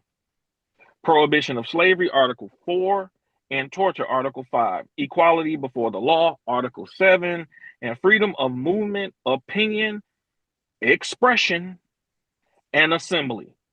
Now, that's a very key point in this FBA discussion, because what FBA is doing, they're expressing what they choose to view themselves as, what we choose to define ourselves as. This is international law, okay? So you're wrong off the top, dog. Period. It doesn't matter what the United States have to say about it. It's codified in international law, okay? So let's be very clear. At the end of the day, FBA is a group expression. And the reason why y'all have such a problem with it is because FBA is exclusionary to y'all. That's the reason why y'all have a problem with it. We get to decide whether you get to be a part of us, just like y'all get to decide whether we are part of the tribes in Africa. And guess what? We can't just walk into Africa and say, oh, I'm Igbo because, oh, in my bloodline, I found some Nigerian there. We don't get to say that. They don't let us just walk up in there. They delineate from themselves, even though much of them are genetically and ethnically damn the same. But they still delineate, even though they coming from the same landmass. So it's completely bogus for you to try to keep sitting here saying that ultimately we're not who we are because white people won't acknowledge us. We don't need white people to acknowledge who we are. We came on this planet before white people anyway. Who are they to dare define who we are in the first place? That's backwards, dog. And that's what you're really saying. You're really saying that white people have the power to determine who we are. No, they don't. Because international law says they don't. You done, brother? Because it's kind of, what I'm going to read, it kind of replies right back to what you're saying. African American is generally considered an ethnicity distinct from the broader term black, which is typically used as a racial identifier. Race is usually based on physical traits, while ethnicity is defined by shared culture, ancestry, history, practices, and belief. The term African American, sometimes Black Americans, specifically refer to people in the United States who are largely descendant of the African enslaved in the United States of America. This group has developed a unique and distinct culture, history, and shared experience within the American framework, separate from other American ethnic groups or recent Black immigrants. Oh, you Wait, cooking your own self. You cooking your own yeah. self. I'm telling you, every time, dude, you got to stop. Yo, see, this is what happens when you wing it. I just said to folks, like, when you're talking to me, stop Googling on the fly. Like, get used to your information, cuddle it, embrace it, and then, articulate it or express it. But Googling it never works, my guy. Like, I know, that's why I said I'm gonna go on mute. I know I'm right. I know African American. That's why I said, for one, this guy, when he gets caught up, he'll say, well, blame your government. Well, if the government is contradictory, then why are you using them as a reference? Like, exactly. That's bad on your part. Like that, it means it's an untrusted source. That's pseudo. Who does that? We know that African American, like, again, Obama could not be considered the first Black American or African American president if it's an ethnonym. He's Kenyan. So he don't think about that. Say, that's interesting. Let me look into it. He don't do that. Like he don't even ask the AI, why is Obama? Look, Reverend, let me teach you how to research. Oh, this is the only tip I'm gonna give you. You should research why is Obama considered the first? Doesn't say African American.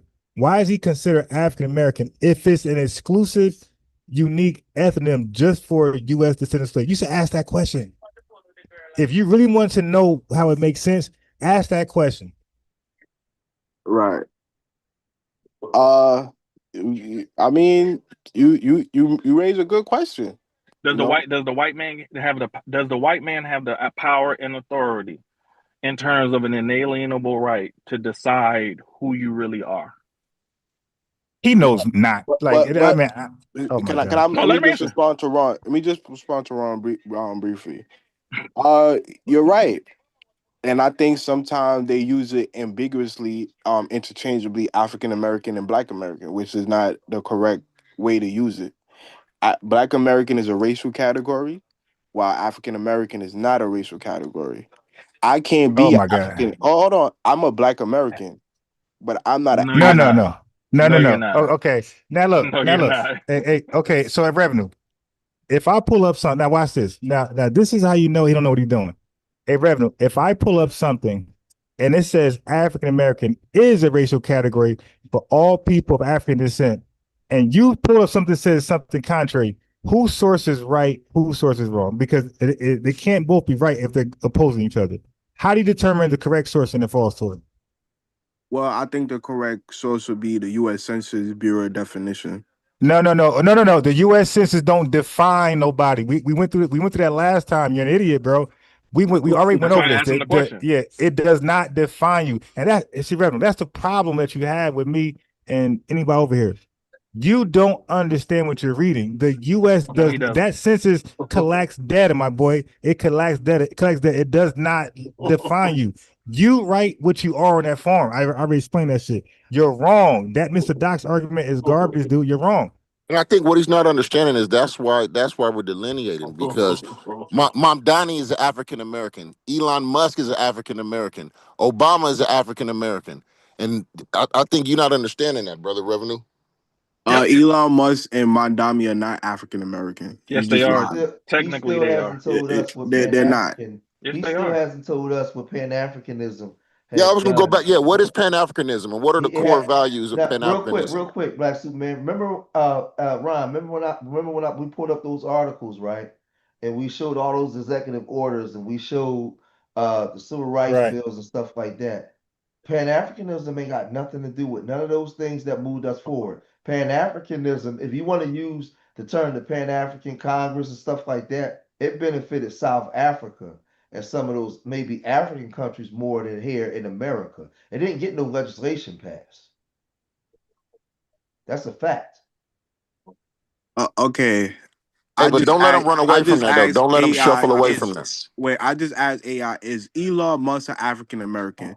No, Elon Musk is not African American. He was born in Pretoria, South Africa, to a white South African father and a Canadian mother. Does he now have American citizenship? He is of British and Pennsylvania Dutch ancestry.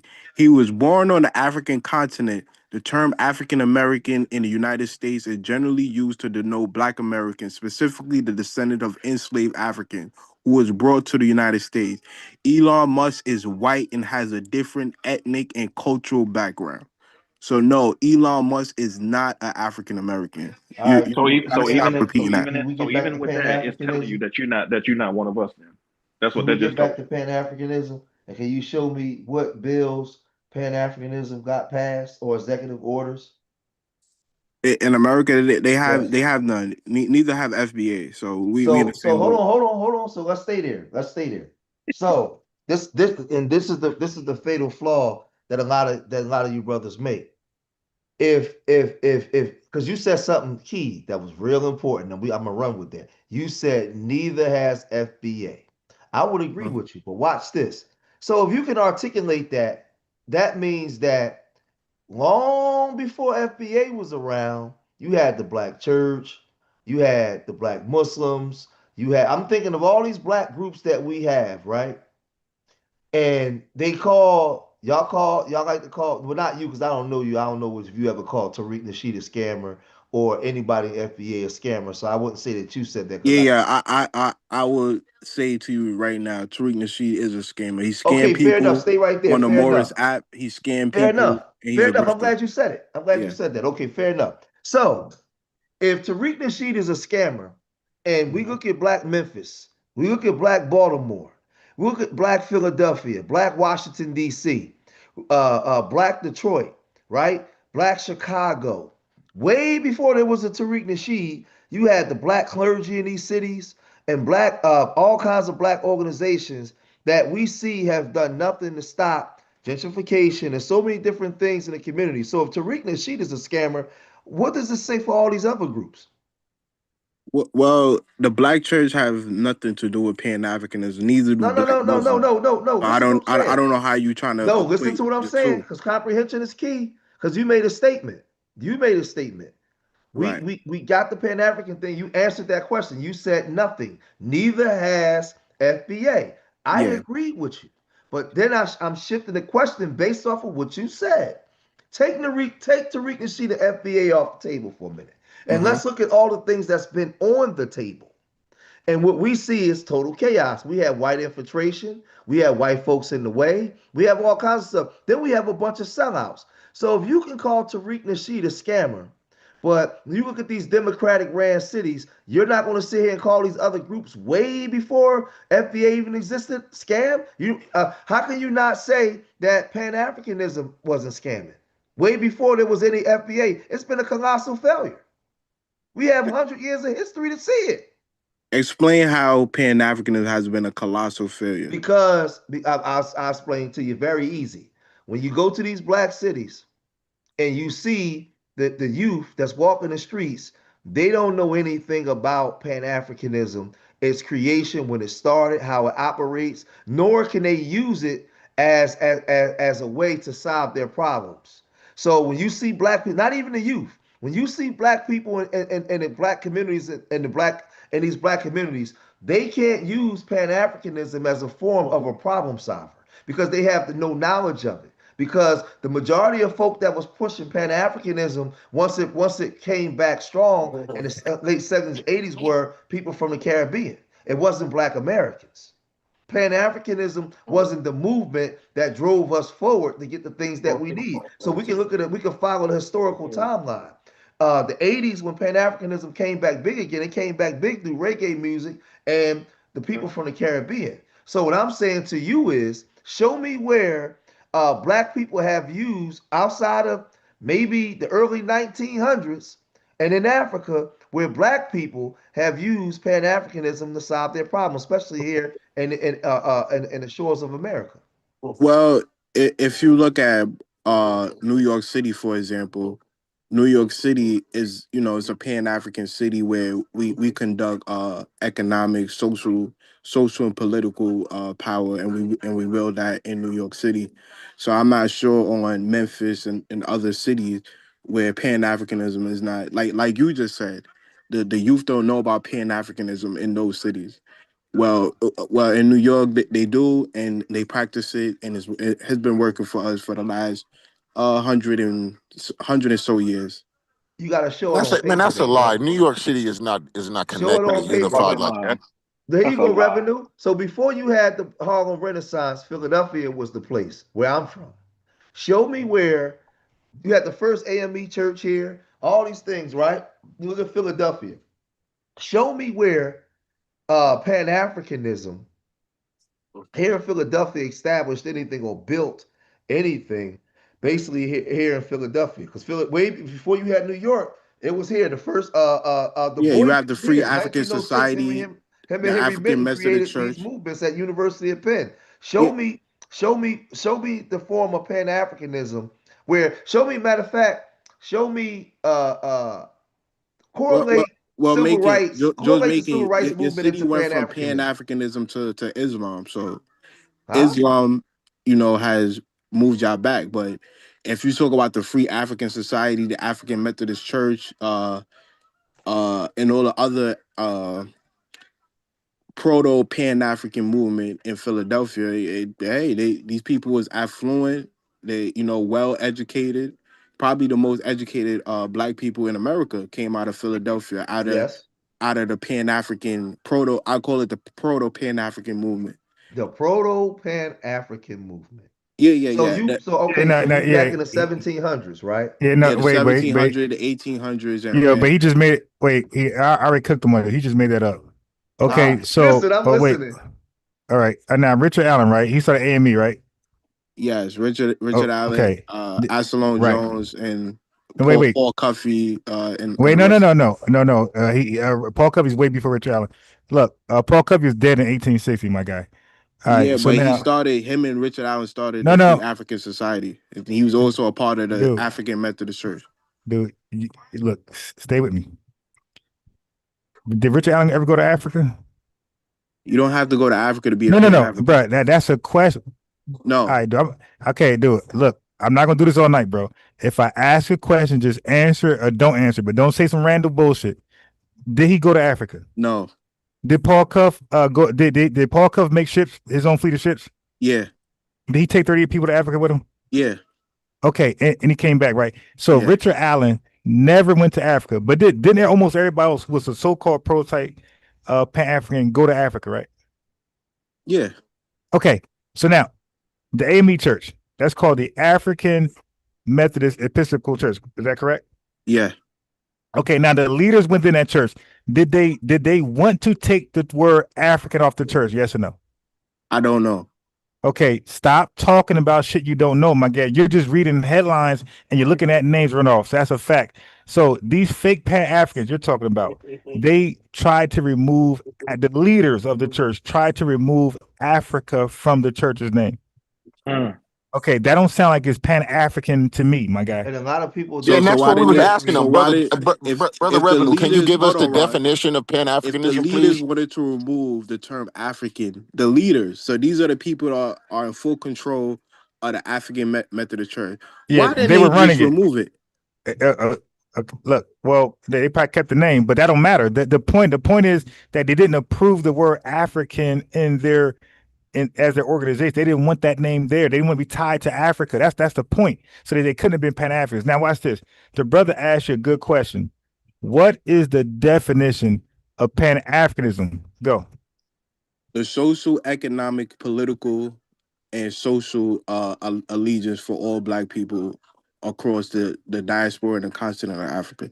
Now watch this. Now was that Paul Cuff mission? Was that Paul Cuff mission? Right. I'm not sure. I'm not sure what you mean. You just called him a prototype Pan-African, and the answer is fuck no. Okay. No. And that was easy, man. Yeah, dude. Like I said, like these guys, that's why I said no Pan-African that I know of knew more about Pan-Africanism than me. No, he did not go by definition, bro. So why No, did he did, Paul and that's why I was telling him too, man. That's what, and y'all spoke on that a little bit earlier. That he doesn't know we graduated from that already. We've already been there, done that, man. And how can and this is why Pan-Africanism is a failed concept and ideology. How How can was a failed concept in his Wait, I got one more. Wait, I got one more. Wait, don't let me don't let off the hook. practice on the continent where the name derives from. Wait, It's not I even got being practiced. Wait, I got him on the ropes. Hold on. I just Hold on. Wait. Yeah, Revenue. Like, wouldn't you consider Paul Cuff the father of Pan-Africanism? No. Okay, so who was before him? Paul Cuffey. Yeah, who was before him?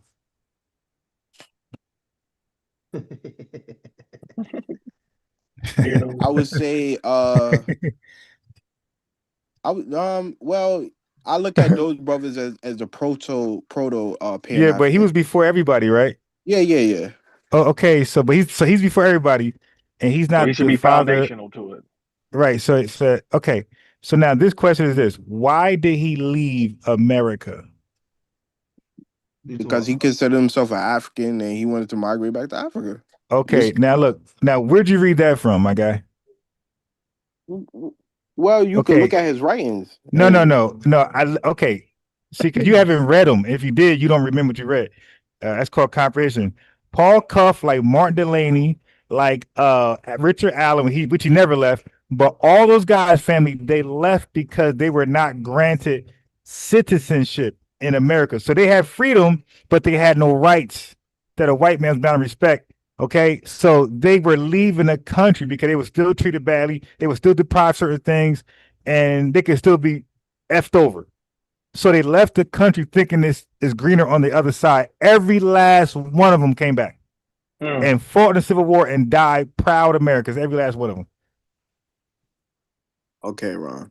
Does that disprove Pan-Africanism because they fought and died in America? Well, yeah, because you had a definition that none of them went by, bro. They left because you didn't listen, bro.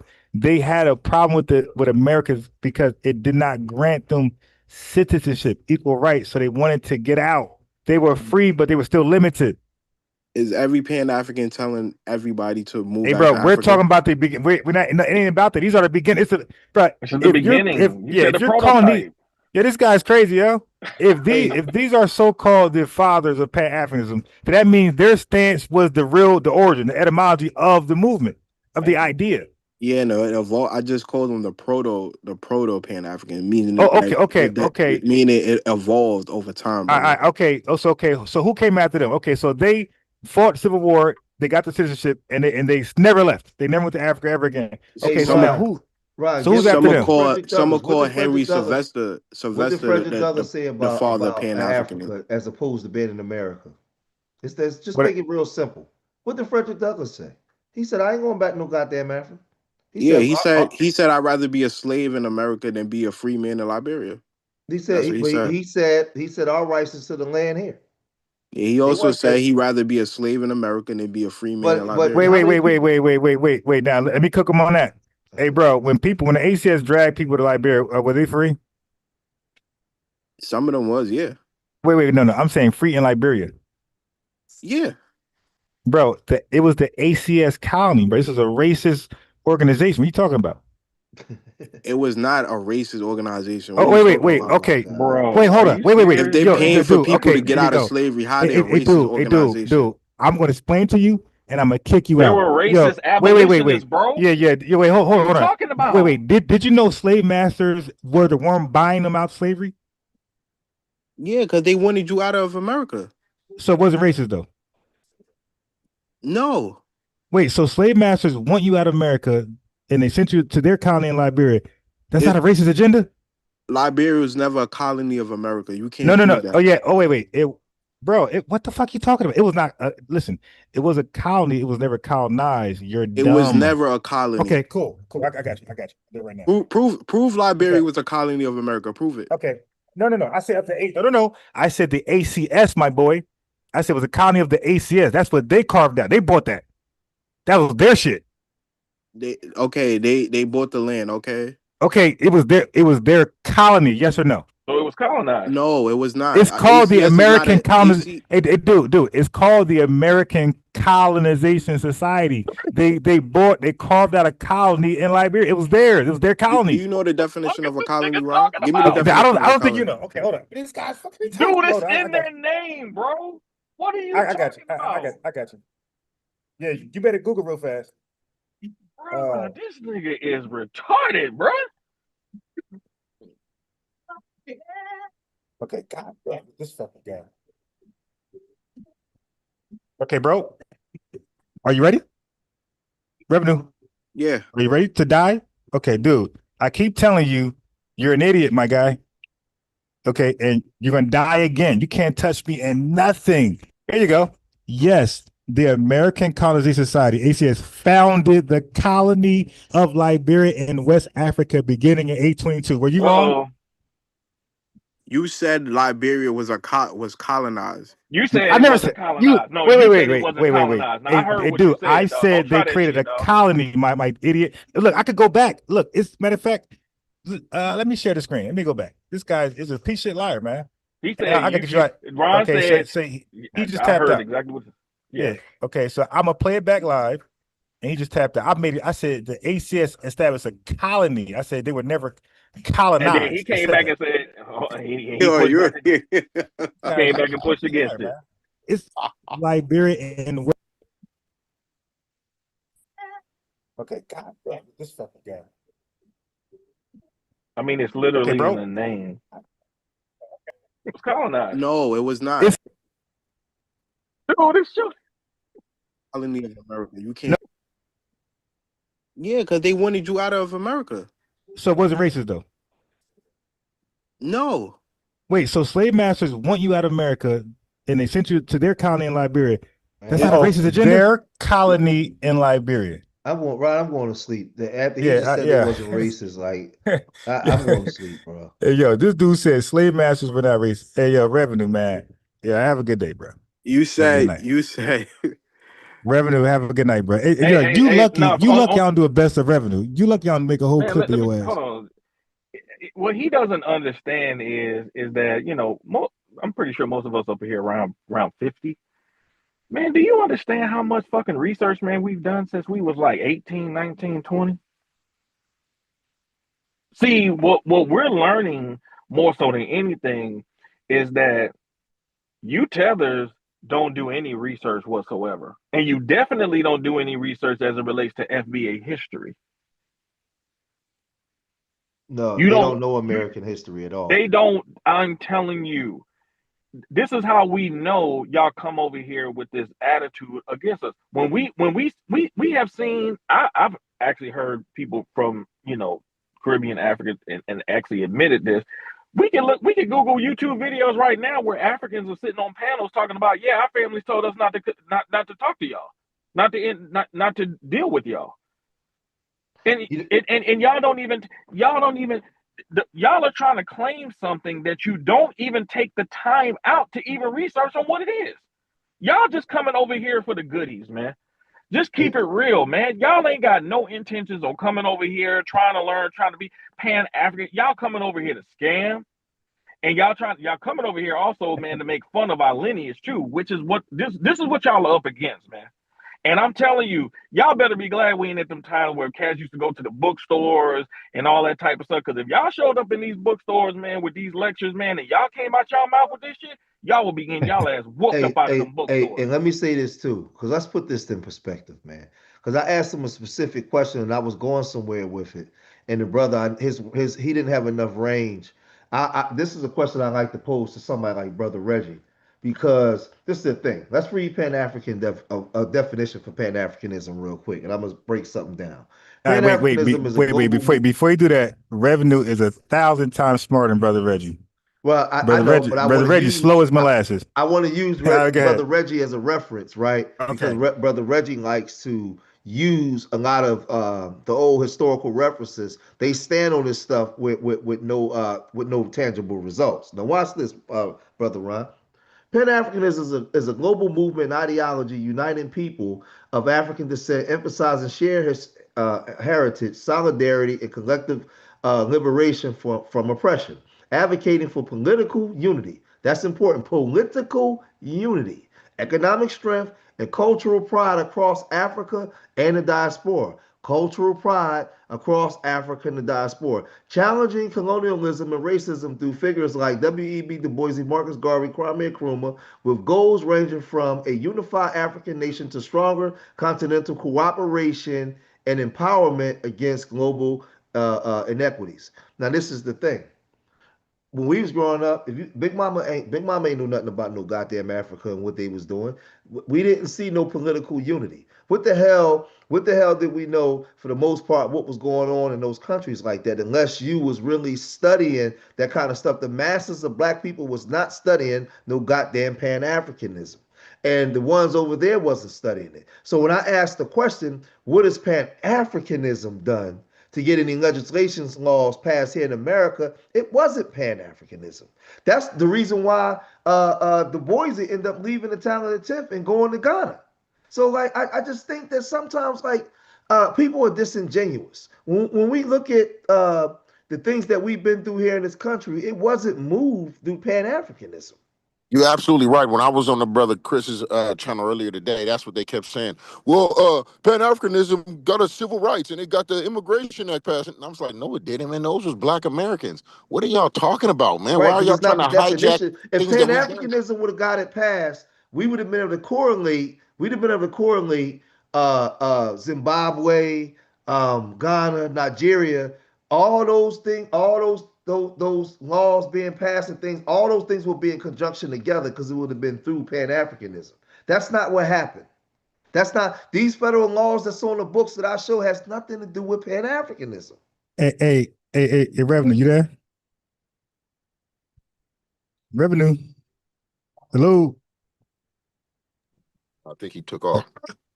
And I think, but I think, Ron, this is the disingenuous part where what you're seeing now online is a lot of people been hanging on to Pan-African so long. That's their cash strings, and they have nowhere else to go from there. So they're not going to be honest. So when we ask Washington, D.C. and places like the East Coast Corridor, right? What is and we can see when I ask the question, show me the Pan-African blueprint to stop gentrification. And where is it being implemented? They're not going to answer that shit. They don't have an answer for it. Yeah. So look, let me read this just for the record for the family who don't know. I'm sharing my screen. The American Colonization Society, as I said, established a colony in Liberia. This is an idiot. And now look, we went over this. He's right. We went over this like 20 times. That's why I'm like, how you don't remember what we talked about? That's why I just set him up. Hey, who's this? Who's that? And he don't know. The American Colonization Society. Now look, hey yo, if you please invite Chris MVP Harris and his whole crew over here, bro. Yeah, tell them to come over here because they're over there with two people in the audience. Tell them come over here, man. Like if they know what they're talking about, because I guarantee you they don't know more than us, man. Y'all be surprised. All those guys with the RBG bullshit and running around with the dashiki, they don't know more about Pan-Africanism than us right now on this panel. Like we'll cook almost anybody that claim Pan-African. Dr. Nutty Professor, all those guys. Sasha Massetti, Dr. Umar, That's all what I of was them. getting at. That's what I was getting at him. Ankh and the other dude, Cedric, the pseudo killers, the ones that say pseudo 1,000. I was like, man, you brothers is fake scientists. Who gave you niggas the credibility and said that y'all was experts on this topic, giving out this old, outdated information? You know why though, Black Superman? You know why? Because this is what a lot of people don't understand. Them niggas been on Sotnetta for the last 10 years arguing about religion and shit that happened but there you go. 5,000 years ago. But stay right there. In Egypt. You can't understand Black history or FBA history without understanding American history. Because FBA history is American history. So if you don't understand American history and how things correlate, that's why I pulled that article up and showed you a historical timeline, because our history with this white man is incongruent with our own history. So you have to understand American history and where we stand in that part of the history. If you don't, if you only know Egypt, you only know, well, this person did this, and I'm like, well, what time period was that, and what was they fighting against, and what city were they in? They can't answer a lot of that stuff because they don't know American history. That's why I don't like having conversations with a lot of people. You got to know American history in order to be able to break stuff down. Because the article I gave Ron, I know what Ron's going to do. He's going to take those names and those dates, and he's going to take it and put it inside the encyclopedia books and the books, correlate them together, make sure they all match up, and then he's going to come out with ammunition. You got to test it. You got to make sure it holds up, because you got to put it up against, okay, this says this. Let me make sure that this is 100. Right? Am I wrong, Ron? Facts. You're absolutely right. Everything should be scrutinized. You got to know American history. Hey, yo, that's why I didn't want to deal with revenue, because I already know I could get him. I wanted that other guy who had Pan-African in his name, but he tapped out because he was very aggressive. What? Let me talk. Like when they do that, family, like you said, we're older. I'm 48. Look, I already know where this is going. Like we're gonna. You see what happened already. Like the West Indian and the head of state, he's already lying and dishonest. So I already know where this is going, man. Just get off. I'll give you an example, Ron. When we looking at those executive orders, right, and we talking FBA talk, right, I'll ask somebody like, okay, during the time of the New Deal, what was the current situation of Black Americans in the East Coast cities and in the South, right? How did the New Deal affect us? And before the New Deal, what was the economic situation of Black Americans? We should know all that kind of stuff. Don't come and tell me about Egypt and about West Africa and about the Underground Railroad, and I ask you about the New Deal. I guarantee listen, I would get a dozen of donuts. Unc has no idea what the New Deal is. He has no idea what the GI bill is. He has no idea what the Unc can HLC. barely read, bro. He could. I just watched the interview between him and Jabari. I got secondhand embarrassment. I'm not even trying to clown him, but he was mispronouncing words. He couldn't read. God. I was like, dude, you calling yourself a scientist? These dudes is like bro, drinking. Bro. Yeah, everything. Yeah, Unc just showed you yesterday an old video back in 2020, no 19 actually. He just showed you the debate that he had at the Auto Ballroom, New York. And the guy on the laptop who was his researcher, that was me. I was there in person. All right, with I was his researcher. Hey, bro, I'm gonna tell you firsthand.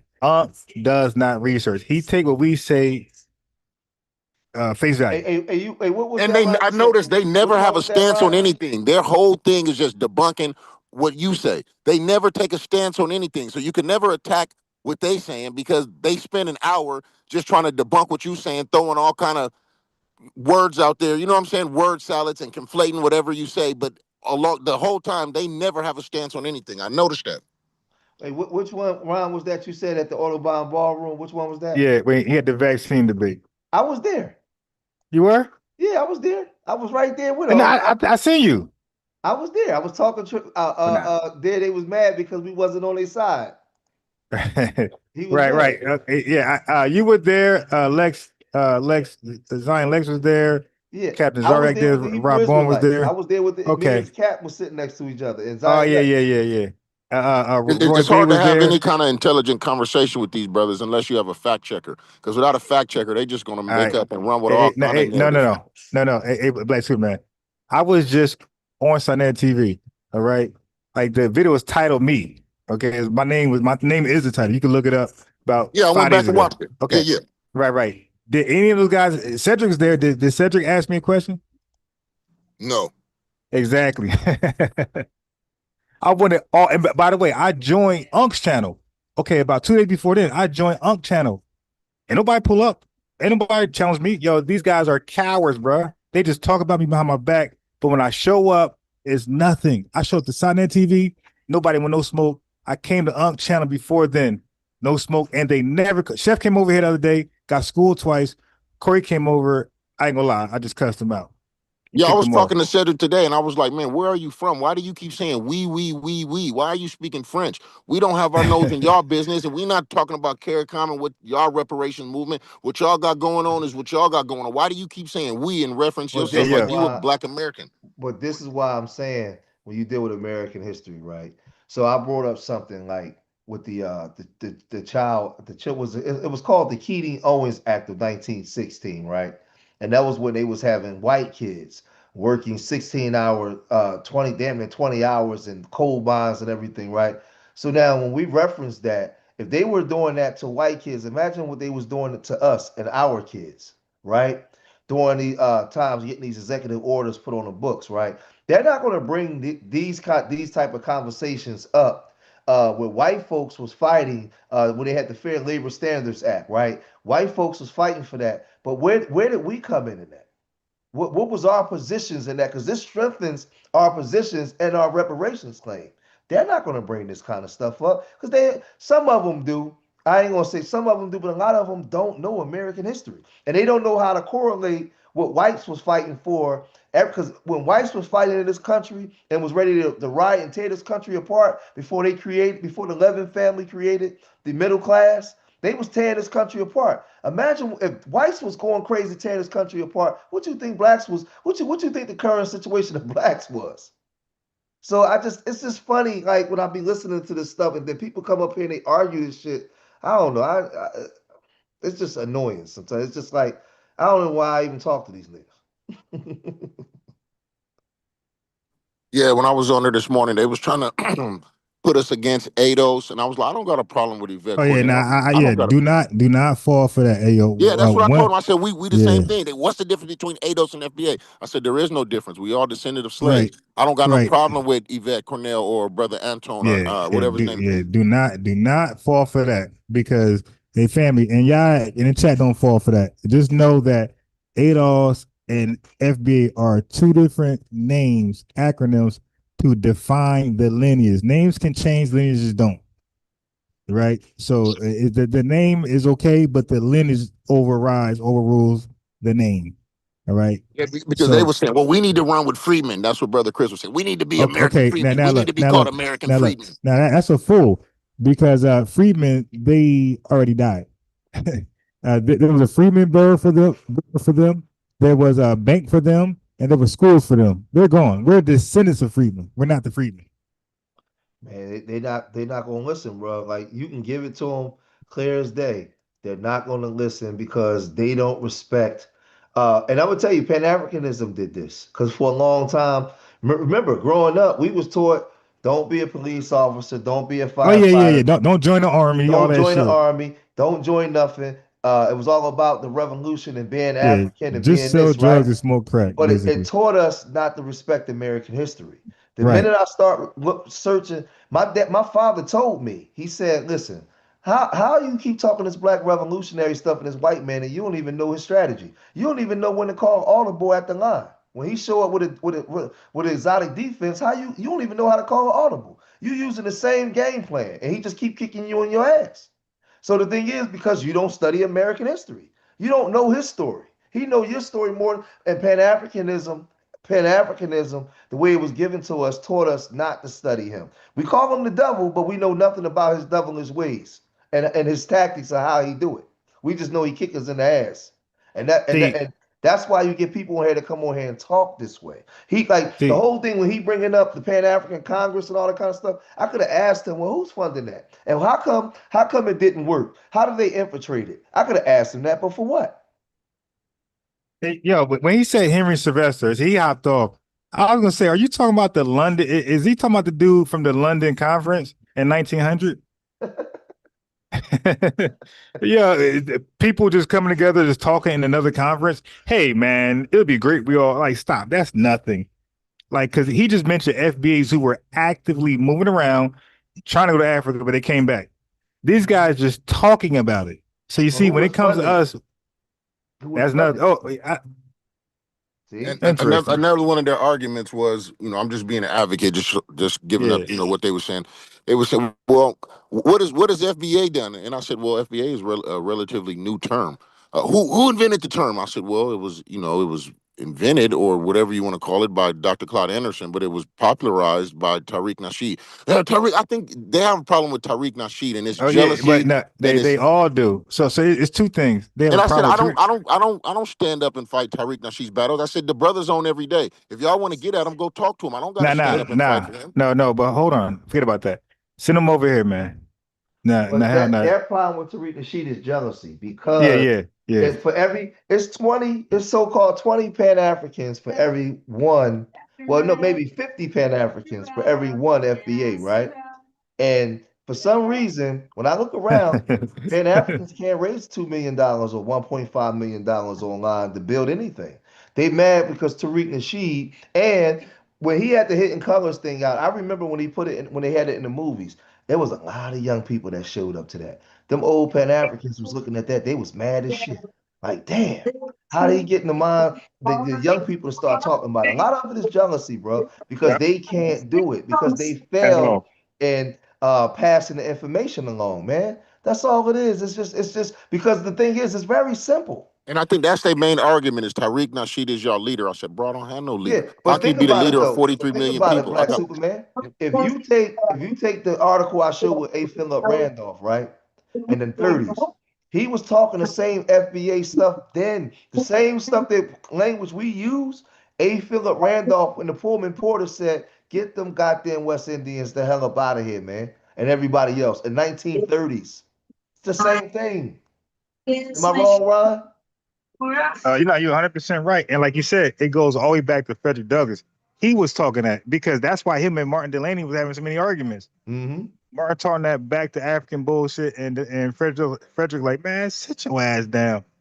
You dig? And look how history record us too. Yeah, Ain't nobody talking about it Martin always Delaney. circles itself. So, but Yeah. people don't know the history, or some of them that know they'll try to bullshit you around. And I pull out the articles. I say no. A. Philip Randolph, he didn't say that he hate them.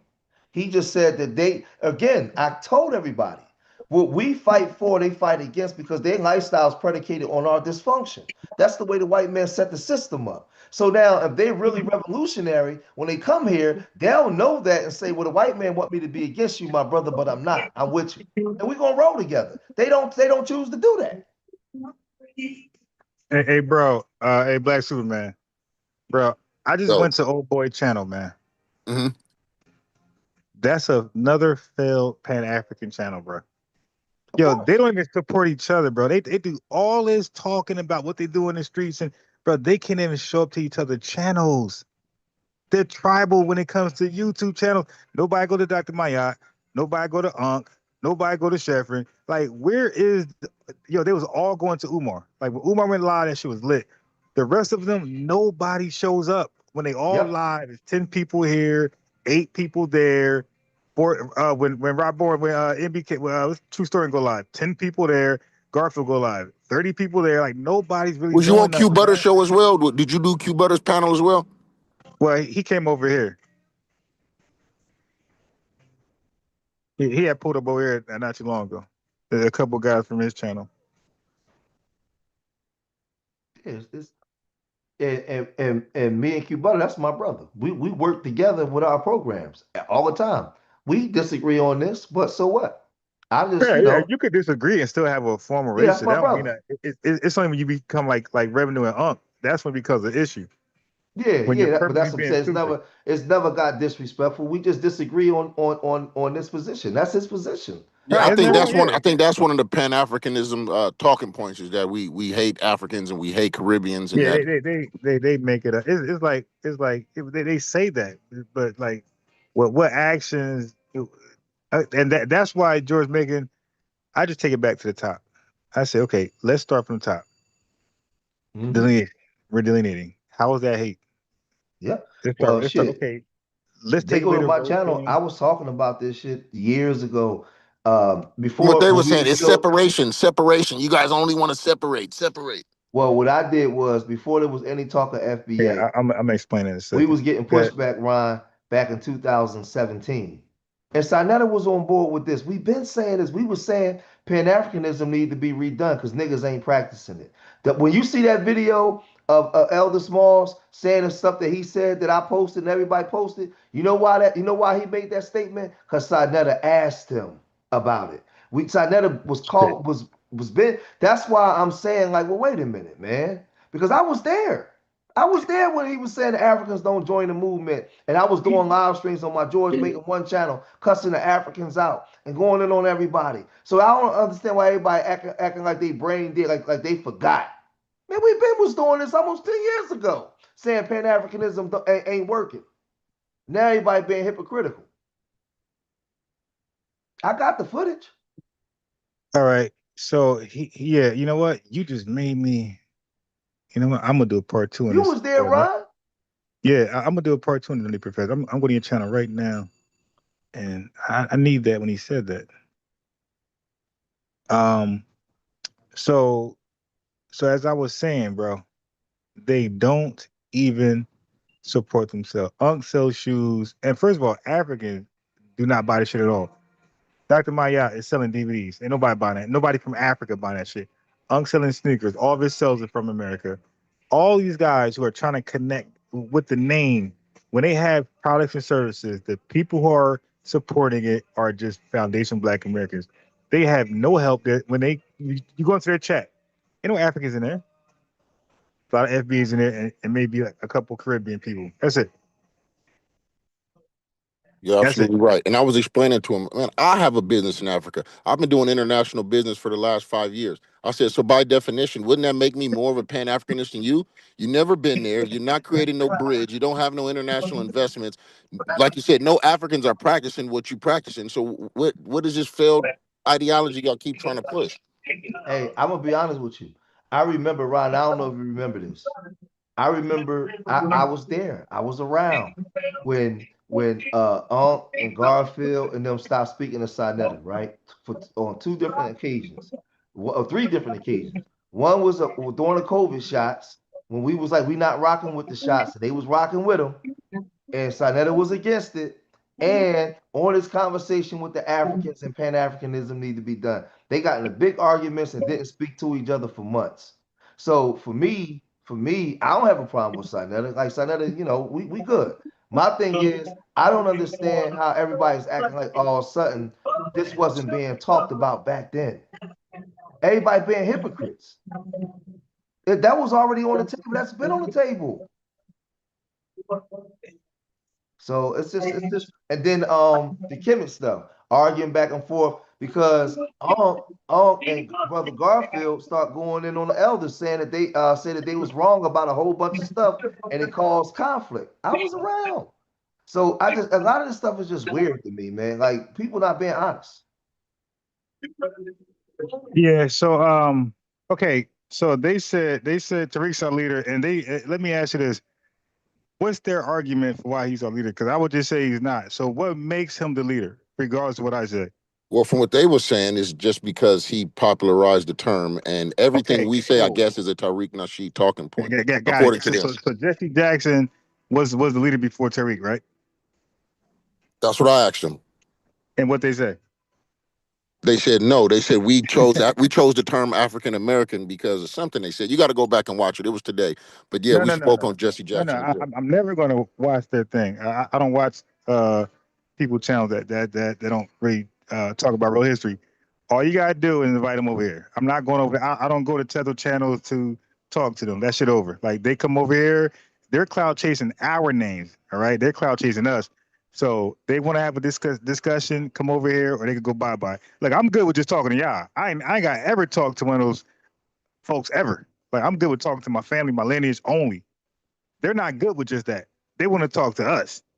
So no, just simply tell them like, hey man, why don't y'all come to FBA News and Updates? Like they talk about this stuff all the time, and they think they're more qualified to have the discussion than anybody. And just invite them over, click the link, and I bet you they crash out like, oh boy, bro, they're not gonna sit here and talk cordially. Like, hey man, what's going on? Yeah, we got a question for you. Okay, shoot. Okay, West Indies Federation. And look, hey, Jamaica, I had some more stuff in the clip. I ain't throw at him because he ain't even last, but I was gonna get him in Africa too. So you had him in the Caribbean. I had the same argument at the same time that was happening. There was something happening in Africa at the same exact time. So I was gonna hit him with that one. What about this over here? Was this Pan-Africanism or was this division? So the only people who practice division, Black Superman, that we know for sure historically was Caribbean people and Africans. Let me tell you, in 1960s, bro, we were galvanizing. We were coming together to fight and march for civil rights. That's called unity. At the same time we were doing that, they were dividing under terms like West Indies Federation and the Pan-African Liberation Movement. Both of those things was going on at the same time we were galvanizing, and them shit lasted 4 to 5 years. They split up and start beefing. As Africa, Nkrumah, all those cowards, and the Caribbean, they all split up and divided while we were the only African descent people uniting. Well, ain't that's what Elder Small said in that video? Ain't that's what he said in his own words? He said it. Well, he said that's what made them mad because we played the video and we only played a short clip. Well, in that clip, he said what he said. And that's not the only clip that he said it in. And if you watch that closely, Ron, if you watch it closely, if you play it, Sinetta asked him the question. And then Sinetta said, are they our people or not? And the reason why Sinetta was asking him that, because at that time, he was going in on the Africans heavy. Heavy at that time. I remember it like it was yesterday. Damn. And that's the messed up part is they not our people, but that's okay. And for some reason, they couldn't understand the term ethnogenesis, and they just I don't know. I don't get it. Yeah. Well, brother, listen, man. If they can't understand if they can't understand terms like that, that's like simple. That's science. If a scientific literate guy can't understand ethnogenesis, there's nothing I can do with it. Man, you know how many times I had Africans tell me I wasn't African? And Bro, then I was just there a couple of weeks ago. They'll tell you to your face you a Black American. And after a while, you got to just say, yeah, okay, I'm a Black American. When I first went there in 2019, 2020, I was still on that Pan-Africanist shit. Like, yeah, we all the same, man. Look at my skin. You know what they say? You're a Mzungu. I said, what the fuck is a Mzungu? They said, you know, it's like a foreigner, like a white man. I'm not no fucking Mzungu. I said, look at my skin. It's the same as yours. They said, no, I'm from the Chaga tribe. I'm from this tribe. I'm from this tribe. And I said, oh, okay. And after about 2 weeks of being out there, I was like, you know what? I am Black American. I'm like, well, let me tell you about Black American history. And these are some of our heroes. And I started to embrace it more and more and more after being there and them telling me to my face, man, you a Black American. And I ain't gonna lie, it hurt at first. I was like, because, you know, coming from America, we're raised on Pan-Africanism. So it kind of fucked me up. I was like, wow, we not the Your same? story is This how similar to y'all mine. rocking over here? Go ahead, brother. Sorry.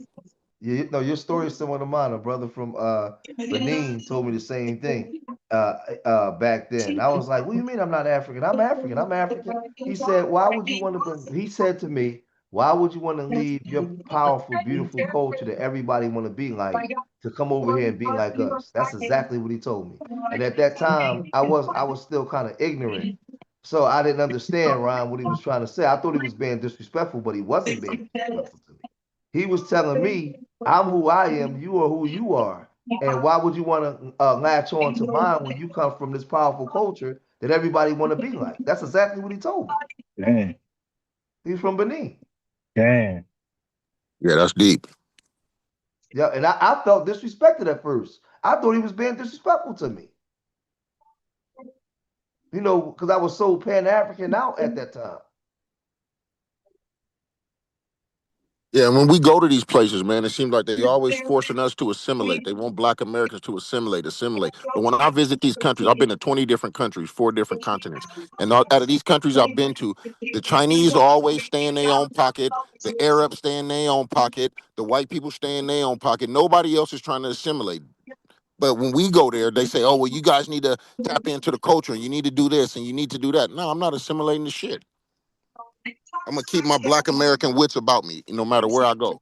I'm gonna keep my FBA wits.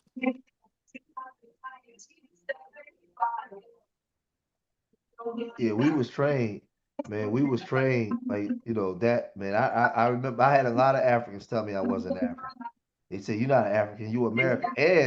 And I even had one African dude from where was he from? Chad. He was being a dickhead, and he told me I was a white man. He did. He told me I was a white man. And Yeah, I they got said, all kind of names for us. yeah, I said, why am I a Mzungu, white man? Obroni. He said your grandfathers, he said your grandmothers are African, but your grandfathers are white men. He said you are a white man. That's exactly what he told me. I was like, oh shit. He told me I was a white man. He said most black Americans are white men. And he said, we don't go by, he said, I don't care nothing about your skin color. He said, you are a white man. And he told me, he said, if I can go back 2, 3 generations, there's gonna be a white man there. You are a white man. That's exactly what he told me.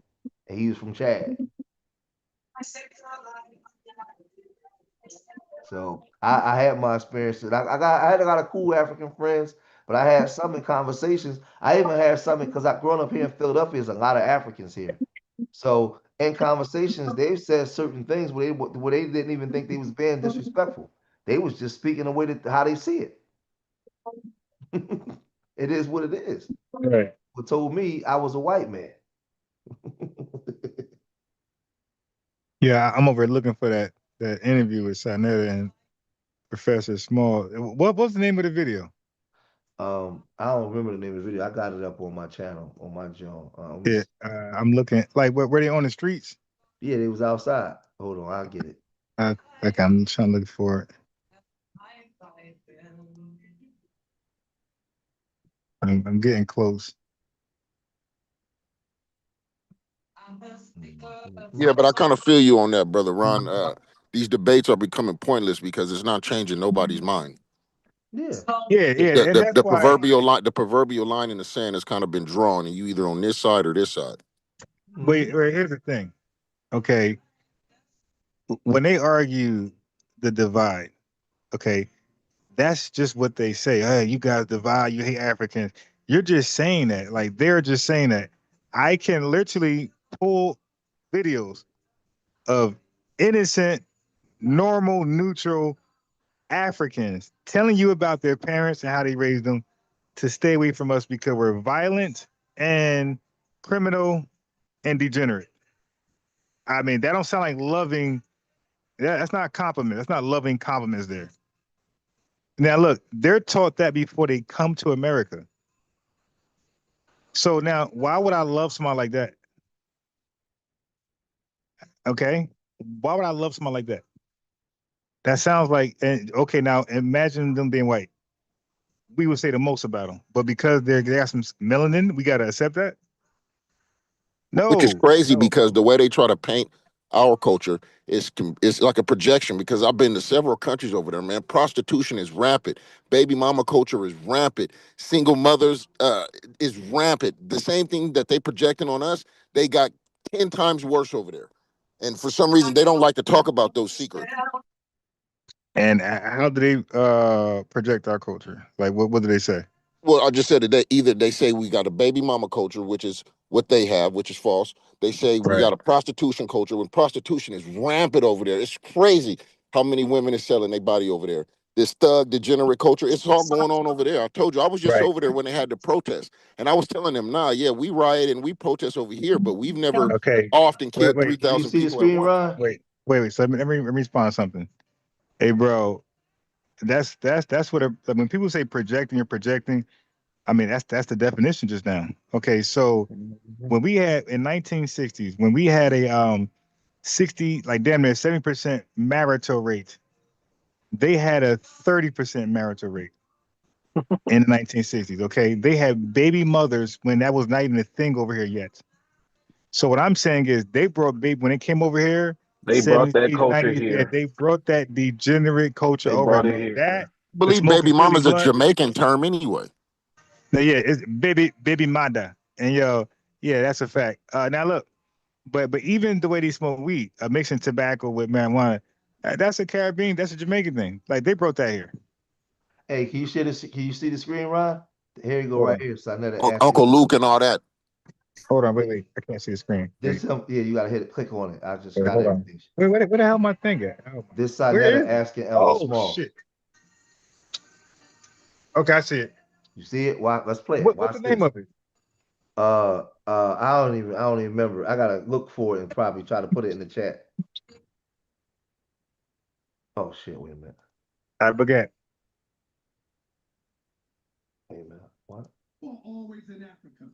You got the African Day Parade. You don't see the Africans. You got the festival that be going on in Brooklyn. The band festival, the African festival.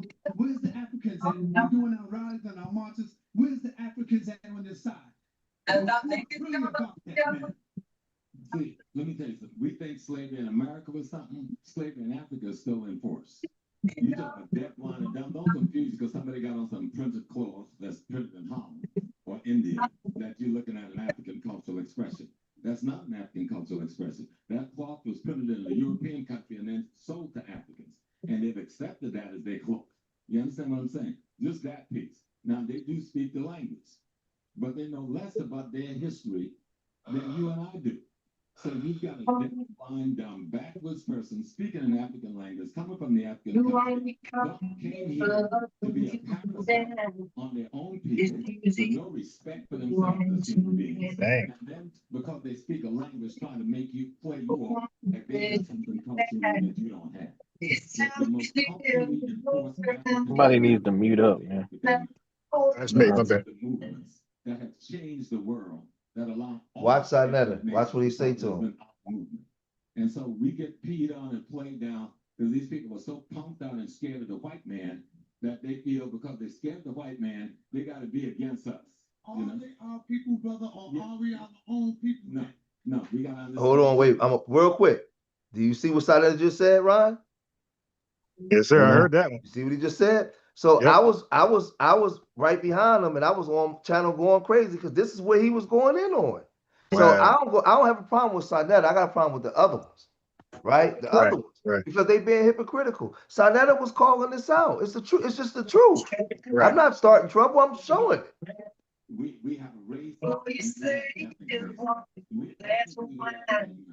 Just like a guy from Africa, he can say he's African, but there's no country called African. He's either Nigerian, Ghanaian, Malian, or that's his ethnic nation. Racially, we are together, but economically, we may well be enemies. And we have to be clear on that. That our economic enemy is that. And if you deal with your economic enemy like it's your friend, you're going to be the loser at the end of the day. You know, Pan-Africanism in this hemisphere. You know, you had the brothers from Trinidad and then You had W.B. Du Bois, and we created this phenomenon.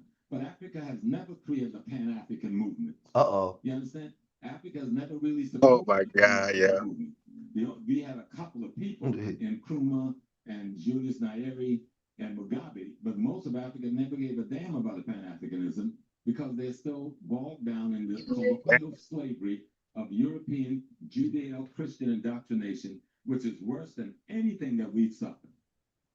Worse than anything that we've suffered. The illusion of the clothes and the language make us think we're dealing with somebody that has some African purity culturally and spiritually. You're dealing with a confused, backwards Christian that love Europe more than they love their own ancestors. They would not even use an African word for God. You know, in Ghana, if you talk about being a traditional African, you might get beat down in the street. You understand? You're ostracized on the radio. Movies are made to show African culture as being the devil, while Christian culture is coming in as the savior. This is TV shows and on TV in Nigeria and Ghana. So look, real quick, before somebody try to say that was just one clip and we taking them out of context, we just go to another one real quick. He look zesty as hell. Pause. Wait a minute. Hold on.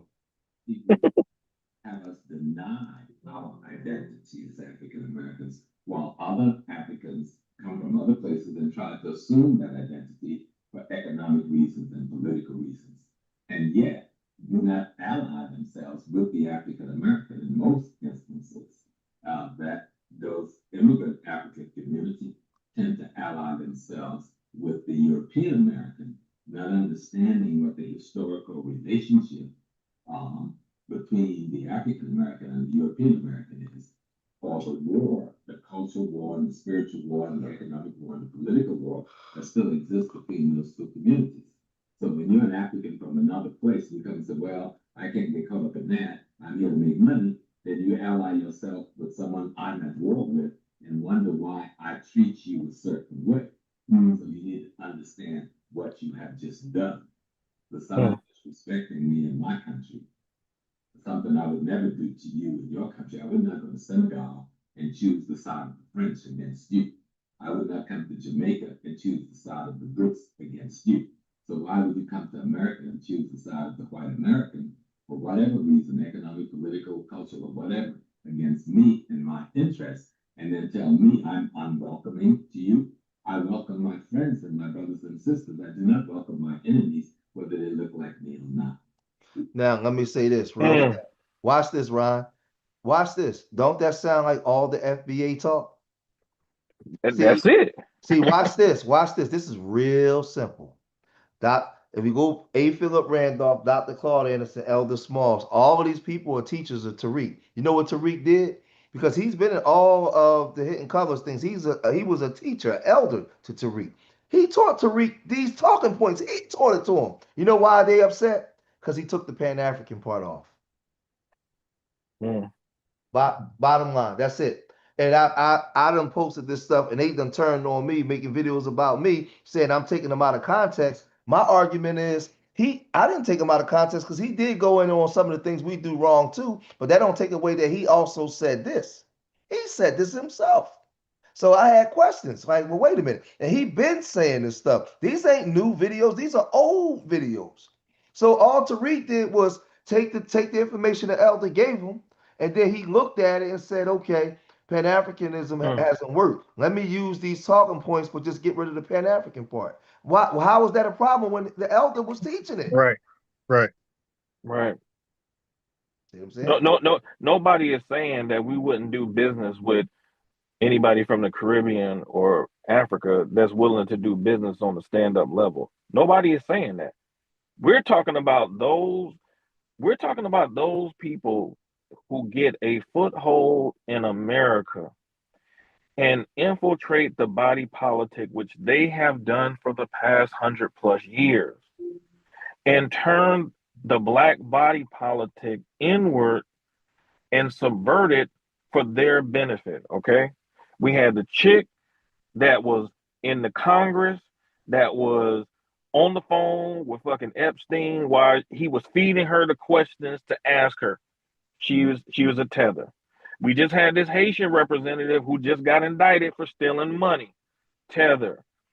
Uh, the governor of Maryland. We saw what he did with the reparations stuff. Brandon Johnson, Haitian. At a certain point, there's a pattern that's being established here. Okay. At a certain point, we can't just turn a blind eye to what we keep seeing. This is not hatred. This is observing behavior. They got caught. And I keep saying over and over again, they got caught over the reparations argument. When there were so many of them on social media during the pandemic, during 2019, 2020, during the pandemic, that was openly saying Black people didn't deserve reparations for whatever dumb reason that they wanted to say, they really exposed their hand at that point. And from that point on, and then with the illegal immigration, because again, but illegal and legal immigration in the United States has always been utilized to undermine the power of Black male labor. It has always been utilized that way. Whether it was legal immigration for whites from Europe, whether it was illegal immigrants from Asians and Hispanics, it doesn't matter. It has always been used to undermine Black men's labor, which ultimately prevents Black men from building up their own communities economically, which is what Booker T. Washington was trying to push Black men to do. Because if you built up your community economically, you had a stronger position politically. That was the game. He understood that. That's why he pushed for it. That's why he was like, man, look, this agitation, we ain't in a position for that right now. We gotta be strategic. That's why his plan, he was like, my plan might take 100 years to fully implement, but he was like, I'm gonna get the ball rolling now. And it's funny that 100 plus years later, we're still facing a lot of the stuff that we've been complaining about: low unemployment, low economic output, and all these types of things. What people don't realize is that Booker T. Washington was trying to capture Black men's labor for the benefit of Black people, Black women too, but specifically Black men's labor. That's why he had a pipeline for Black male development. In Tuskegee, you had the school that he had with Rosenwald, the CEO of Sears Roebuck, that they had all these Black schools in the South, some in the Midwest too, and these schools were outperforming white schools. We never needed to integrate the schools. It was meant to undermine our institutions. All this stuff has always been about undermining Black. I'm gonna say this, man. The world is operating off the Black Americans' technology. Bobby Hemmett referenced Amos Wilson, and I'm so glad I heard him say this on one of his lectures. He said, the reason why you Black people think white people are so superior, he said, is because you associate technology with white people. You associate technology with white people. That is false. We could go down a whole list of Black inventions, 1800s, 1900s. I mean, 150, 200 year span, there's nobody on planet Earth that has a technological record that we have. The reason why we know this is because many of these people from Japan, India, China, Africa, and the Caribbean were coming to HBCUs, and eventually Tuskegee became the epicenter of that training, and they were coming to Tuskegee, a Black man, learning from George Washington Carver and all the other men there, and Booker T, and they were supposed to take the knowledge back home so they could build up their infrastructure. China did it, India did it, Japan did it. The problem is the Caribbean and Africans did not do it. That's the problem. I just wish for today, if I was able to have a conversation with Elder Smalls offline, I would just ask him specific. When you made these comments, what's wrong with the younger generation taking the teachings for us to do what we need to do for ourselves going forward today? A lot of the elders are not going to be here in the next 10, 15, 20 years. These are things that you taught. Why do we have to use Pan-Africanism? We don't have to use. We can have our own movement and take the teachers and move it forward. I think, this is just my opinion. I think I don't like what he said about Tariq Nasheed. I think that they got something also internal going on, but a lot of stuff that he said when he said it, I believe that he believed that shit. He just, Mm-hmm. for me, he has over 60 years of dealing with Africa and going back and forth to Africa. So he knows more about them Africans than anybody because he's been corresponding with them. So for Mm-hmm. him to have all that experience in Africa and the Caribbean and all those kind of things and then make those statements, that's some real shit. He didn't make that up. He didn't pull that out his ass. He said that because he meant it. Mm-hmm. It's what it is. So why can't we take the teachings of him, so many other Amos Wilson and so many other and formulate it to what we wanted for ourselves going forward without so much ridicule. Right.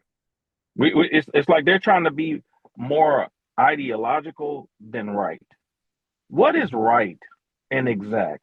Because at the end of the day, that's what the scholarship and the research is supposed to be about. The scholarship and research is not supposed to be about self-aggrandizement and trying to be the most popular and all this type of stuff. Like, man, you're too old for that, man. You know what I'm saying? What does our research tell us? You know what I'm saying? Malcolm X talked about the power of research. So what does the research tell us? We have to. I'm one of these people. Like, I don't begrudge the elders who did a lot of research and maybe miscalculated certain things because they were at a different time. You know what I'm saying? So there's certain things that I can't expect from somebody who came up during, colored water fountains, to see that I can see. You know what I'm That's saying? why I Like, don't disrespect him. right, exactly, because that's some painful stuff. Like, and a lot of them were on the front lines Mm-hmm. of a war that I really believe that those folks at that particular time put them in that was unfair to them as children. Mm-hmm. At the same time, at a certain point, a baton has to be passed. They can't keep trying to hold on to things, trying to be right, because at the end of the day, every generation is supposed to be better than the previous one anyway. I want the next generation of young brothers and sisters to be better than me and the ones in my age range. They're supposed to be. That is not something you should take as an affront to what you've done. Sometimes we got to look back at your scrolls and we got to revise your scrolls because the situation that we're facing dictates that we revise it. What worked at that particular time for you when you were coming up is not necessarily going to work for us at this particular time. And Pan-Africanism has ran its course. Hey It has Rod. not worked for us. Hey Rod, do you also know the Elder Smalls taught we teach that we Native Americans too, right? See? Oh, I got that too. You know, Please, you know, you please know that, drop that. Ron, right? Ron, you know that, right? Where you at, Ron? I was on mute for the background noise. I want to I see. do know I that. want to see that. And I and want that to see part Hold that. on. is Let me associated see if I himself with can him. let me find it. But He but teach everybody else, he teach outside of us being African that his family, his grandfather, in the Carolinas, he's a Carolina Indian. I'm not making Mm. this stuff up. Not my words. This is his words. So I tell a lot of parents, why y'all mad at me? Hold on, here it go. Wait a minute. Hold on. Let me get it. But Let me get it. Let me see if I can find it. Hold on. Is this it here? we the original indigenous people. Uh-oh. Oh yeah, yeah. Here we go. Let me share my screen real quick. Yeah, I mean, Wow. yeah. There you go. He teach this. Not. I mean, he's the elder. He's my elder. What I'm supposed to tell me lying? Hold on. Wow. Slaves that came in, we were not straight-haired, no red skin. I may be a little red, yes, but the white-skinned people that we're calling the red-skinned people, who are Asiatics, they only got here 10,000 years or so ago. What? We've been here for at least the last 200,000 years, if not longer. And everybody in the world is admitting this now. This is not new news. It's only being exposed more. Mm. Even the BBC is talking about it in documentaries. The History Channel is talking about it. National Geographic have done a whole piece on it. They've even went to some of the descendants in Argentina of the original Black people who was in the hemisphere before the Mongolians came. Our history important, but we don't. And so when we think of this place called the United States of America, this is a new political phenomenon. That's less than 300 years old. Whites coming here, that's a new phenomenon. The Africans here. Christopher Columbus wrote about the Ethiopians he met here. Ethiopian was the operative European word for black then. Exactly. The word Moors, if you will, referring to the Muslims. Verrazano wrote about the Ethiopians he met when he landed right here in New York and Staten Island. Christopher Columbus' brother wrote about it when he landed in South America. This is all documented history. And you don't see much American anthropology and archaeological work because everything they dig up is black. So it's kept very hidden here in America. I was a child.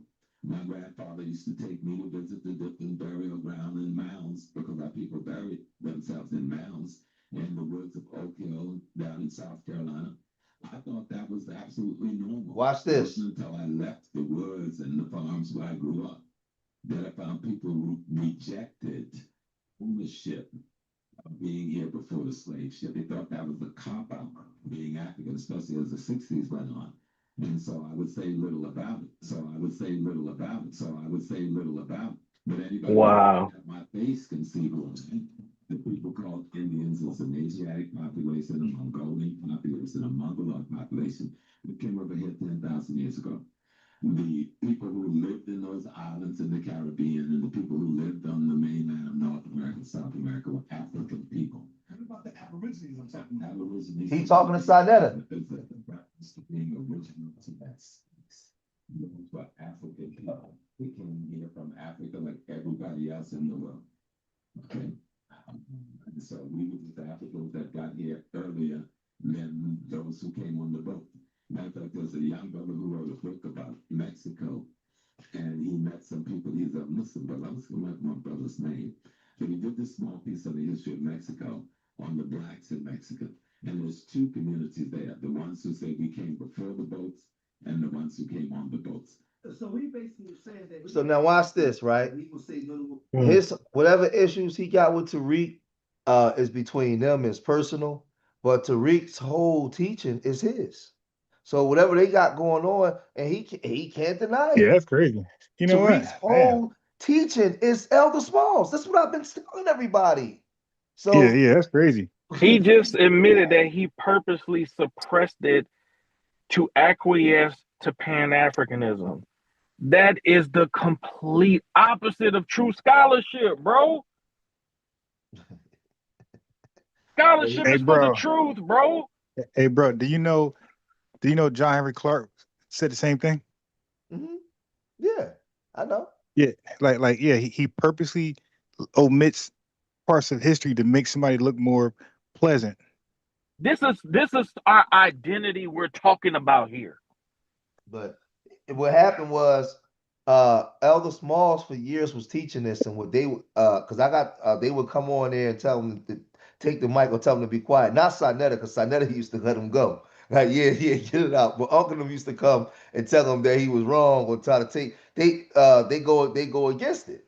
But he been saying this. He been telling everybody this stuff. Wow. Yeah, he been telling everybody this.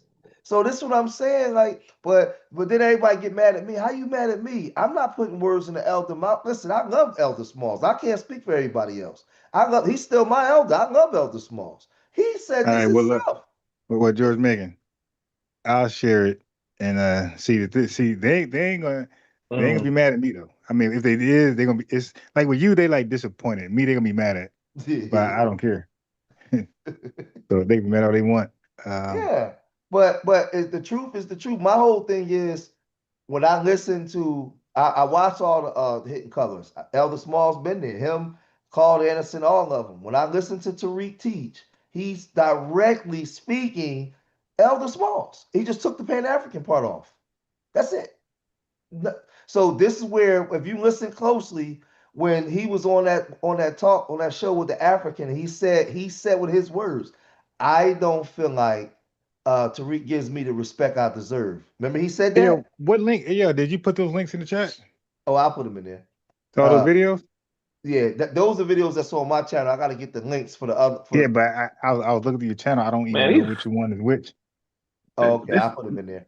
Yeah, I'm but remember telling you, I'm telling you, he said, hold on, George. I'm telling you, man, this is a consistent story as it relates to us and our experiences with these so-called elders with this Pan-African shit. I went through the same shit with the people on this Black study stuff in my college. I saw of the same shenanigans in 2010. It's the reason why I walked away from that shit then. I've been off that shit since then. Okay?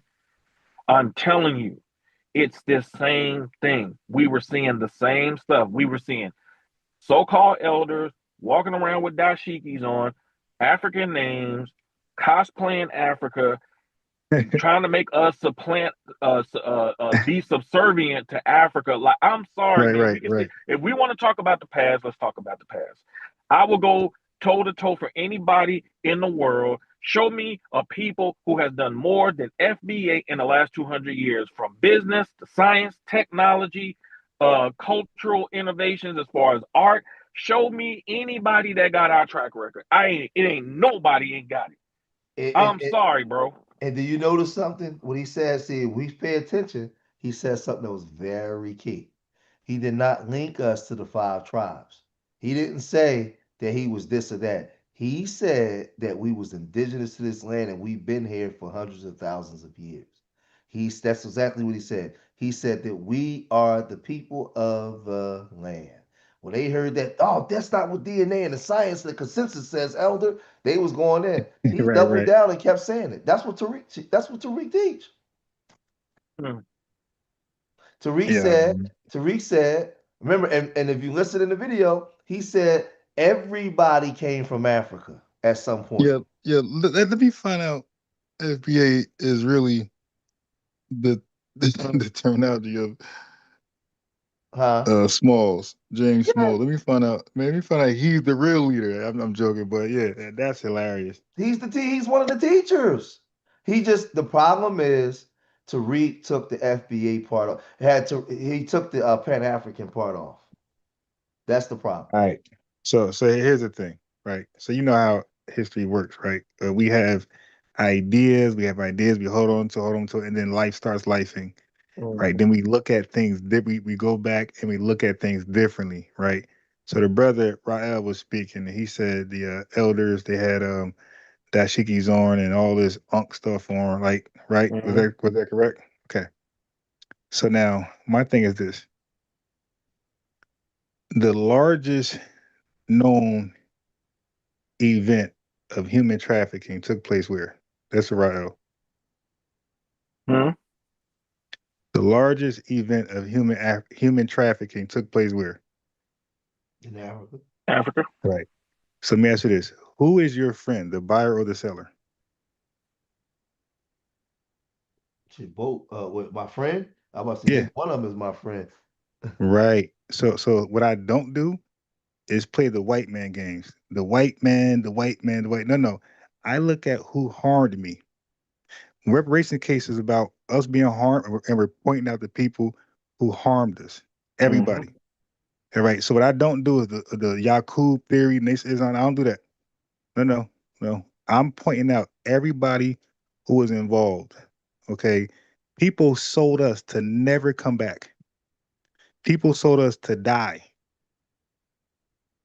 Right. There's no love there. When they in that Ghana, when they had that door of no return, that was basically stripping us of our Africanness right there. Goodbye. Toodaloo. Sending us to a people we never known before. Who knows what they're gonna do to us? They ain't give a fuck. So there was a complete disconnection in spirituality, everything right then and there. When they was kicking us out, they were saying, bye. Like, you're wherever you go, that's where you're going, and that's who you're gonna become. And we left, and now all of a sudden they're trying to come back. When we leveled up, became the face of greatness, Black excellence, now all of a sudden, hey, brother. And I'm saying no. Me personally, I'm only interested, like, again, individually. I'm on it too. I'm with you. Yeah, individually, we could do business with anybody. Chinese person, Japanese person, African person, individually. but collectively, I don't owe Africa anything. Look, go be great. That's my advice to them. But don't include me in you becoming great. Now the diaspora, a little different. The Caribbean, because they victims too. We got to share experience. So I feel a connection with them because we both victims Oh yeah, experience we something agree. similar. I But always, one last thing, the people who sold us and still have this mindset about us, still, I'm good. Yeah, yeah, I, well, go ahead, I, Jared. I feel like the Caribbean, the diaspora, in my opinion, we are same people, but we got different politics.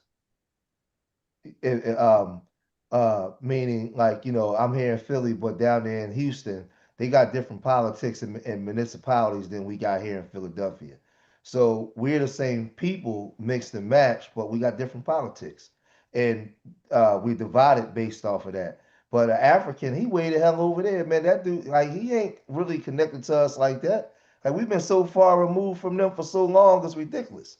So I feel like Ra, at some point, Tariq and the elder might have had a phone conversation behind closed doors.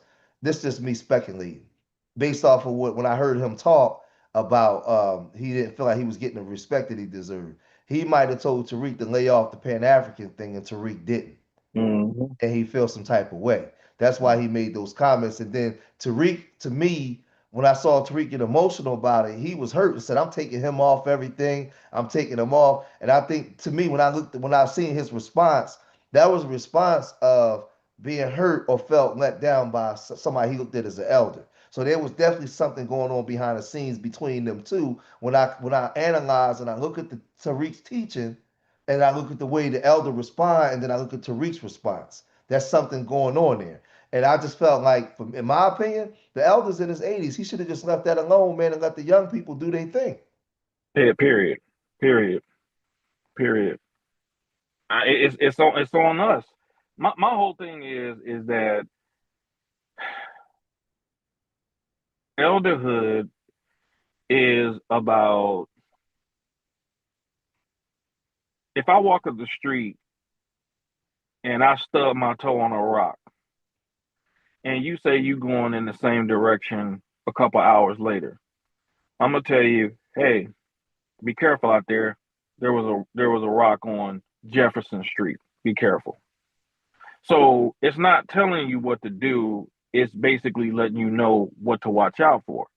And for somebody who has interacted with Africans to the extent that he has interacted with, I'm pretty sure that all of his experiences with Africans ain't been damn positive.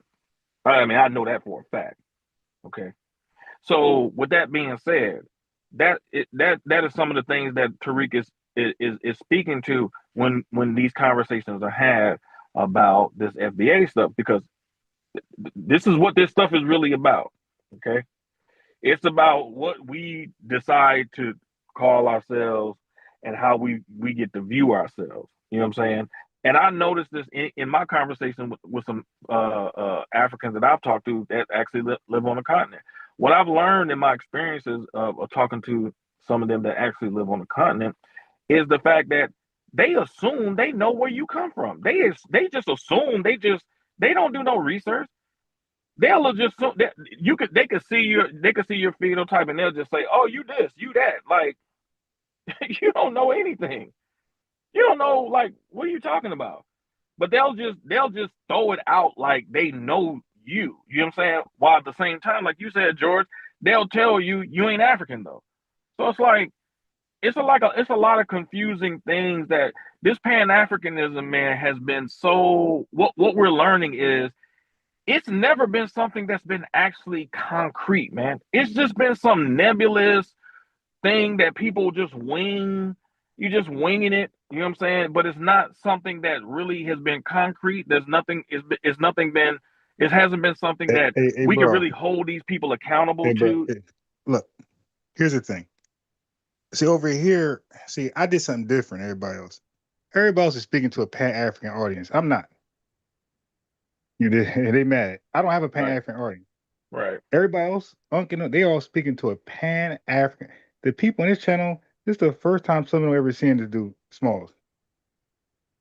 Right. So they don't see him as this elder, this scholar. They see him as a guy disrespecting the lineage. Mm-hmm. Okay.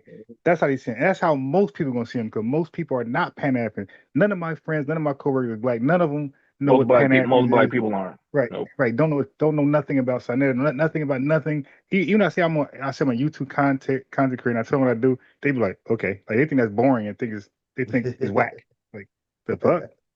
Yeah. So I'm saying like most Black Americans don't know nothing we're talking about. Like this is straight foreign to them.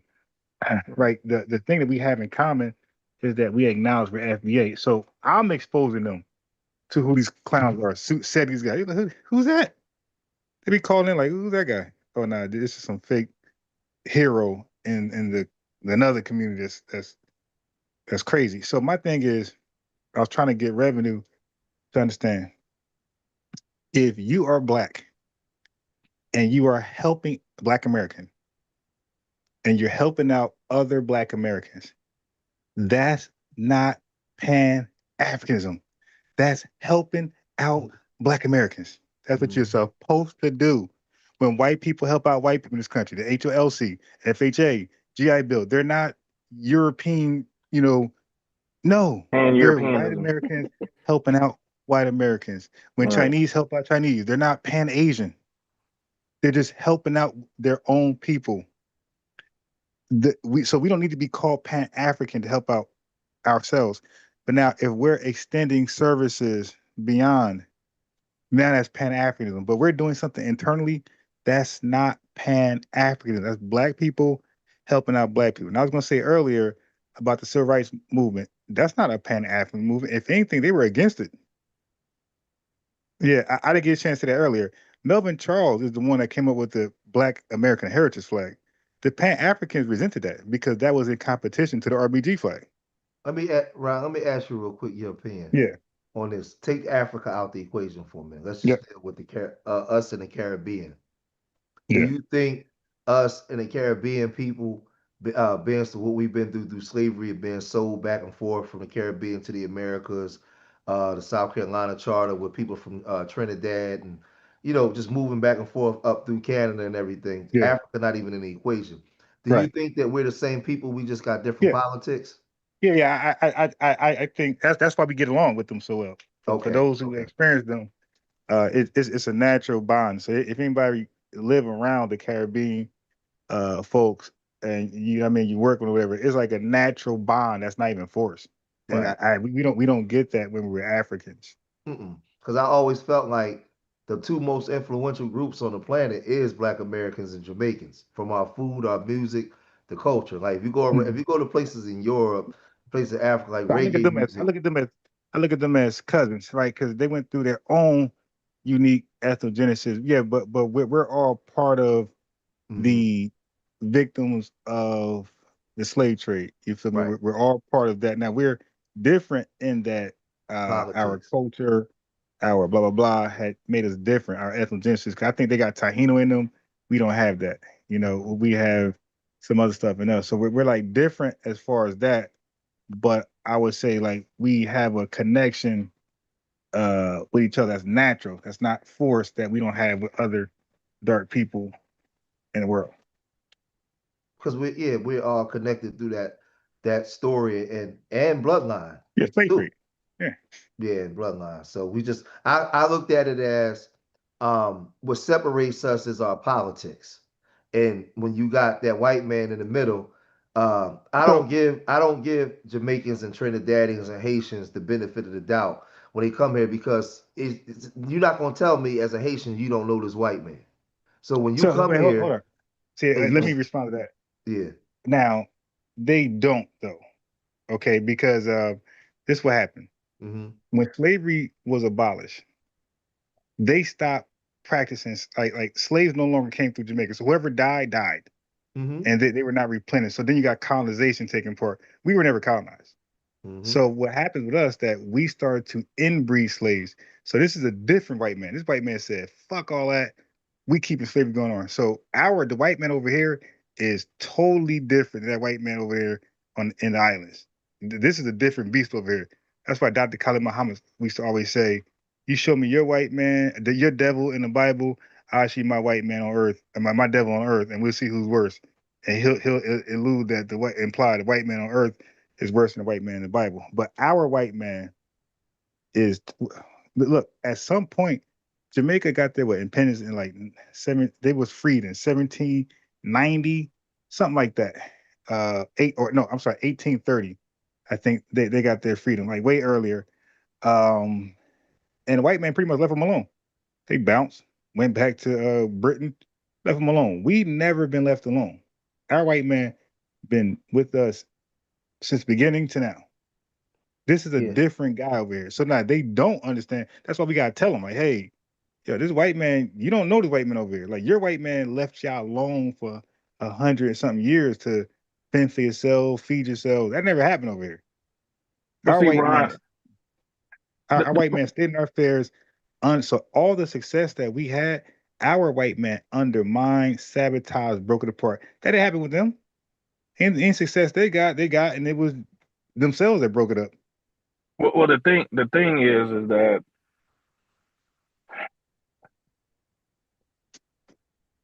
you're right like we continuously fought. Like a lot of people don't even really do the history on all of the rebellions. Like if anything, we basically fought to a stalemate. You know, I mean, we didn't get the best terms and things like that, but for a lot of this, like we fought to a stalemate. A lot of the people in the Caribbean, like they still have an affinity for the crown. That's not there us. you go. That ain't us, man. We completely away from that shit. But You know what I'm saying? that's what I'm saying, Ron. I think that's what we disagree. Let me tell you where I disagree, Ron, with you real quick, so you can we can break this down, right? We get some clarity to it. For me, they know about that British crown. When you listen to their music and that revolutionary music, Sizzler, Don't Call No White Man, you listening to Burning Spear, and they going in.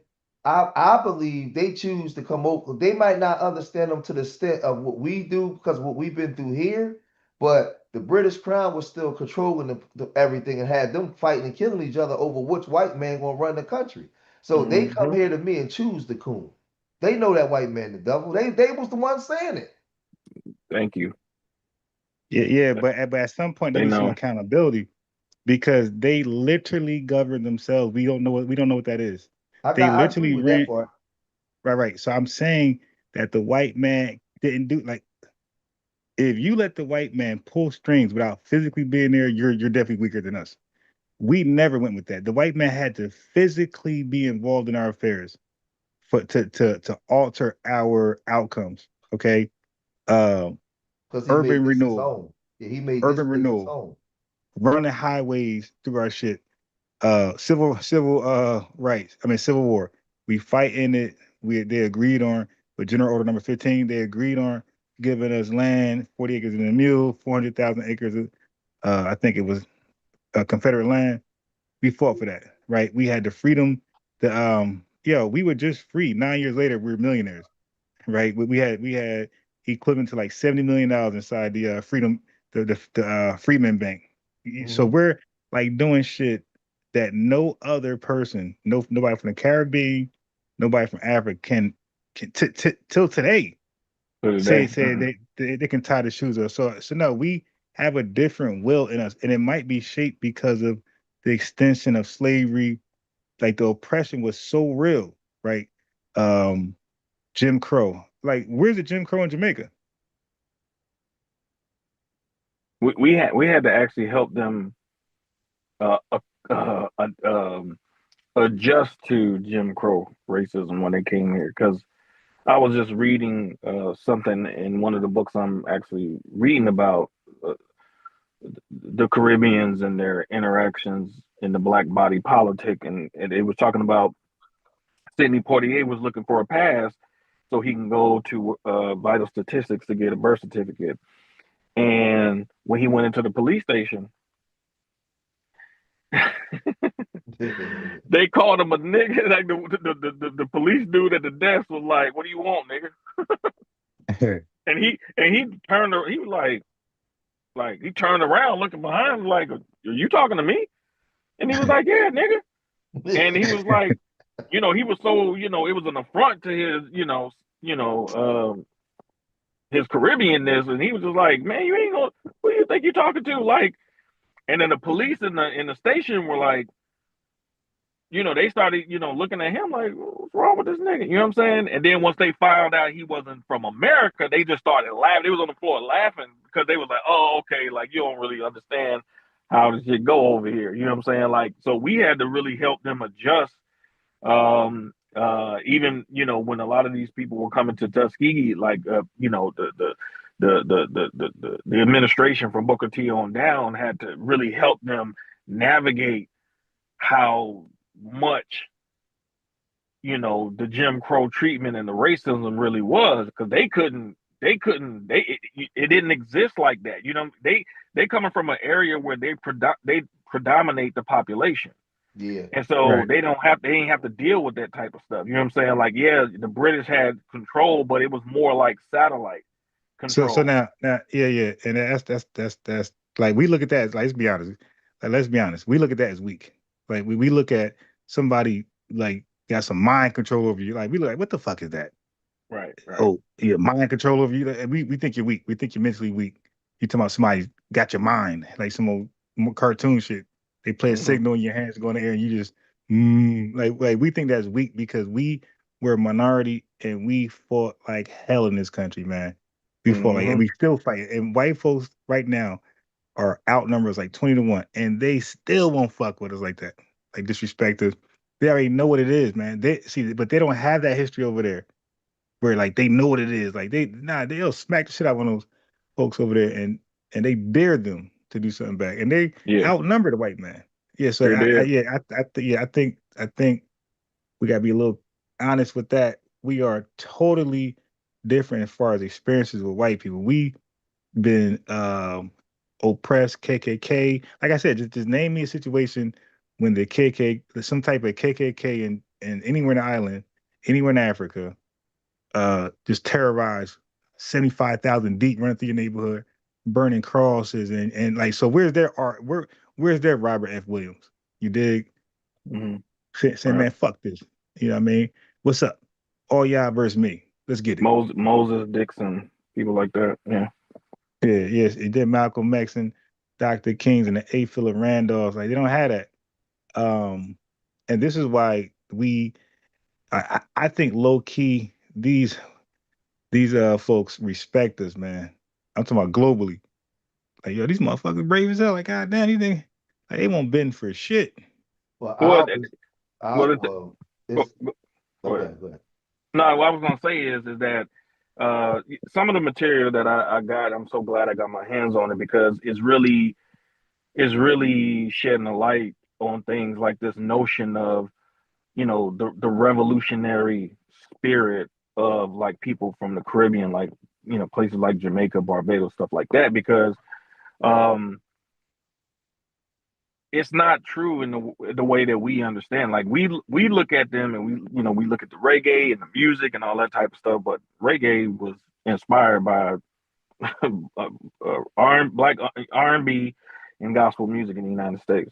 Okay, so we look at a lot of this stuff, from the surface level, and what we don't realize is it's like, because we're starting to ask these questions now, like, well, if y'all so gung ho and so bout it like that, why aren't y'all doing that home? And see, what I learned was that even from the Caribbean perspective, like, many of them before they came to America, because I didn't know this until a few days ago when I was reading, was that many of them had actually traveled to Britain first, and many of them spent time in Britain first, where they had the freedom to be, organized and give speeches and all of these types of things, because it was just a different environment. So they were able to just do more, but on the island, they couldn't do a lot of that type of stuff. And so they were able to take advantage of some of the kind of freedom that people had in places like London and ultimately the America. So it allowed them to actually just express themselves in ways that they just couldn't do in the Caribbean. But what they didn't understand was that we had a situation here that was very tenuous. So they came into the black body politic kind of upsetting that situation because they had this mentality like they were so revolutionary, but you're not dealing with the people that have you under their thumb in terms of the Caribbean. You're dealing with a different beast. You know what I'm saying? Like it would be the same thing. Like if we travel to the Caribbean during that time trying to be revolutionary, we would have found out real quick, like, hey, it ain't a goal for you. Like you in the wrong place for that type of stuff. And so it's a lot of things that has been, it's a lot of misconceptions about Caribbeans and how revolutionary their spirits are in terms of fighting against the colonial yoke. Like, yeah, you have Haiti, you know what I'm saying, but that was a specific time in history. We're talking about a whole stance of time where we have been constantly fighting these motherfuckers. You know what I'm saying? And so it's a big difference where you're continuously having to fight these motherfuckers, whereas opposed to for a lot of them in their cultures, they didn't really fight like that. Like they had fights, but ultimately their allegiance is to the crown. And you see this like even when the World Cup comes around, they're waving their flags, which is based off of the crown's flag. You know, it's not something that is theirs. It's a pseudo notion of independence. And a lot of times that lends them to come with an arrogant mentality because they'll come over here like, hey man, we fought for our independence. It's like, man, you're head of state. Like I was telling you earlier, it's King Charles. So what independence are you talking about? It's pseudo. You know what I'm saying? I will argue that we got more of an idea, a notion of independence because we have been continuously fighting for it. So we continuously fight for it. Y'all stopped. Yeah, you can keep going. Let me just say this: like they didn't fight for independence. Once the West Indies Federation flopped, they went and announced independence, and the British granted it. That's not a fight. They said, okay, Right. yeah, you're independent. You did. They didn't go to war to be independent. Right. Yeah, but go ahead. No, I'm good. I'm done. Go ahead, George. I know George wanted to get in.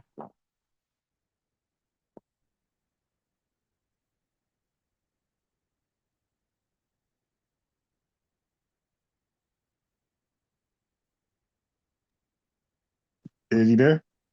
I think he jumped off. Let me see. I think he was talking. I think he was talking about he was getting sleepy earlier. I think his mic is disconnected. All right, yeah. So I agree with what you said. I agree, and like as far as that pseudo independence, I think that makes sense. Like that's to keep them docile. Yeah, you're independent. Just to keep them from ever fighting for it one day or making a big deal out of it. They just gave them it like allegedly. Like, yeah, you're independent. You're independent. If you ever watched, I'm pretty sure you have when we were coming up, Bugs Bunny and Daffy Duck cartoons. Yeah. And it's kind of like that as you talk about like the pseudo independence. It's like Bugs Bunny used to constantly just kind of he would kind of just toy with Daffy Duck, and he would be so walled, like he'd just be going off, and a lot of times Bugs would just be insulting him, and he couldn't even recognize like he was actually being insulted. And that's what that is. It's like that pseudo independence is really an insult. You know what I'm saying? Yeah. Because it's enough to keep you docile because it's basically a person telling you that beat you. Okay, yeah, you're independent, but they still in control of shit. You know what I'm saying? Whereas for us, like we know that's not the case. That's why we've been fighting so consistently because we know that's not the case. You know what I'm saying? We know what we have is not the full freedom we would want. So it's that kind of thing. It's like you're being sunned basically. You know what I'm saying? But you puff out your chest like you have something that you don't actually have.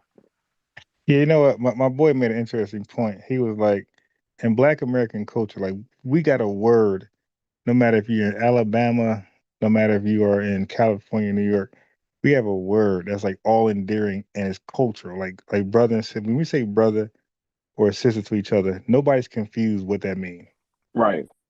Right. And he was saying like that there's no word like that or concept like that in Africa or the Caribbean where there's a word that they say to each other and they automatically know this one word is an abrasive term for everybody. You know what I mean? Like it's like, hey man, like we even got white folks saying brother now, like Hulk Hogan, come on, brother. They got that straight Right. from us. Right. You know, it's like these all inclusive terms for each other. So I was reading the chat and they were saying, yeah, well, Pan-Africanism is about embracing solidarity. No, no, that's a dream. You gotta first get yourselves together. Like, how are we extending unity to people we don't know, never met, never will meet, and they'll never buy your shit? Okay, they're never gonna support your business. All right. So it's a fake relationship. They're never going to support your business. They never It, like it's we always gotta buy stuff from them, like raw material from them, and then we sell it over here. But when are they known to buy our stuff? They like mass and mass. mhm. And that's not the case. So it's a fake feeling. It's a nothing. It's really just nothing. So Yeah. last thing more so it's more important, it's more imperative, and this might be a long shot that we try to galvanize as much people as possible to get on code, to be on one accord. I think I may have talked about this on one of the shows. I'm not sure.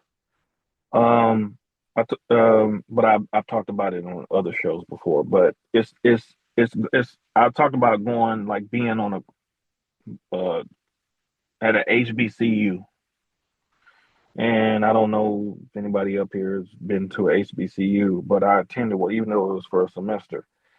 Um, the camaraderie and the solidarity, man, that you feel on a black campus. Back when I went, you know, it was '99. Um, it's something that just you really can't put into words. I mean, yeah, you had those, elements of, obviously you had the fraternities and sororities, like, but they were such a small aspect of the experience because um it was like the one time where I've been around black people who, we was just cool. You know what I'm saying? You're seeing black people get along. You know what I'm saying? Like you had, little stuff like, I mean, it's a campus full of young people, man, but that's, it's more young people stuff, man. But, when the homecoming hit, man, everybody was all in the spirit, man. People out there, man, you know what I'm saying, and stepping and all this type of stuff, man. And you just like, man, you're like, wow, like, why, we could just do this on an everyday level. Man, we'll be so good.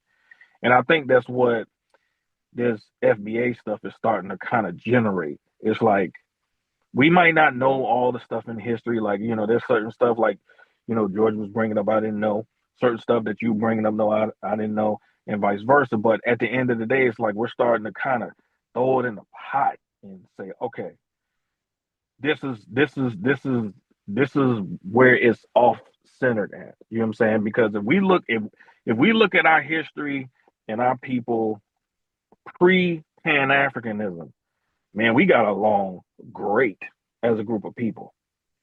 Like Yeah. we were never the issue with each other. Before Pan-Africanism, black people collectively was more together. We were more willing to do business with each other. I keep telling people over and over again, we had banks, hospitals, all that type of stuff. Madam C.J. Walker, she was a part of the National Negro Business League, among other black women. You know what I'm saying? Like Maggie Lena Walker, who was the first black woman to get a banking license in the United States. Okay, Yeah. so we had the synergy in terms of production and productivity and producing for each other. Like all of our institutions were about that. Our black banks weren't just about banking, man. They were civic organizations. where they existed, man. So black people, because there was a point in time where, you know, black people couldn't even list, businesses on the stock exchange. So there was a point in time where we had our own stock exchanges. A lot of people don't know that. So like you don't get black people to create 134 black-owned banks from 1886 to 1934, and you don't have togetherness. That's impossible. You know what I'm saying? 117 black-owned hospitals by 1918. You know what I'm saying? All these different things. The National Negro Business League. I mean, the list goes on and on. And so I would argue that accepting Pan-Africanism is where black people actually went wrong, because before then we were actually working together. Since Pan-Africanism has come, we have been working more towards the interests of other people outside of our group than our own internal group. And now this FBA stuff is making black people come back to the center and like, look, especially based off of what we see people saying, we're like, well, damn, if that's y'all attitude, how the fuck are we gonna give our energy to y'all? We might as well give this energy to us, because a lot of times we're giving so much energy to these other people, and then we mad at each other because we don't got nothing to give each other. You know what I'm saying? And build amongst each other. So for me, you know, I would say the Pan-African nonsense is really what threw us off course, because we have been the only ones that's actually truly practicing it. Nobody else has been actually practicing it from these other locales, and now they've been exposed because now we got more information than we had 20, 25 years ago. Now we can pull you up on the AI, spot on, boom, and bust your head. Now what you gonna say? Now you're gonna be backpedaling and sounding silly and goofy, especially when you're in spaces like this where people like us have done our research, man. We come from different walks of life, man, but at the end of the day, man, we're coming to the same conclusion, man. These folks, man, have not been in our best interest. They have not come here with the intentions of working with us on some Pan-African stuff, and it's been nothing but an emotional fantasy instead of something concrete in reality. And then when Revenue was asked about the dude talking about this Pan-African group, at the end of the day, he didn't want to really say it, but he said he was African American. Is he FBA? He didn't want to say it, but it was true. Like, he's not FBA. So it's like, dude, like, stop, man. Come on, man. He's going to be for Liberians, bro. He's not going to be for Black Americans, bro. Like, let's stop the cap, bro. Alicia, did you want to add? Yeah, I mean, just from my my travels or whatever, I really think they're just service oriented. And I think that the democratic, liberal political goal has always been like a service economy. And that, I think, is what they were shaped for, especially Jamaica, is serving and being at service and being a service entity for them. And it's like an empty vessel for them. And it's not Black. I think this Black thing is totally new, and it's a brand for them. It's not who they are. And they know it's not who they are, but they have this thing about being, and it's an Indian thing too. It's about being what your customer needs you to be. And that's right down to the physical and personal relationship with your customer, including their sex industries. And so being here, like, and I looked at it through the art. I realized this when I was in England. They had a Black play, and I think it was in Brixton, and that's like their slum, right? And I went to this play, and there was no Langston in it. There was no Simple in it. It was supposed to be about Simple. There was no Simple in it. They rewrote it the way they would do it, which was empty. And then last year, they did their version of The Wiz on Broadway. And the same thing. the script was, they extracted Blackness out of the script. They made it Caribbean from an aspirational perspective. And it was nothing about a struggle. There was no you can't win in it, you know? And it just made me realize that these people, and I have had relationships with West Indian people. And in the end, I realized those relationships were about learning about America so that they could serve.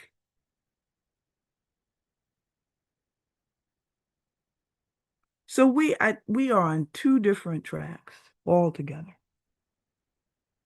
I don't even think when they say you have no culture, that is bullshit, because the culture is even service. The culture is not, they don't talk about their slavery. And it ended early. And what they did, like, they didn't have laws in their country that you couldn't marry white people. You were encouraged to marry white people. And white people were the minority there. So they had relationships. And they will say, we had it harder than you, which I understand in some ways. They had it hard. Now, I'm not going to say harder, but you had it so hard that you deny it.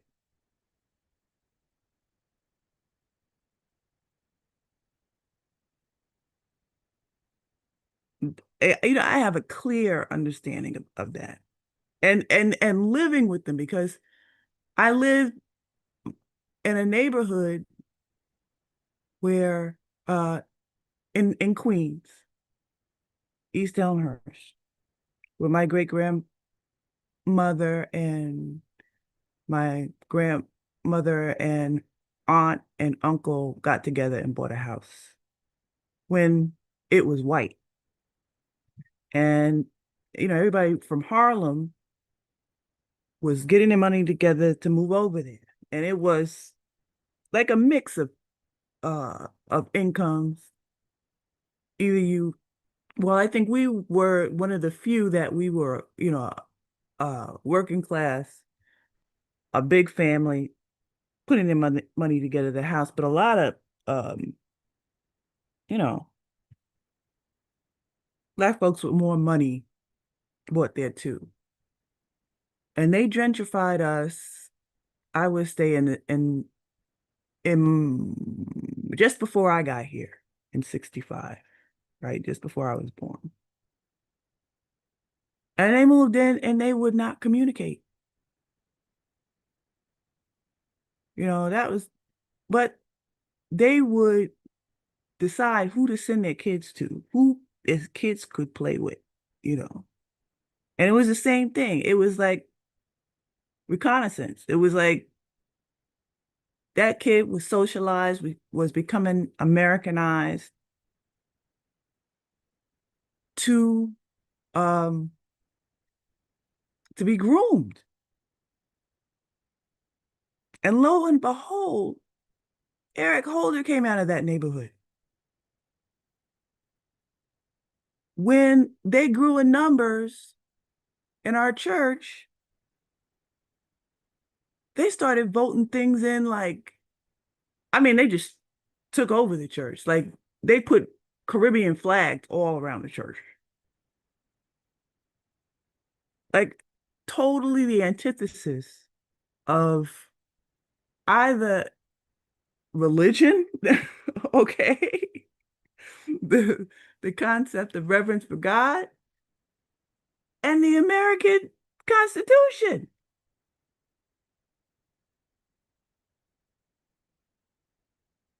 They have no, I don't take it personally, because they have no, it's a weird mission, because they have no respect really for culture or religion. It is about service and making that money and assets. Okay, service and assets. But they also don't own their country. They let Americans, poor white Americans, come and run their ish. Not only run their ish,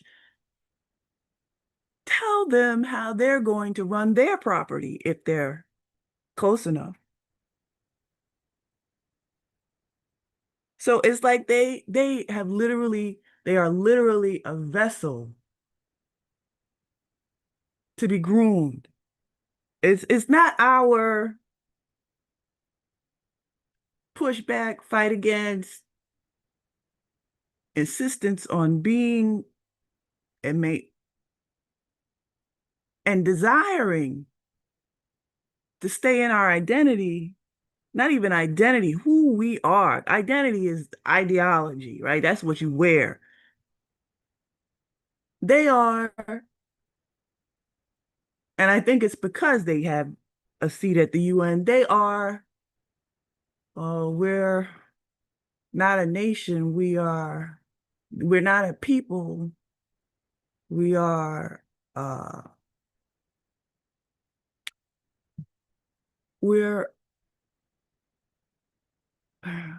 if there's something after slaves, that's what they are. If there's something after not being a people, being up under your protectorate, because I mean, like Puerto Rico's, and I don't know much about it, but I know that they struggle with that. They're like, we are who we are. We want our island, but we want that money too. And the Caribbean is like, well, to me, it's like, well, the whites say we love our culture, and the whites love this, and the whites love that, so we are.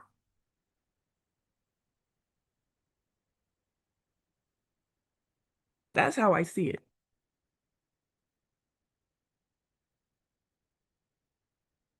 I think that's how they are. They are an enemy. I don't know. To me, they're like drones. I don't see them. To me, I don't even want to say what I want to say. To me, they're like drones. I'll put it that way. And I think that is what made for mass illegal migration, undocumented migration, is the fact that they were the core immigrants here. And they were seen, they service, we need cheap labor. Let's just bring everybody in. It'll be the same way. And that's not the way it is.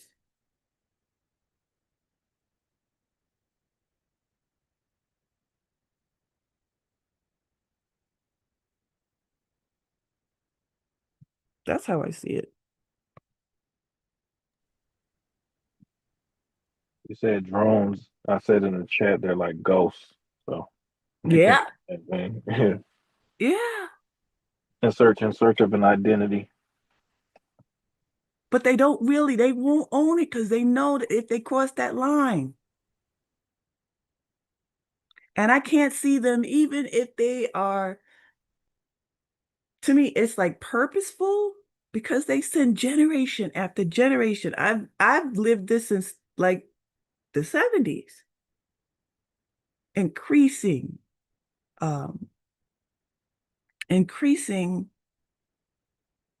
waves of immigration. And I sat in church, what was it, in my teens or late teens? And I would always look at Eric Holder like, it was like he was some kind of it was, he had no contact. And it was weird. It was weird. And it was like when he was like, we had an assemblyman, he was our assemblyman. And he did his work. He helped my father at one point. But I knew that he was going someplace else. I knew it. And that I could see that in them. Like we would have relationships with them, but those relationships were like your relationship with people at work.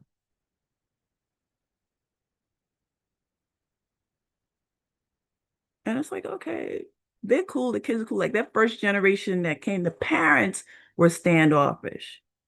My grandmother would always say, my grandmother was like the type of person, she knew about uh institutions. My mother was a social worker, and she was light skinned, so she had a relationship with the woman down the block. They got close, and I would listen to her conversations, and it was always my grandmother telling her about benefits you can get from the system.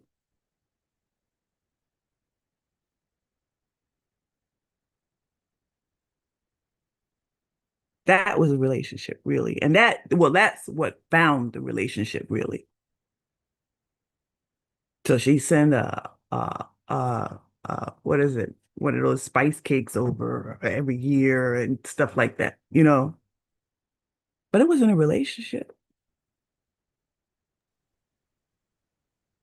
Like you said, reconnaissance. Yeah.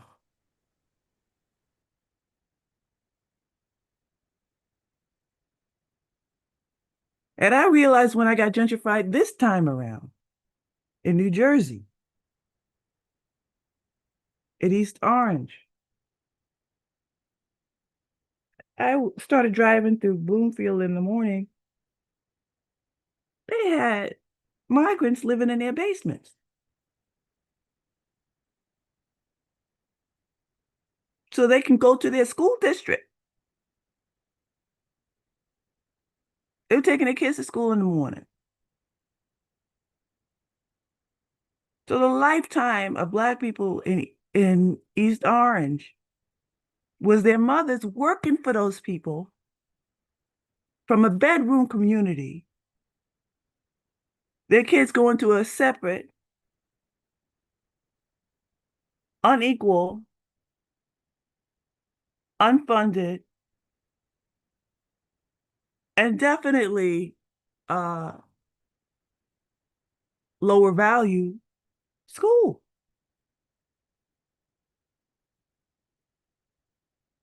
And your guest from last night, that's the attitude they take. Yeah, we got this.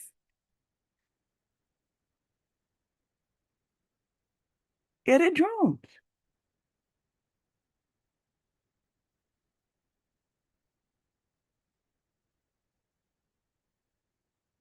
And the crazy thing, well, this relationship, this strange, this thing, I moved in there in 2005. And you know, in our neighborhoods, the value never goes up. Well, our value went down. And I bought high because I was from New York. I was like, at this price, I couldn't buy anything at this price in New York. And at that time, the my taxes were like $3,000. So maybe 4 or 5 years after I moved in, family from Barbados moved in. And they were hostile. And it got to the point where they asked me, they said, "Are you educated?" And I said, "I have my master's degree." And it went downhill from there. And I would walk out the house. At first, I would get the eye, but then it was verbal insults. And they started having kids. And when the kids began to talk, they would talk to me over the fence. I would talk back. And they told the kids not to talk to me. Fine, good. But then the conversations, there was no conversation. It was an attack every time I came out the door. And it was weird to me. And I could see just like the kids couldn't leave the gate the same way. And I would listen to the conversations with the kids and they were grooming them. Fine, good.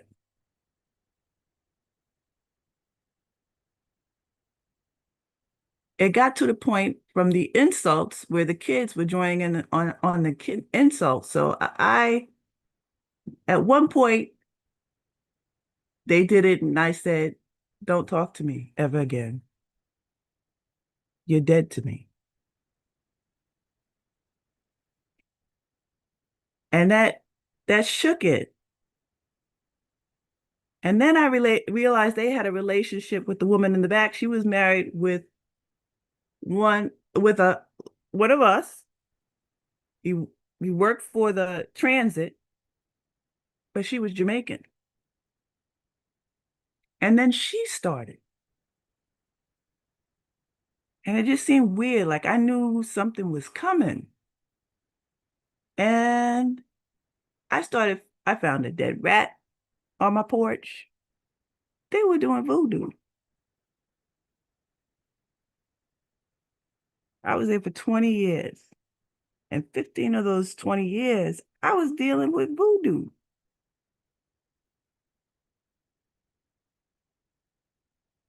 In about 2015, our taxes started going up. By 2020, my taxes went up, and I get comments, and I write this a lot. My taxes started going up till it went up to from $3,000 to $13,000 a year.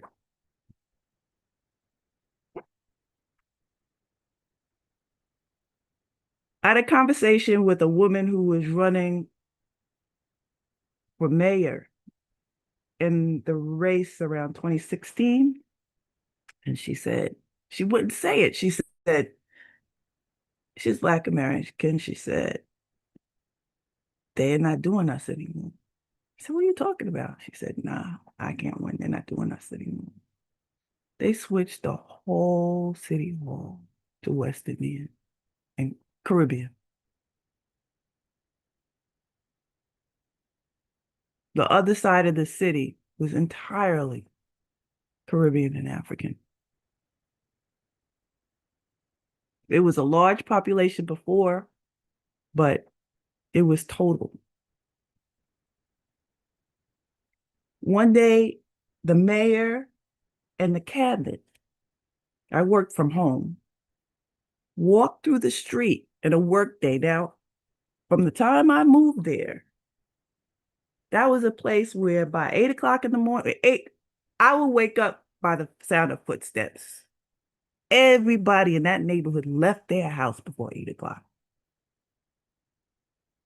Everybody was walking their kids to work. You hear mother, come on, everybody's up and out to work. They walk through that street in the middle of the day, looking down beside the houses. And when I sat outside and I said, what is going on? I didn't get a word. It was at 2019, before COVID. COVID hit. Now, that woman next door was a nurse. By the time COVID hit, there were 4 other nurses moving into the houses that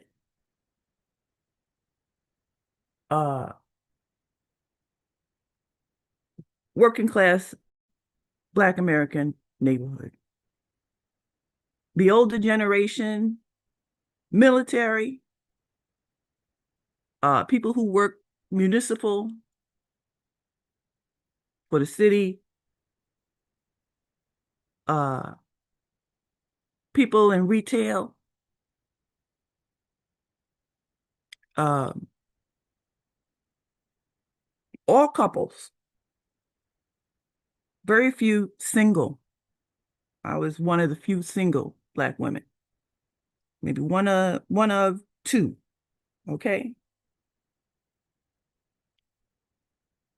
My block cleared out. People started getting sick.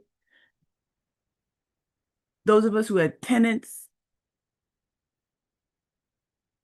they were stressing out because the rent was raised.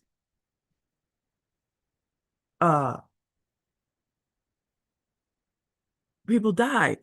My best friend, 2 doors down, I mean, we were struggling. I had a degree and I was struggling.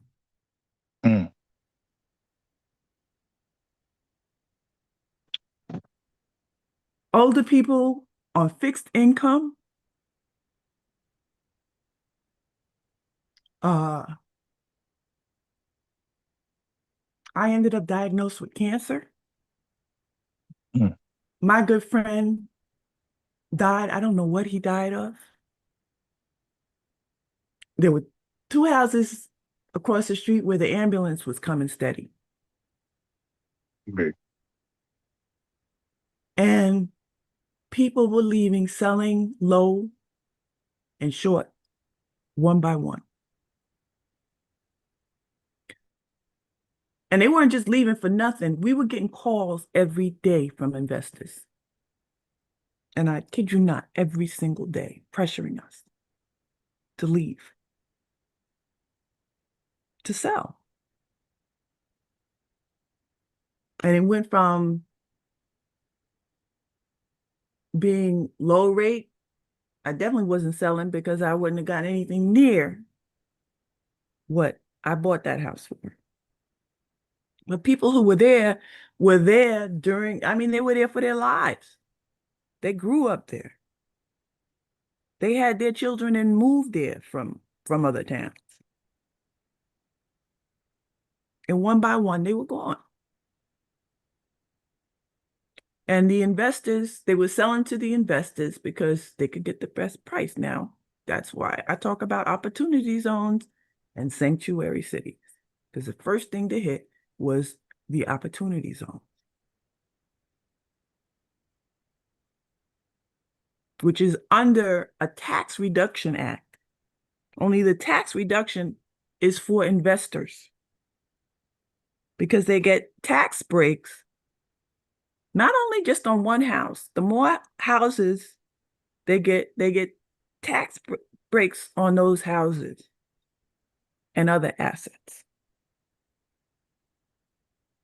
And I learned when I moved, by looking at my closing documents, yeah, they got me down low. I made, for being there 20 years in this market, I made almost 100,000 over what I bought for it. And that's no win in this market. Okay? But the thing was, we couldn't get loans. So when it came to fixing the roof or anything major, everybody said, I'm not fixing nothing, because we weren't getting anything for living there for our taxes. And the value wasn't going up. So we weren't fixing anything. We lived in a clean working class neighborhood, but we weren't fixing anything. Those investors, they got the mortgage to pay for the house, which the value was down, because in a normal, like when I purchased, when you compare the prices of houses, you look at the houses around you, and that's what you buy low. You try to buy low. Well, they had received the mortgage and they received the construction loan. So they were rehabbing the house, both roof to basement and everything around it, as cheaply as they could. But the vision that you would love to have for your house but can't afford, they were given. Were they getting community rehab grants from the local government? No, these were Italian, sorry. And I can't even blame the Italians because I know who was up under it. It was not one, there were, it was Jersey. It was a unified investor effort. I'll put it that way. Okay.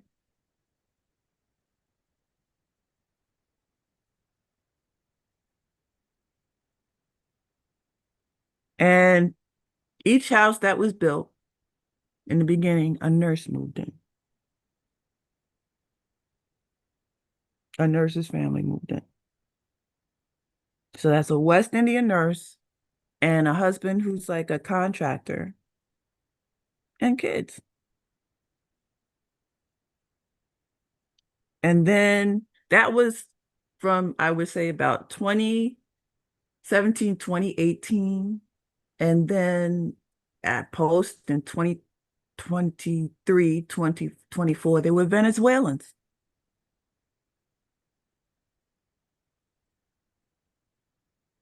I think one, and I'm not even sure that they were Black American, one Black American family, and it was a big family, right? And there was a biracial couple up the block.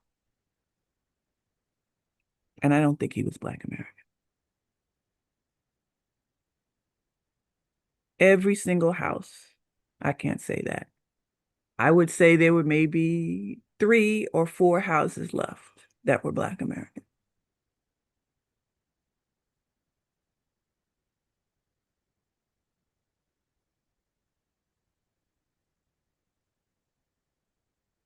And when I left,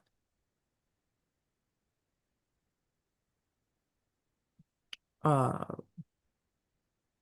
think there was one Italian family moving in. We always had like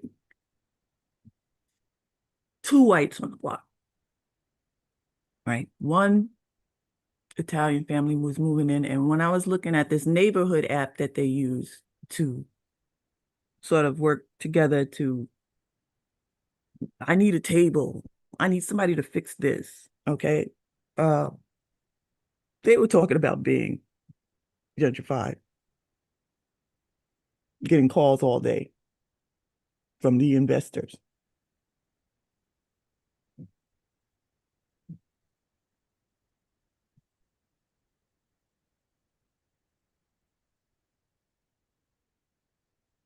But that's what's going on. This has been going on forever, since the 70s.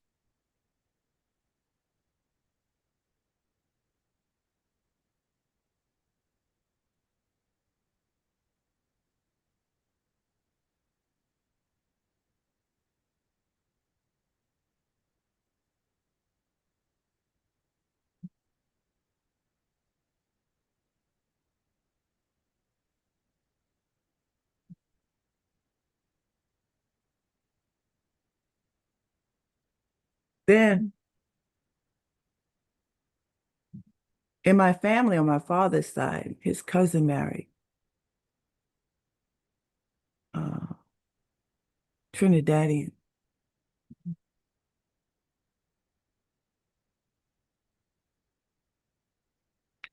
And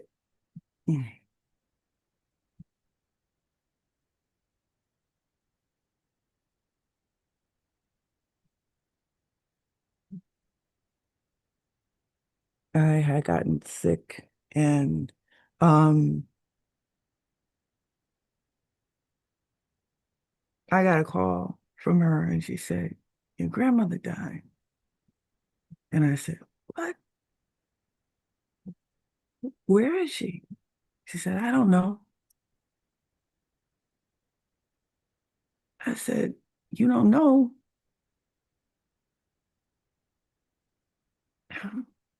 She said, "My grandmother raised her and her sister. Well, they lived in her house I don't know what the deal was because I wasn't close with that side, but I know they weren't close, but they were living in her house. I didn't know their relationship was so distant. And she said, I couldn't stand her. And I'm like, you lived in her house. And she said, I couldn't stand her. And I just wanted to let you know. And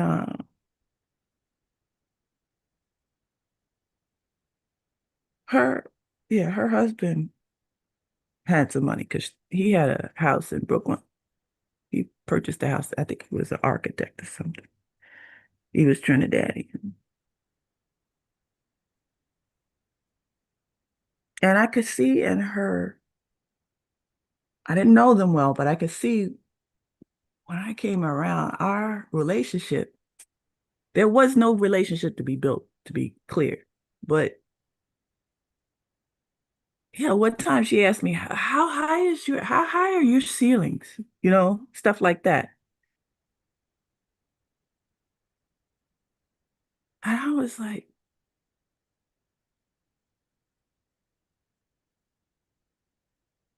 this woman,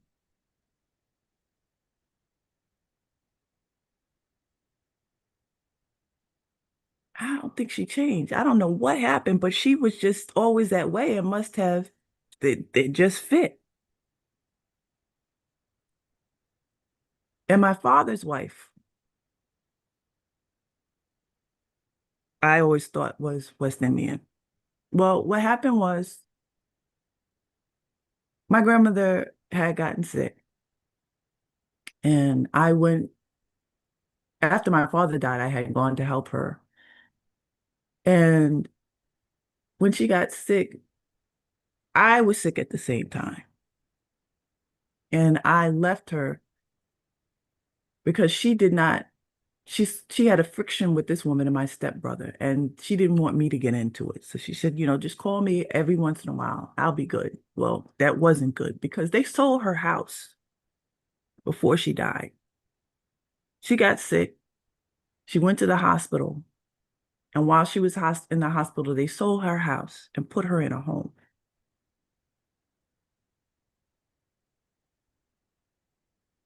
I was having brain surgery at the time.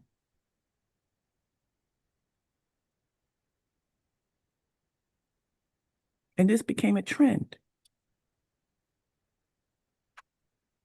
in my old neighborhood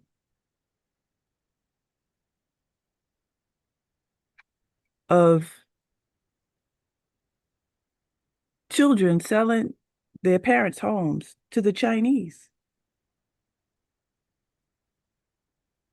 in 2018.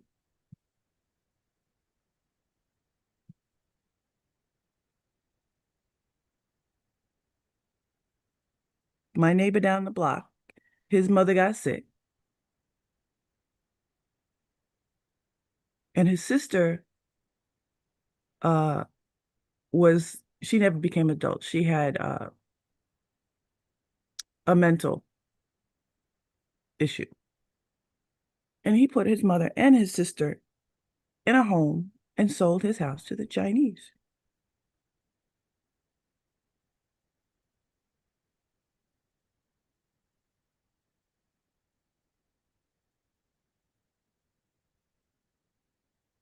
Less than a year before my grandmother died, my stepbrother died. He had just bought a house in Long Island.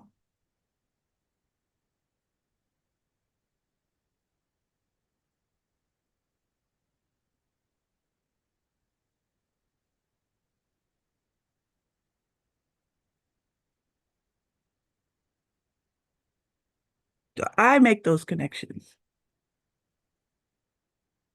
I talk to other people and they say, oh, things happen. But that's what happened to me.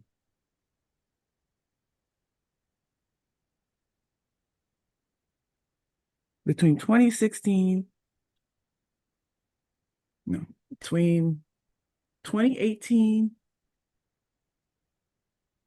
and 2020, I lost my grandmother, my stepbrother, my best friend, and my maternal grandmother who raised me.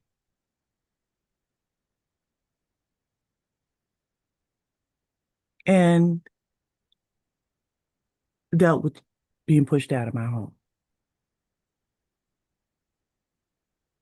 Was being walked down to be being pushed out of my home.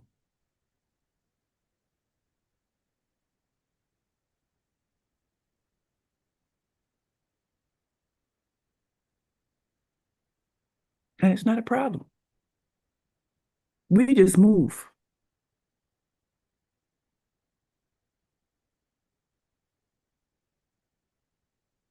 But I worked in nonprofit for over 20 years.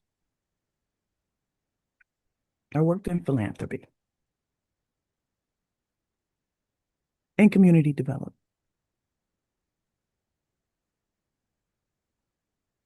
Sanctuary cities and opportunity zones.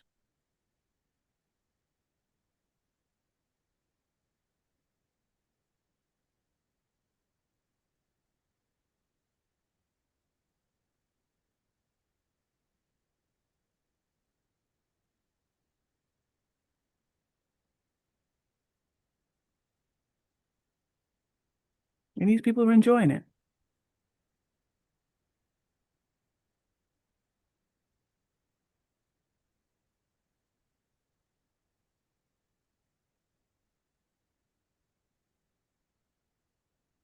And I'm not mentioning I'm not mentioning my healthcare. I'm not mentioning the fact that my brain surgeon was an African who removed my pituitary. And when I was diagnosed, realized I had cancer in my spine. And a couple of years later, I said, what? If I had cancer in my spine, wouldn't that be seen in some of my imaging? I looked at my imaging and had it confirmed I had cancer in my skull at the time he removed my pituitary.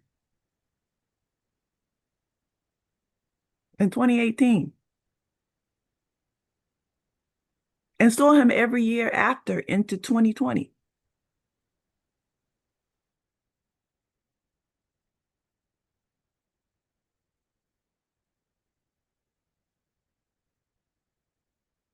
And then went to hospitals where all those West Indian nurses were. And they were messing up my protocols, my labs, my appointments.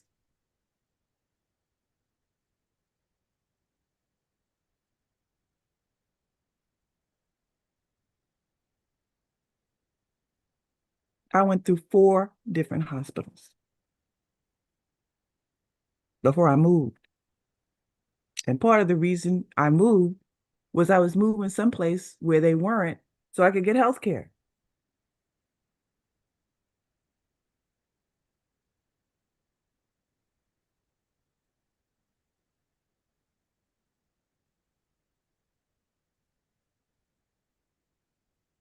So that's my experience with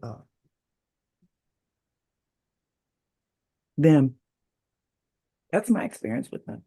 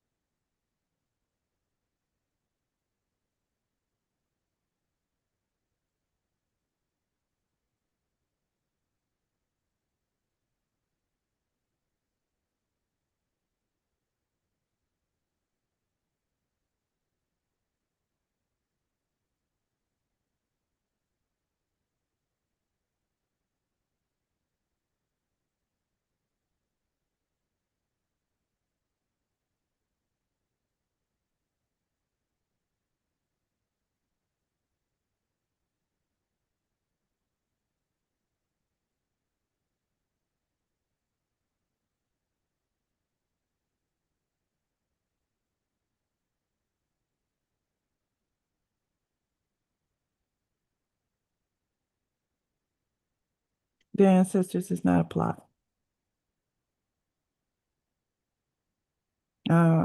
I can't tell the story to your liking. I can't tell the story to your liking. I really can't.